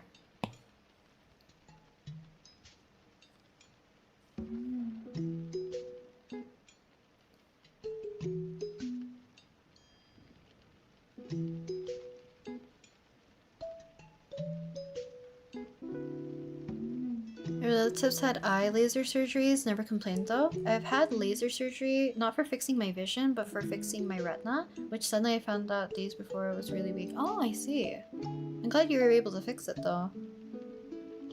But I'm glad that also they haven't had any bad laser eye surgery stories. Or procedures, I guess. What time do you go to sleep and what time do you wake up in the morning? It ranges. Anywhere between 2 and 4 a.m. is like when I sleep, which I'm trying to curb. But my anxiety has been so bad, I feel like I've been staying up way too long. And then I wake up around 9 in the morning.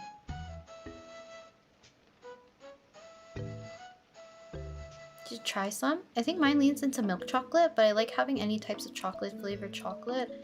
My current favorite is white chocolate flavor, but anything works with me. I feel like I would like white chocolate just because for coffee, I have such like a kid's palate where I don't like the bitter taste at all. So I would probably want either like cream or sugar in it.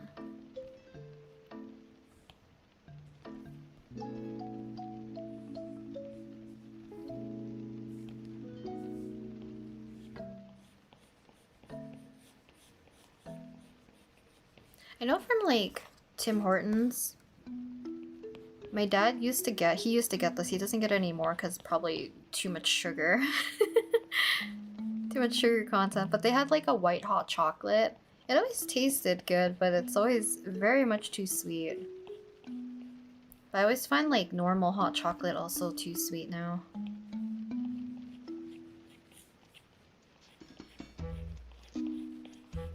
If I ever get hot chocolate from like Tim Hortons and I bring it home, I always dilute it with milk. And it's the same with like some boba that I get. I will like open that thing up and just like pour milk into it to dilute it. Always goes back to coffee. I guess we did talk about coffee last time too. The white chocolate and milk chocolate. I do like them. I like all three of like white milk and dark chocolate. But white chocolate's more like a treat. Like in a Kinder bar. Or ice cream? Okay, ear ice cream is a no. We discussed coffee in another recent stream. We did. Because I was telling you guys how I put like salt in my coffee, right? Occasionally.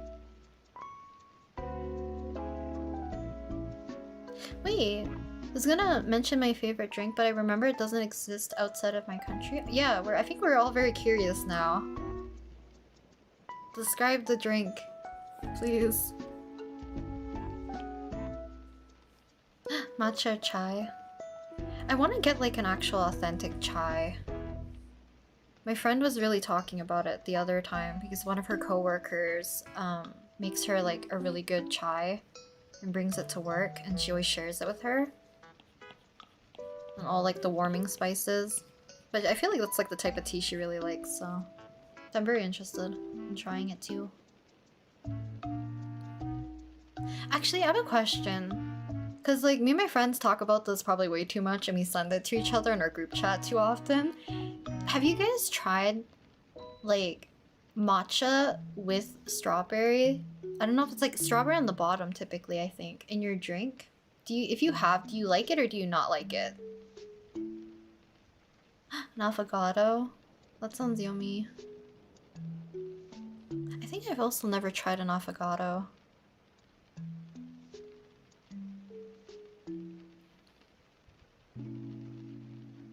You like my coffees in whatever way I can prepare them, whatever the way someone else wants to prepare it, that's fair.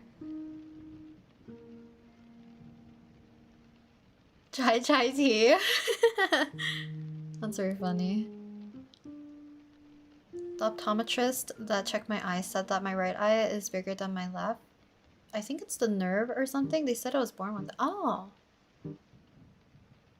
I didn't know they could be like that dramatically different. I know like people can get like a lazy eye and stuff, where you can train your eye to become stronger after a time by covering one so that you're strengthening the one eye.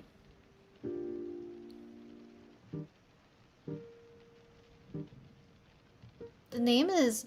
Oof, I don't know how to say that. Guarana? It's made from a fruit here in Brazil. It's a soft drink. It's a bit acidic, but it's very good. Oh. I want to look up what it looks like. Because I like fruit drinks.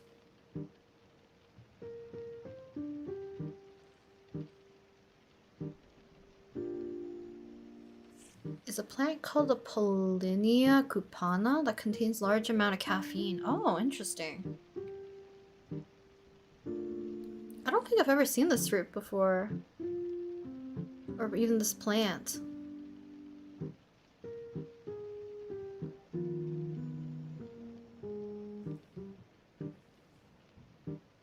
Wow. It's like very pretty looking too.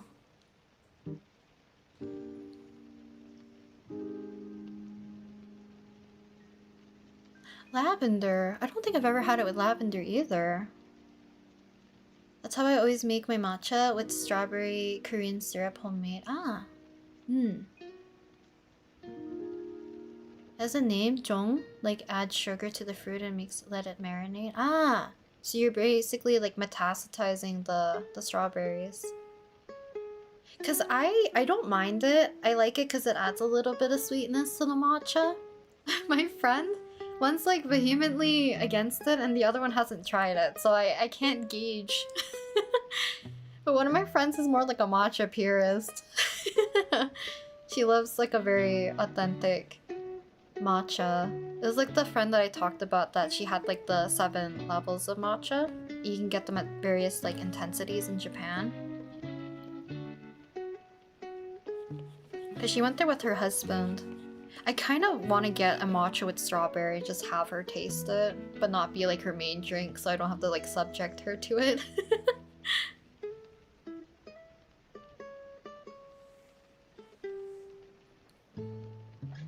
I'm making my way through your newest video, and I just want to say thank you for the video showing your real-time process. Oh, I'm glad.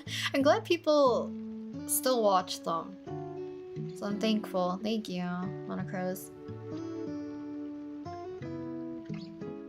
Recommend strawberry matcha. I do like it, strawberry matcha, but I don't know if it's because like I do like sweet things occasionally, so the sweetness from like the strawberry syrup I feel like fits matcha. I have not. Unfortunately, I cannot be a matcha girly. I've tried it, but it's always grassy to me. That's fair. I feel like, yeah, some people find it too grassy, earthy tasting, and that's fair.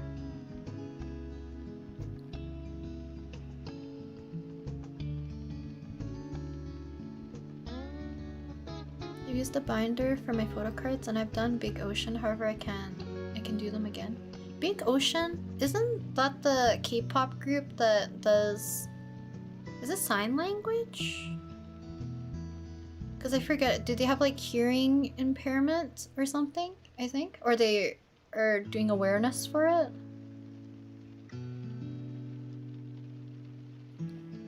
There's a really cool legend about the guarana fruit. Do tell, do tell. Lavender matcha's the goat. I would wonder if my friend would like lavender matcha. I'm curious. In Starbucks during the spring, they always make matcha with lavender cold foam, and it's so good. I always have it iced, especially if the weather is too hot. Ah, I see. I think I've had matcha from Starbucks only once, because I got like a too big of a matcha latte because I was not I was not familiar with the sizes, because there's like a tall, I forget what the other ones, Venti, Trenta, I forget the other sizes. I think I got the exact same order as my friend because I'm like, I'm not I'm not testing and playing around with figuring what is what at this point. Always gives me anxiety.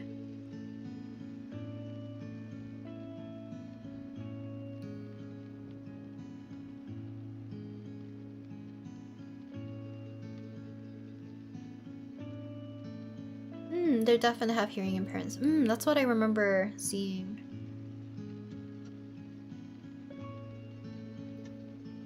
Guaranas in many countries from Latin America? I guess that would make sense, right? Is that drink popular from where you are then as well?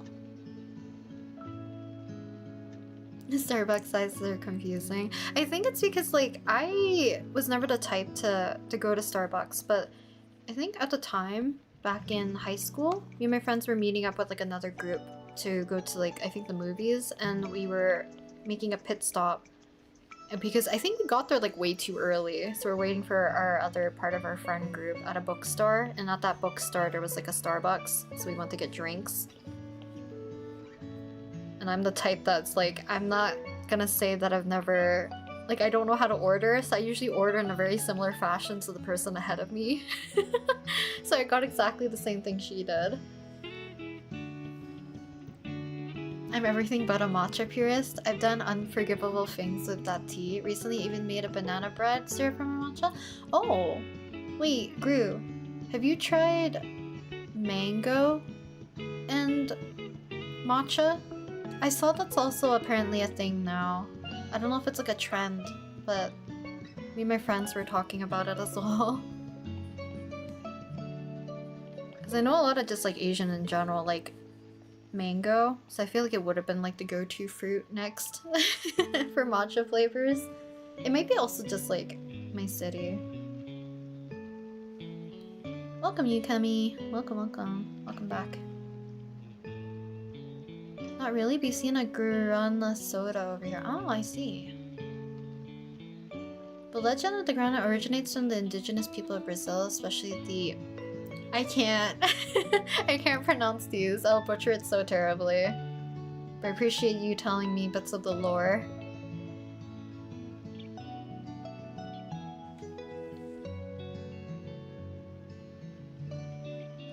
A venti? A venti slice of white chocolate? Does it not feel too sweet to you? Because I think even as like when I was younger back in high school, Starbucks matcha, also very sweet. Izumi matcha.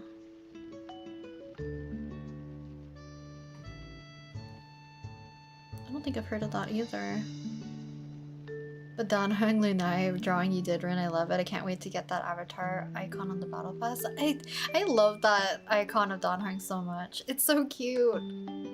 And not gonna lie, I don't know if it was because of the general anxiety or just like impending, I don't know, maybe having slightly an existential crisis in the middle of July. I needed that Dan Hung drawing to do something because I was struggling. But drawing that piece, I had a lot of fun, just like redrawing it, picking out the colors and all that stuff, so, you know. I had a lot of fun drawing Dan Hung, typically.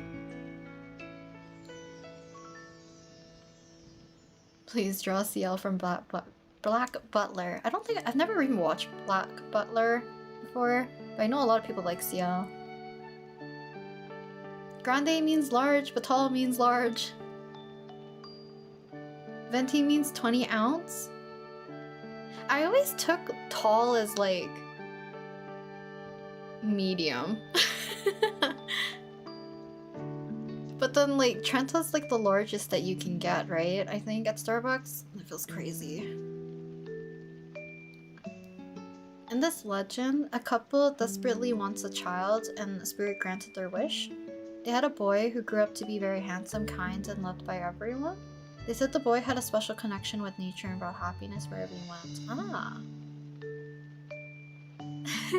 Emotional support Dan Hung? Yeah. I think... I'm trying to think what other character would have been like another hyperfixation in the same way. I guess like maybe Ike Eveland, and then before that I guess like I just love drawing Wanu. But like Dan Hung kind of fits that thing for me where it's like a character I can always go back to draw because I love them a lot.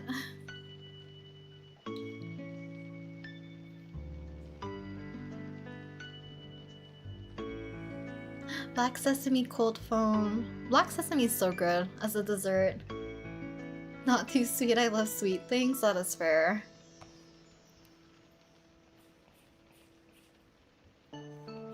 I'm like the type that typically, if I eat something too sweet, even like chocolate, like little bits of chocolate, I will have to drink so much water to try to like low-key rinse it out of my mouth. Because I hate the feeling of it sitting in my mouth for too long, even after I've eaten it. And I don't like things like the icing on a cake, I guess. I always find them typically too sweet.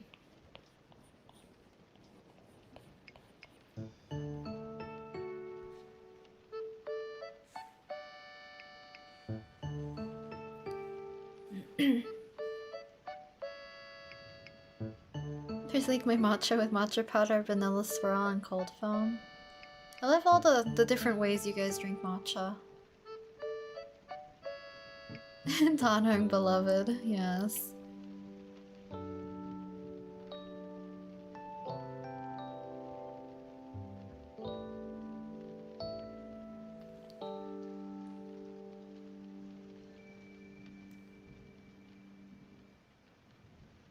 But an evil spirit became envious of the boy's joy and decided to harm him. One day the boy went alone into the forest and the spirit tricked him and caused his death. The whole village was very sad about this. His mother cried and prayed for help, asking the spirits to give her son a new form that he could continue to bring joy.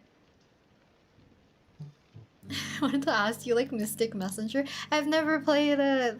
I know the characters very vaguely. I know someone who has played it.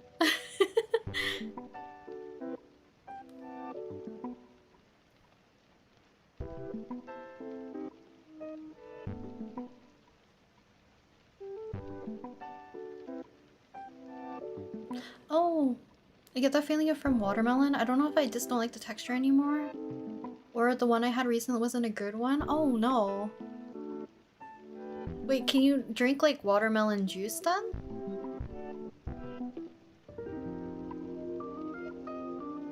Because I know, like, you know, some people don't like the texture, let's say like bananas because they're slimy, etc.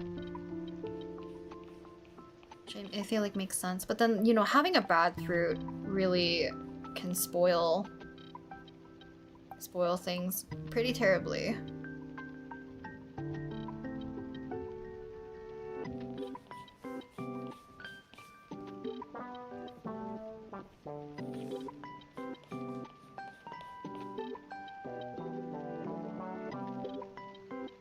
Moved by their love, the spirits planted the boy's eyes in the earth and then grew into the small plants whose Ah!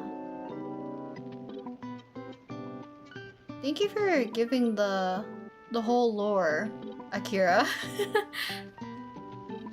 Apologies you had to type that all out, but I like listening about, like, I guess like folklore and like legends and all that stuff. This is like another reason I want to get back into reading, but thank you for explaining that.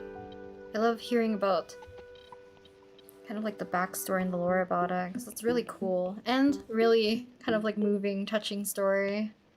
It's very beautiful. And it makes sense, because the shape of the fruit is very much looks like kind of like an eye.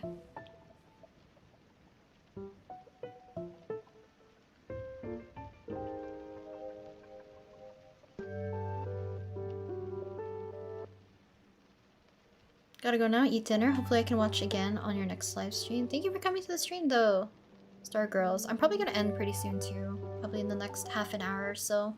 Because I need to grab dinner. Watermelon juice is fine. I think that's what I will try to do with what's left. Our neighbor had to come by with some yesterday. Ah, I see.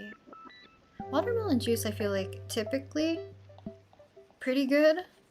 But I can imagine like having a pretty bad melon in general could really ruin the experience.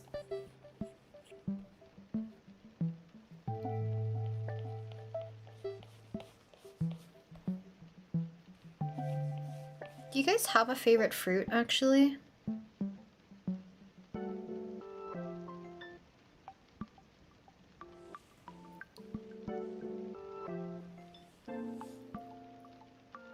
Oh right, yeah. I think you were talking about how you would like to go to a concert but probably wouldn't work out, right? I guess, yeah, if you're epileptic, it might be dangerous to have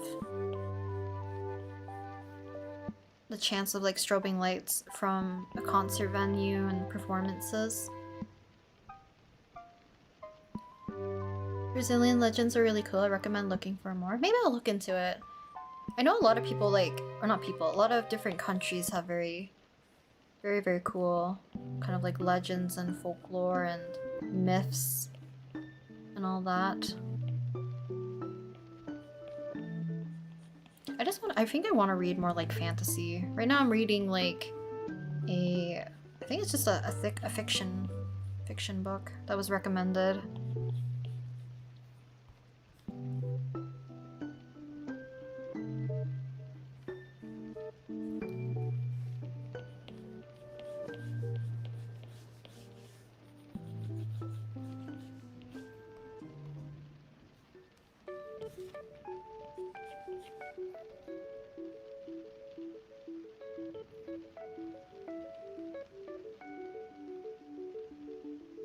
You're your own favorite fruit. Love the self-love. Really love bananas? Love pears? I feel like I never hear people say they love pears, so I'm glad. I'm glad to hear that. Love all fruits? Nice. Peaches? Soursop, mango, melon, passion fruit. Ah, my mom actually really loves soursop.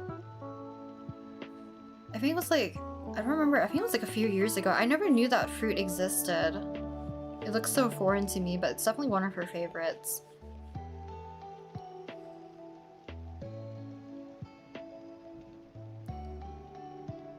Strawberry flavor, but not strawberry itself. I don't know if it's the texture, I think. Oh. I feel like strawberry flavor and the strawberry itself, they do differ a little bit. So it's kind of interesting. Because it's the same thing how some people like real banana versus like artificial banana. And then I think it's the same thing for grapes. That they technically taste different.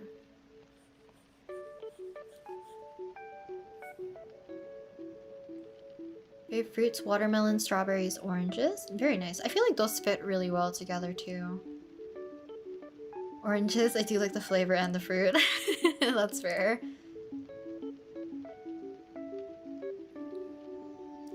Blueberries or huckleberries. I also love bananas. Huckleberries. I don't think I had a huckleberry before. Mango, green apple, pineapple, strawberries, green grapes, and peaches. Very nice. I love green grapes, honestly. Your legs are numb. Yeah, make sure to stretch out your legs, get up and move around if you need to. Cherries the most? You like peaches? Tomatoes are good too. I love a good batch of just like cherry tomatoes or grape tomatoes.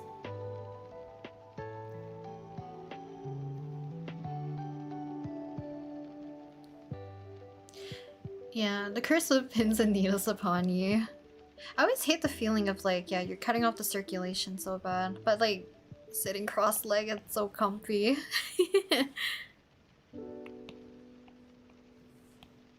I can't sit like unless I'm like at like a dinner. I guess like let me put it this way: if I'm at home, I sit not normally. Everywhere else, I'll sit like a normal person, both legs planted on the floor. But here, like I always sit with one leg up or like cross-legged. Etc. Bananas, watermelon. Don't think you have a favorite fruit? With the guana, I forget what it's called. Guarana? I forget what it's called. Would that not be one of your favorites if you like the juice or the drink? Unless it's not considered a fruit. I don't really remember. Because I know it said it was the plant, but I don't know if it's categorized as a fruit. I like pears, but they became nasty to me. I feel like for pears, you know, like a normal pear shape, they kind of look like this, right? People don't like pears because like they say it's like a mushier version of an apple. But like if you get the Asian pears, the ones that are like nice and round, they're very crisp and like crunchy, and they're very juicy. They're so good. I usually like pears a lot. I grew up eating a lot of like pears, both like the oblong normal pear-shaped one and like Asian pears.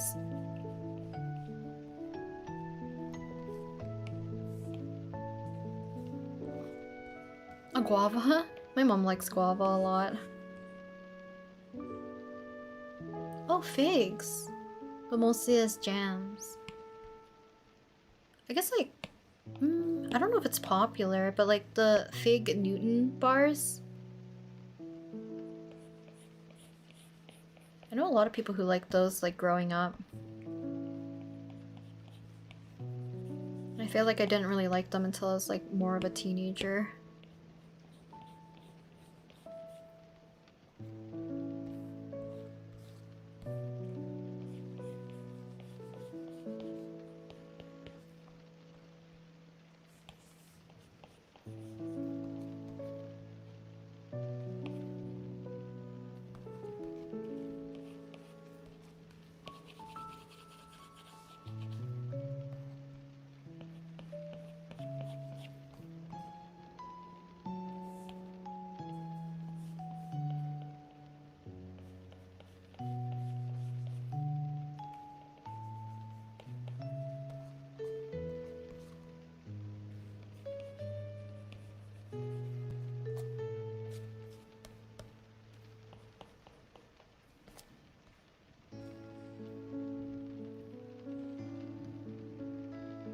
Oh my heck.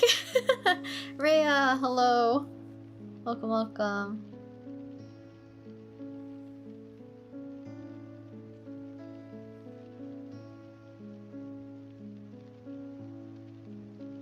Pears make my teeth feel really sandy, but it's like, but I like the taste. Ah, is it the normal pears? Or is it like the Asian pears? Because I know like, they definitely have a different texture compared to like an apple.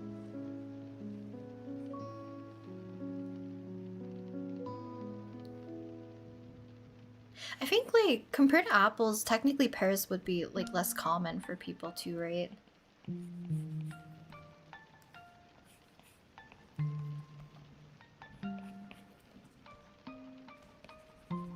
So I don't know how I wanted to, which way I wanted this finger to face. So now I'm struggling.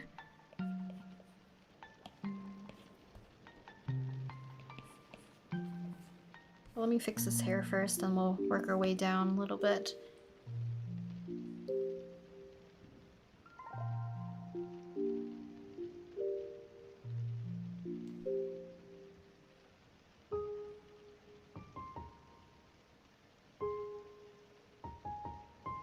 Oh, the drink is easier to buy. Ah.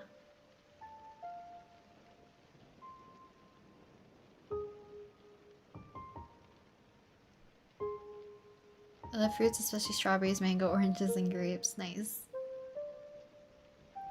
Chinese pear. Yeah, I feel like those ones are more crisp compared to the normal squishier green version.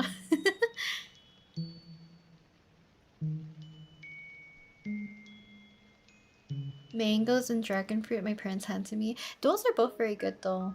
I feel like they're very much staples of like also Asian household. My mom and my dad like mangoes and dragon fruit a lot. Like their go-to cake would be a mango cake every time for their birthdays or anniversary for celebrations. Hello, Nose Mask. Welcome. Loving guava flavor because my Chinese teacher always gives us those. Wait, yes, those green guava candies. The hard ones, right? They're like hard candies. I had those growing up. My mom would always go to like one of the Asian supermarkets and we would always buy one of those large bags filled with them. Because she would like to give them out to the kids as well. But then me and my brother would take like about half of them for ourselves so that we could have little snacks to have. I haven't had those in forever.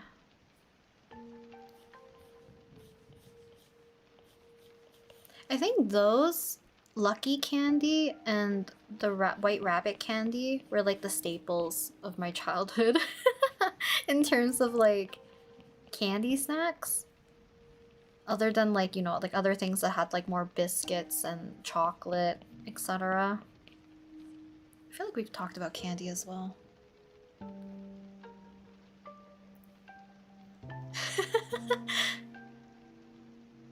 Hello, hope you're doing well. The drawing looks so pretty. Also, wow, you really do have a type. It's cute. It's the pretty dragon boys with dark hair is 100% my type in terms of drawing.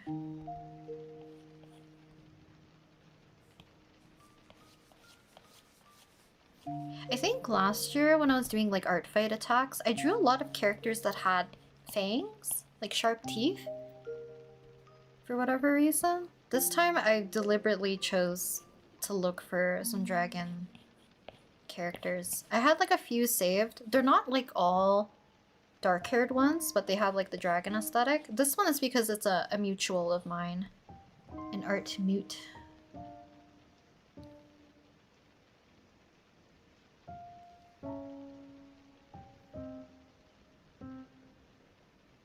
Oh, I hope you can try the actual fruit one day though, Akira. I've tried a good amount of pears, but sandy tea feeling is consistent thing for me so far. Ah, I see. I guess it won't change regardless of the pear then. Low-key grape jam. I don't know the name. Artfight is making me forget stuff. Sounds good with toast. I have a jar that I should check if it's expired. Oh no. Expired? I feel like expired jam is probably not bad. As long as it's not like molding. Well, maybe expiry date's not great. Best before date. Okay. Yuzu juice. Yuzu is really good. I'm like a citrus fan. I like citrus fruit a lot. And I know like growing up, it's funny. I feel like growing up, my parents have like preconceived preferences for me. Like they think I like a certain flavor and I've never like expressed a like or a dislike for it. So my parents will just assume. So growing up, what is it called? Is it penicillin? Where it's like for children, where you can have like those artificial flavored medicine, and one's like strawberry and I think one's banana. They would always give my brother the banana one and me the strawberry one, because I think it's because strawberry's pink, okay? So they automatically think I like the color pink. So they always give it to me, and I would always ask my brother to swap with me. And obviously he wouldn't do that because he likes the banana flavor one obviously as well. But I was like always thinking to myself, being like, why are my parents always giving me the strawberry ones? Like, when have I ever said I always wanted strawberry?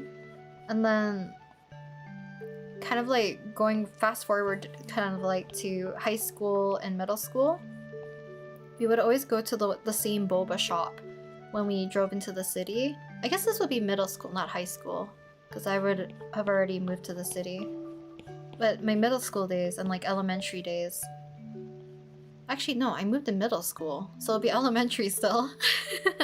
When we would drive to the city, my brother would get like a mango banana drink. So therefore, it's still banana, and they added mango to it.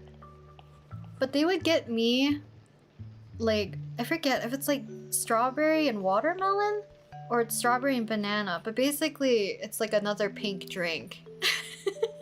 So they would always assign me strawberry flavored like fruit and stuff, even though I've never expressed me liking it. And even till this day, my mom thinks my favorite color is pink. And I don't think I've ever like technically corrected her, so it's on me, but you know. They always gave me strawberry flavored things as a kid. I like strawberry a lot more now that I'm older. I like majority of fruit, I feel like. The only fruit I like but cannot have is a kiwi, because I have a very mild allergy to it where, well, I feel like maybe I've grown out of it. I just don't want to test it. It makes my throat very itchy and feels like it's closing up. But I feel like I've had it more recently and I hadn't had the same reaction. So maybe I can eat kiwis again.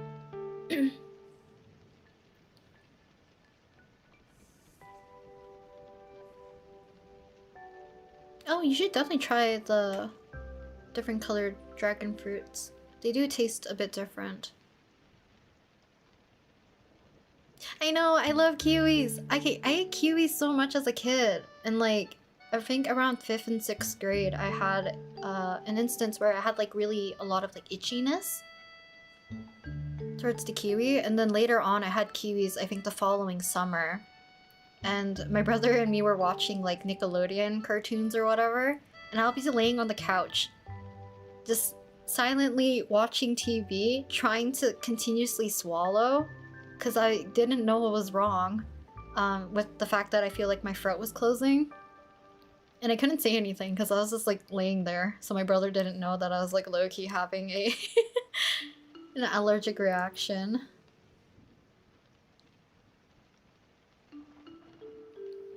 I like pink though. I like pink now, but it's not my favorite color. And I think you guys can tell by my model what's my favorite color.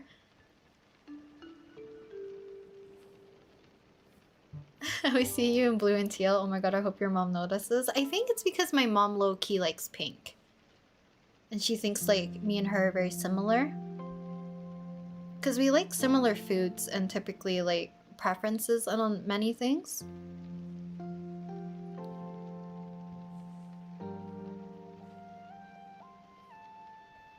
But I always like blue and seafoam green, teal, turquoise kind of color.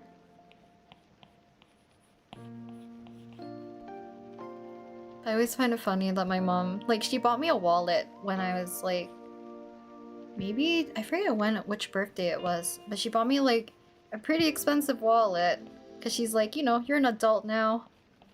I'll buy you something nice from blank store as like a celebration. And it was like I still have the wallet. It's still the wallet that I use, but it is indeed a pink wallet.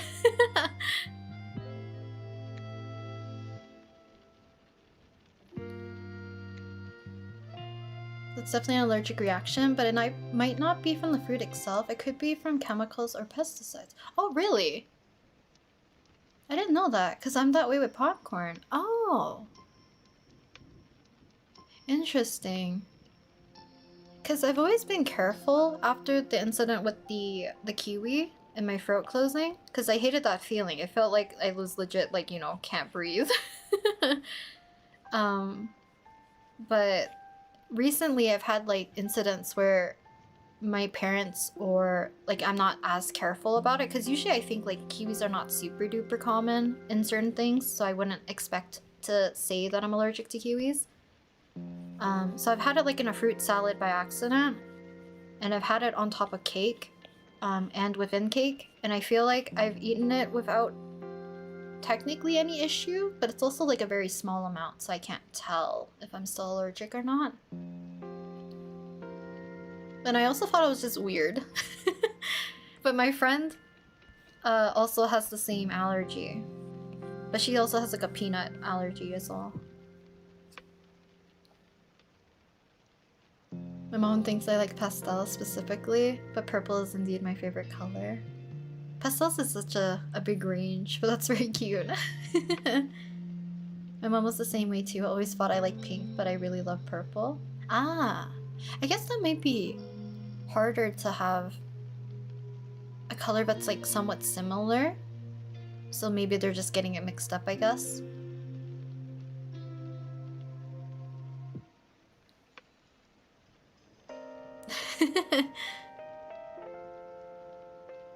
I love pink, but it's way too gender specific. I always worry when I wear pink clothes. I never wear pink clothes. I don't think pink looks good on me.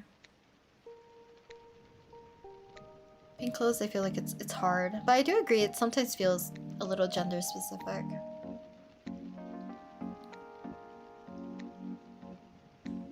Blue and purple are your favorite colors? One time I got motion sickness on a cruise and I had to use patches on a wristband, and it did help. I did hear there are those patches, right? I don't know about a wristband. I never heard of the one for a wrist, but I've heard patches for motion sickness as well. I'm not too sure how well they work, but I'm glad they worked for you.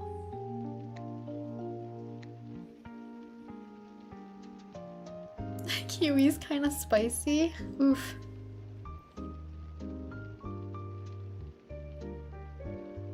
Yeah, I don't have an EpiPen.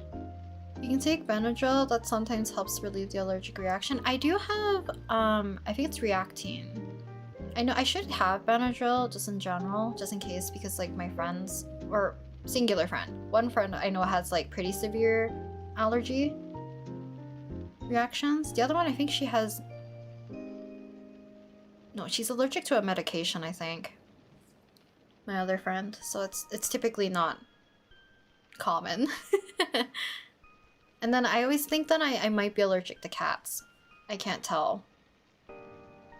Because my friend had a very clingy senior cat, and I always came to her house with a stuffy nose, and I always thought because I was running a bit too hot from coming from like outdoor to indoor. So I thought it was always because of that, so I always have to like, you know, clear my nose, etc. at her house. And I never equated it to her cat because my other friend has 2 cats and I've never had an issue. But I think it's because her cat is more like her cat is much more clingy. So like he would sit in my lap and stuff. And then the other ones would mind their own business, so maybe I'm not coming in contact with them as frequently. I know it's like typically the pet dander that makes you have the allergic reaction, right? Your favorite color is purple, but pink looks better on me. Ah! I knew you like purple a lot, Gru. I'm not allergic to foods, but I'm allergic to sulfa drugs. It gives me a full body rash and everything. Ooh! I've definitely taken medicine before that gave me like a rash on my face. A full body rash sounds horrible. Question about an EpiPen though. Do EpiPens expire? Or is it just like based on usage?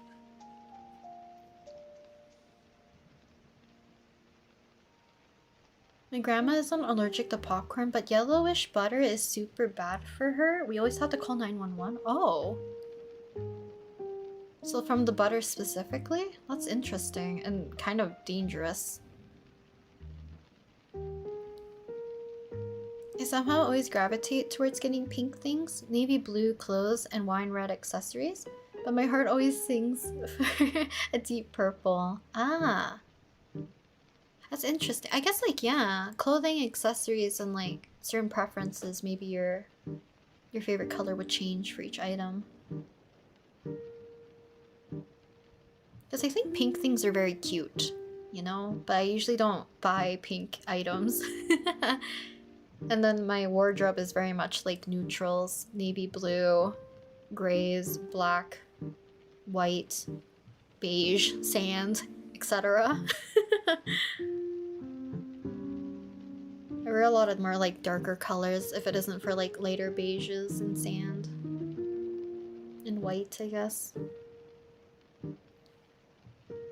Maybe it's Dander and not the cat. It might be. It might be the case. They do expire if I remember correctly. At least the ones that some of my family has to get every now and then. Ah, okay. Sometimes people can have allergic reaction to certain cats, but not others, regardless of how clingy the cat is. Ah. I'm just wondering, because if it is the dander, it would make sense that I'm, like, low-key cuddling with this cat while the other ones, like, keep their distance. So it might be that as well. Yeah, allergic reactions can develop unexpectedly. You can also grow out of allergic reactions, right? Or, like, allergies. Oh, you weren't allergic to nuts until recently. That sounds dangerous, actually. They expire? They do expire? Ah.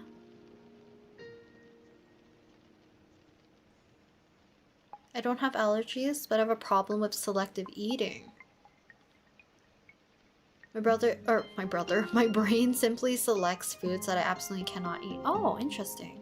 Is there like a theme for like the foods you cannot eat? Is it like a texture thing? Or I don't know how else to categorize some of them. Is it like sour foods, spicy foods, etc.?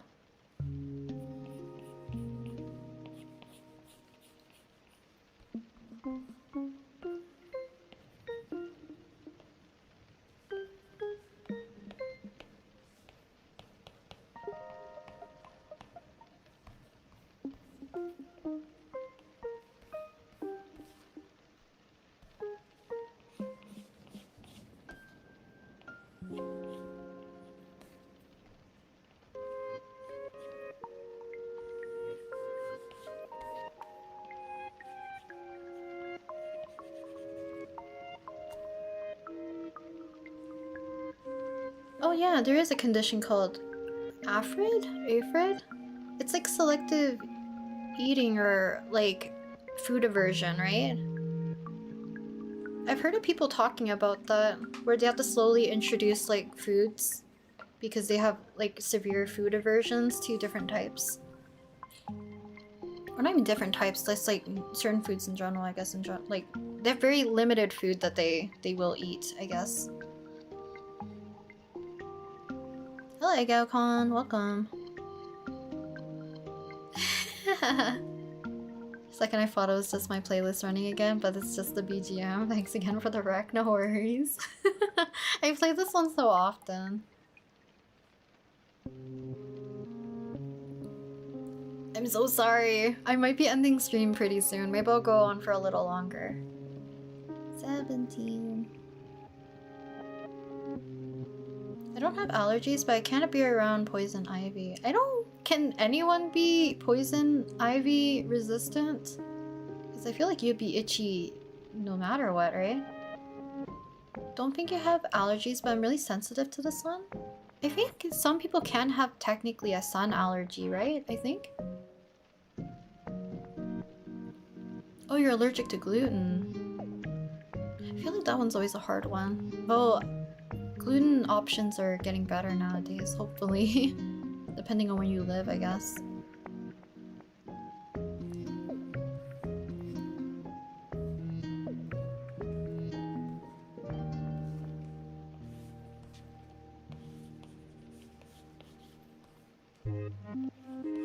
It's almost 6 p.m. for you. Oh, you live on the west coast. If it's almost 6 p.m. It's almost 7 p.m. I usually eat dinner around 6 to 7 p.m.-ish. I need to think what I'm eating for dinner. I feel like I'm out of all my pre-made meals. I was supposed to make soup today, but I don't have ingredients for it.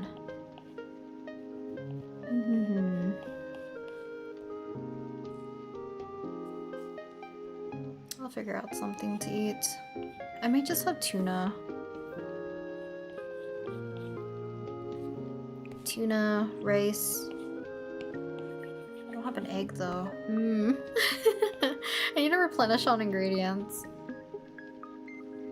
Might be girl dinner today. Soup. I always make it's like a chicken based soup, but it has like potatoes, celery, onions, what is it, carrots, and then you add cream or sour cream, or you can add milk. You add dill, I forget what else is in it. But it's kind of like a creamy dill. I think it's like a Greek soup that it was based off of, I think. If not, no, not Greek soup. What is it called? Polish. There's a Polish soup that I used to follow the recipe for, but I've lost the recipe, so I've kind of eyeballed everything.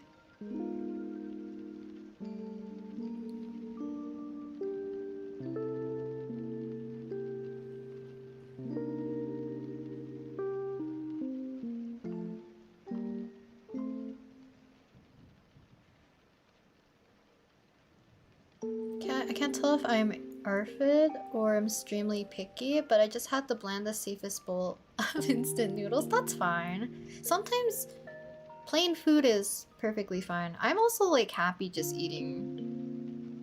What is it called? It's like a type of biscuit. It's really plain. It's like a cookie biscuit type of thing. It's like a plain... It almost feels like a saltine cracker. Like a digestive. No people who are allergic to poison ivy and sun and grass and everything in between, not gonna lie. I feel like, from what I've seen, people do like the allergy test. So many plants they're allergic to. It's just never severe, I guess, to prevent them from wanting to go out, you know, explore the world. I feel like I should get an allergy test one day. My dad got one because he has like rashes before, and he's allergic to so many plants.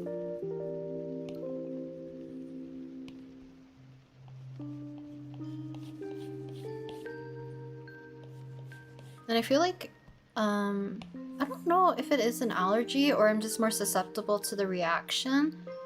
Mosquito bites? I think we talked about this before as well. That my friends and my brother and I went to Japan many summers ago. And when we get bitten, my mosquito bites were like humongous. Like the size of your palm big. Like it's scary big. And then I feel like my friends got like normal bites. So I forget if it's you're more susceptible to it or if it's an allergic reaction to the thing that the mosquito has. Because they inject you with something as they're putting in their little... what do you want to call it? I forget. Their sucker right into your skin.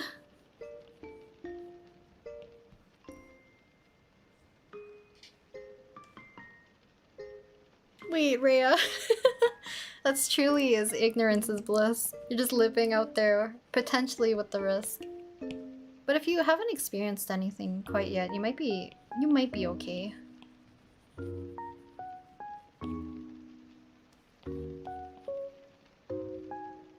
What are we talking about? We're talking about allergic reactions and like food aversions, etc. I feel like the topic's kind of all over the place at this point.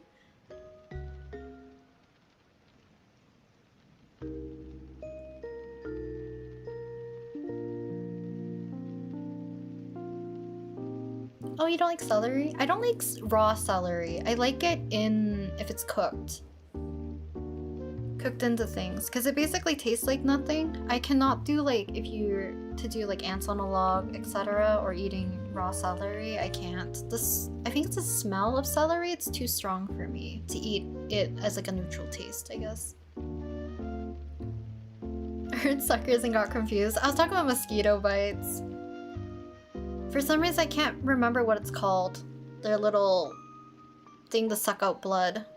Because, like, when mosquitoes, I believe when they puncture you, they also secrete, like, a liquid. And that causes the little itchy bump or whatever, I believe.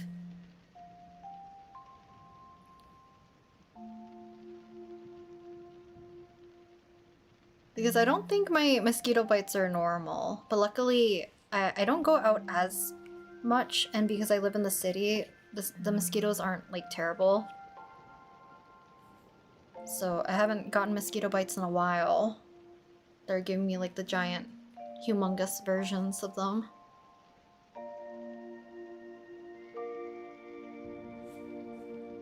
My husband's generally more irritated by mosquito bites, yeah?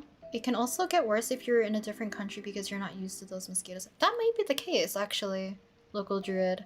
Because it was definitely way worse in Japan. And I know both me and my brother got very similar sized mosquito bites. For sure. I think my friends either got less or they're more prepared for it. Like clothing wise. That they got also bit less.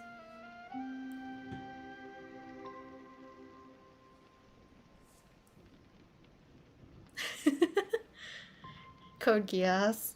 Lelouch of the Rebellion fell back into the addiction. I know a lot of people who like Lelouch. As like one of their favorite characters.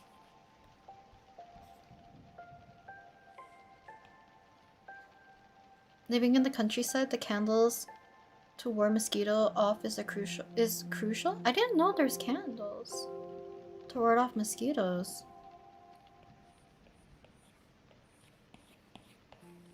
But I can imagine, like, yeah, in the countrysides, there's probably swarms of them. Sometimes I'm thankful that, like, I want to go camping with my friends, but then I remember how bad I think the mosquitoes, or at least I was told how bad the mosquitoes were this year, and I'm like, maybe we won't go. Maybe we'll pass. That or I'm gonna, like, bug spray so much.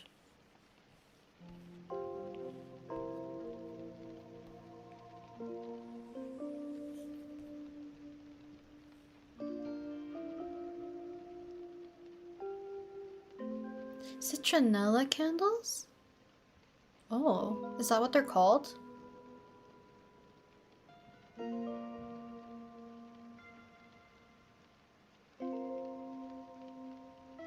My mom used to exaggerate I couldn't eat chives because every time we go to our favorite Chinese restaurant when I was young, she's like, oh my god, your lips are red. Wait, your lips were they actually because of the chives?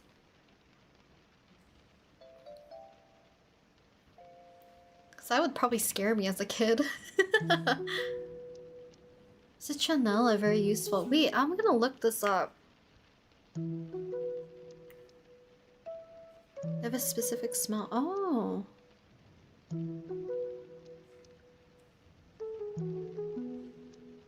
I didn't know about these. I might look into this and maybe gift a few to my friends.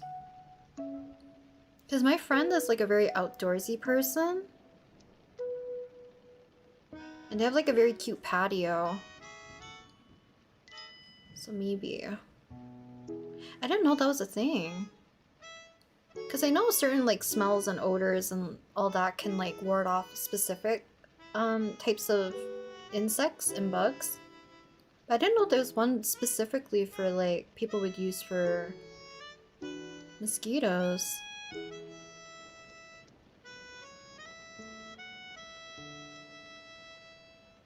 Interesting. Maybe, yeah, I'm gonna bookmark this. Because if we go camping, I might do this. Or not camping. If we do like an outdoor patio party. Camping might be more dangerous if you accidentally knock it over. Especially because we have a dry summer.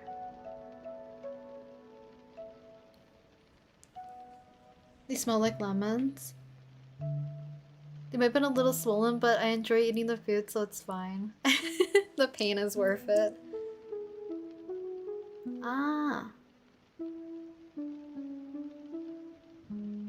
You'd only know the abridged? You mean... Wait, the abridged version, isn't it? Why would you buy clothes from a soup store? Is that the abridged? I forgot about abridges.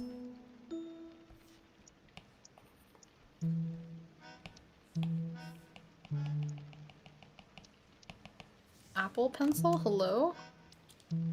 The meme is from there. I remember that. It's like, I'm at soup. At soup. Why would you buy Chloe from a soup store? I've definitely watched that abridge. Because there's also the One Piece one. I forgot. Naruto. Dragon Ball.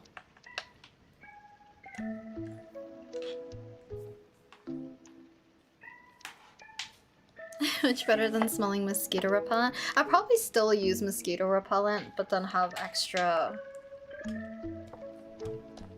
security by having the citronella candle. So thank you for telling me that. I've never heard of them. I'm not an outdoorsy person, so this is like news to me.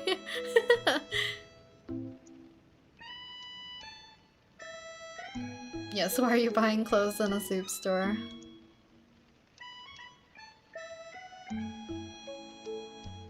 This year I might go trick-or-treating or to the small fair my city has. Hopefully they have it again this year. That's cute. I always like... I'm gonna see. Maybe this year. Maybe is the year. Even though I think my friends are gone during October. I want to do like one of those Halloween or like autumn festival fairs with like the cornfield and like all that kind of stuff. I think it would be fun to do. I need to see if they're down to do it. I feel like everyone's so busy. It's hard to coordinate a time where we can all reconvene somewhere. Ghost story stuff? Okay, look. I never heard of ghost stories, and I was stuck in a car with my older brother and one of my best friends. And they were showing me clips of ghost stories and how absurd it was. So I have these two cackling about the absurdity of ghost stories. And that's like my introduction to it, because they were just playing clips from it. I'm like, why do both of you know this? You two of all people.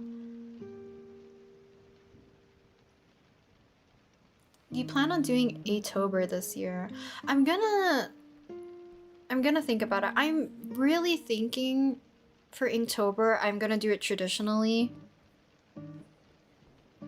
Like both the medium and just like use black ink on a white surface, etc. and just practice inking.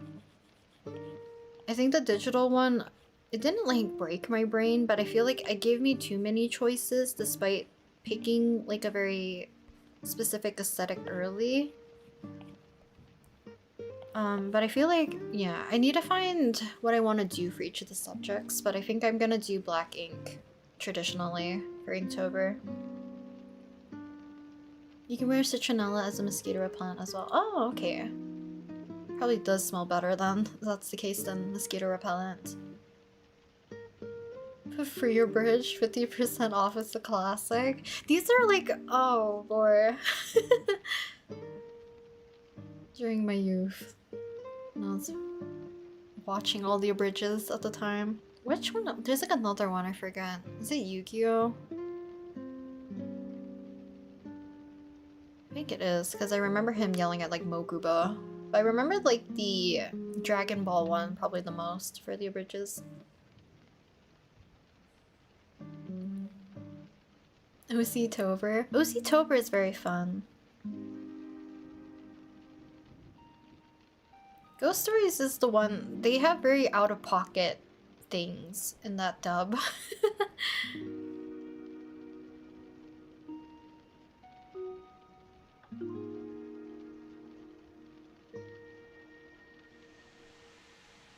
Yeah, by Little Kuribo. That's what I remember. As well. I just remember, Kaiba being like, "Shut up, Mokuba." He's so mean to Mokuba in that one.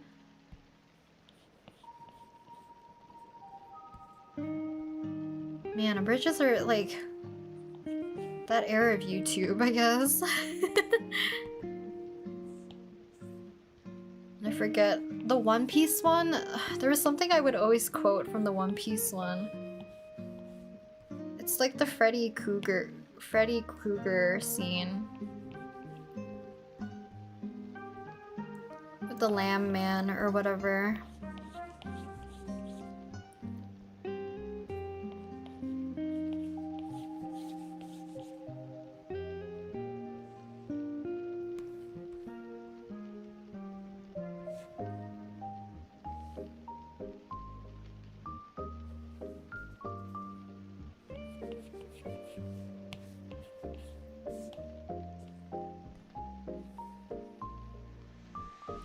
Is there a Pokemon abridged? I think there is.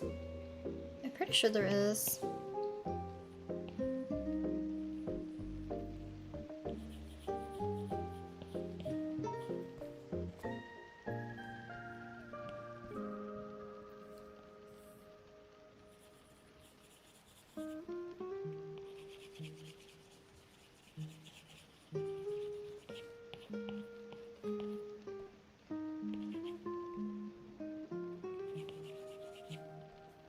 I didn't think we'd be talking about abridges. It feels like such a specific time of YouTube.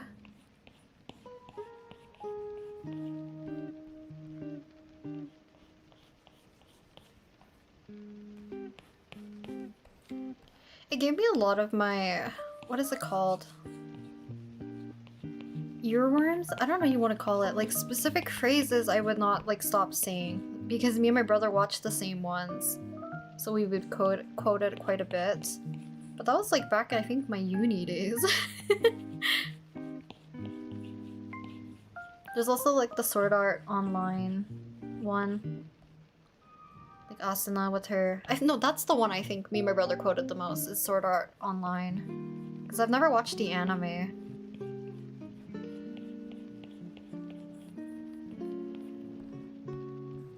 It's like, Steven, is that you?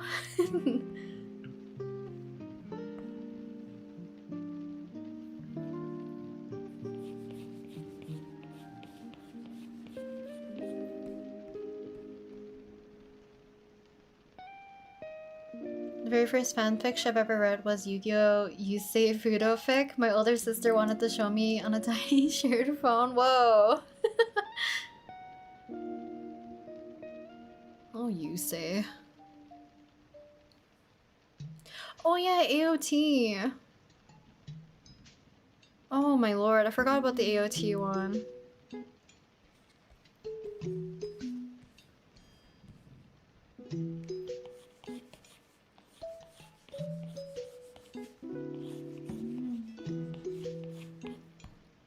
Wow.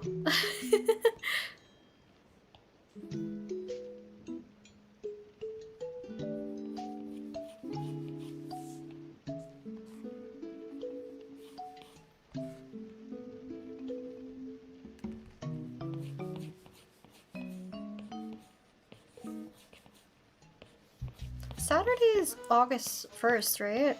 Or is it August 2nd? What is Saturday?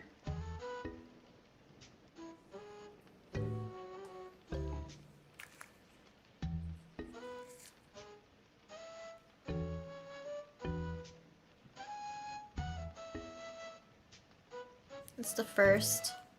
You'd be cutting it pretty close to joining Artfight if that was the case. Artfight, more like art fighting for my life. Honestly, I feel like that's like a lot of us at this point. Everyone's scrambling to get the last few that they want to get in. Oh, it's 7. It's already past 7 right now. I should probably get dinner because I need to cook something.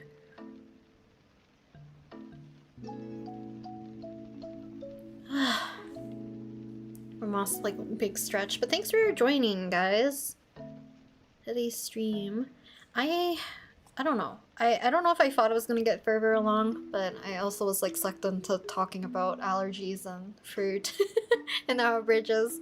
But I'll show you the time lapse for this one, and then we'll go back to the first one that I was working on.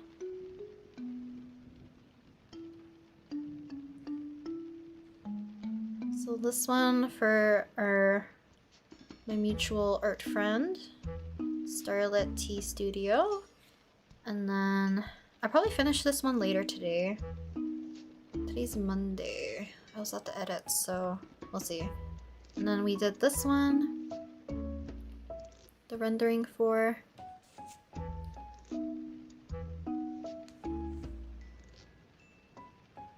This character is really cute. I love her color palette so much. So I'll probably submit this before I go get dinner. Make dinner quickly. And then this one we didn't work on. I don't think Oko's here, so I'll just show the time lapse really quickly. Because I struggled trying to figure out how I wanted to draw fog. And I'm still not liking it, to be honest, but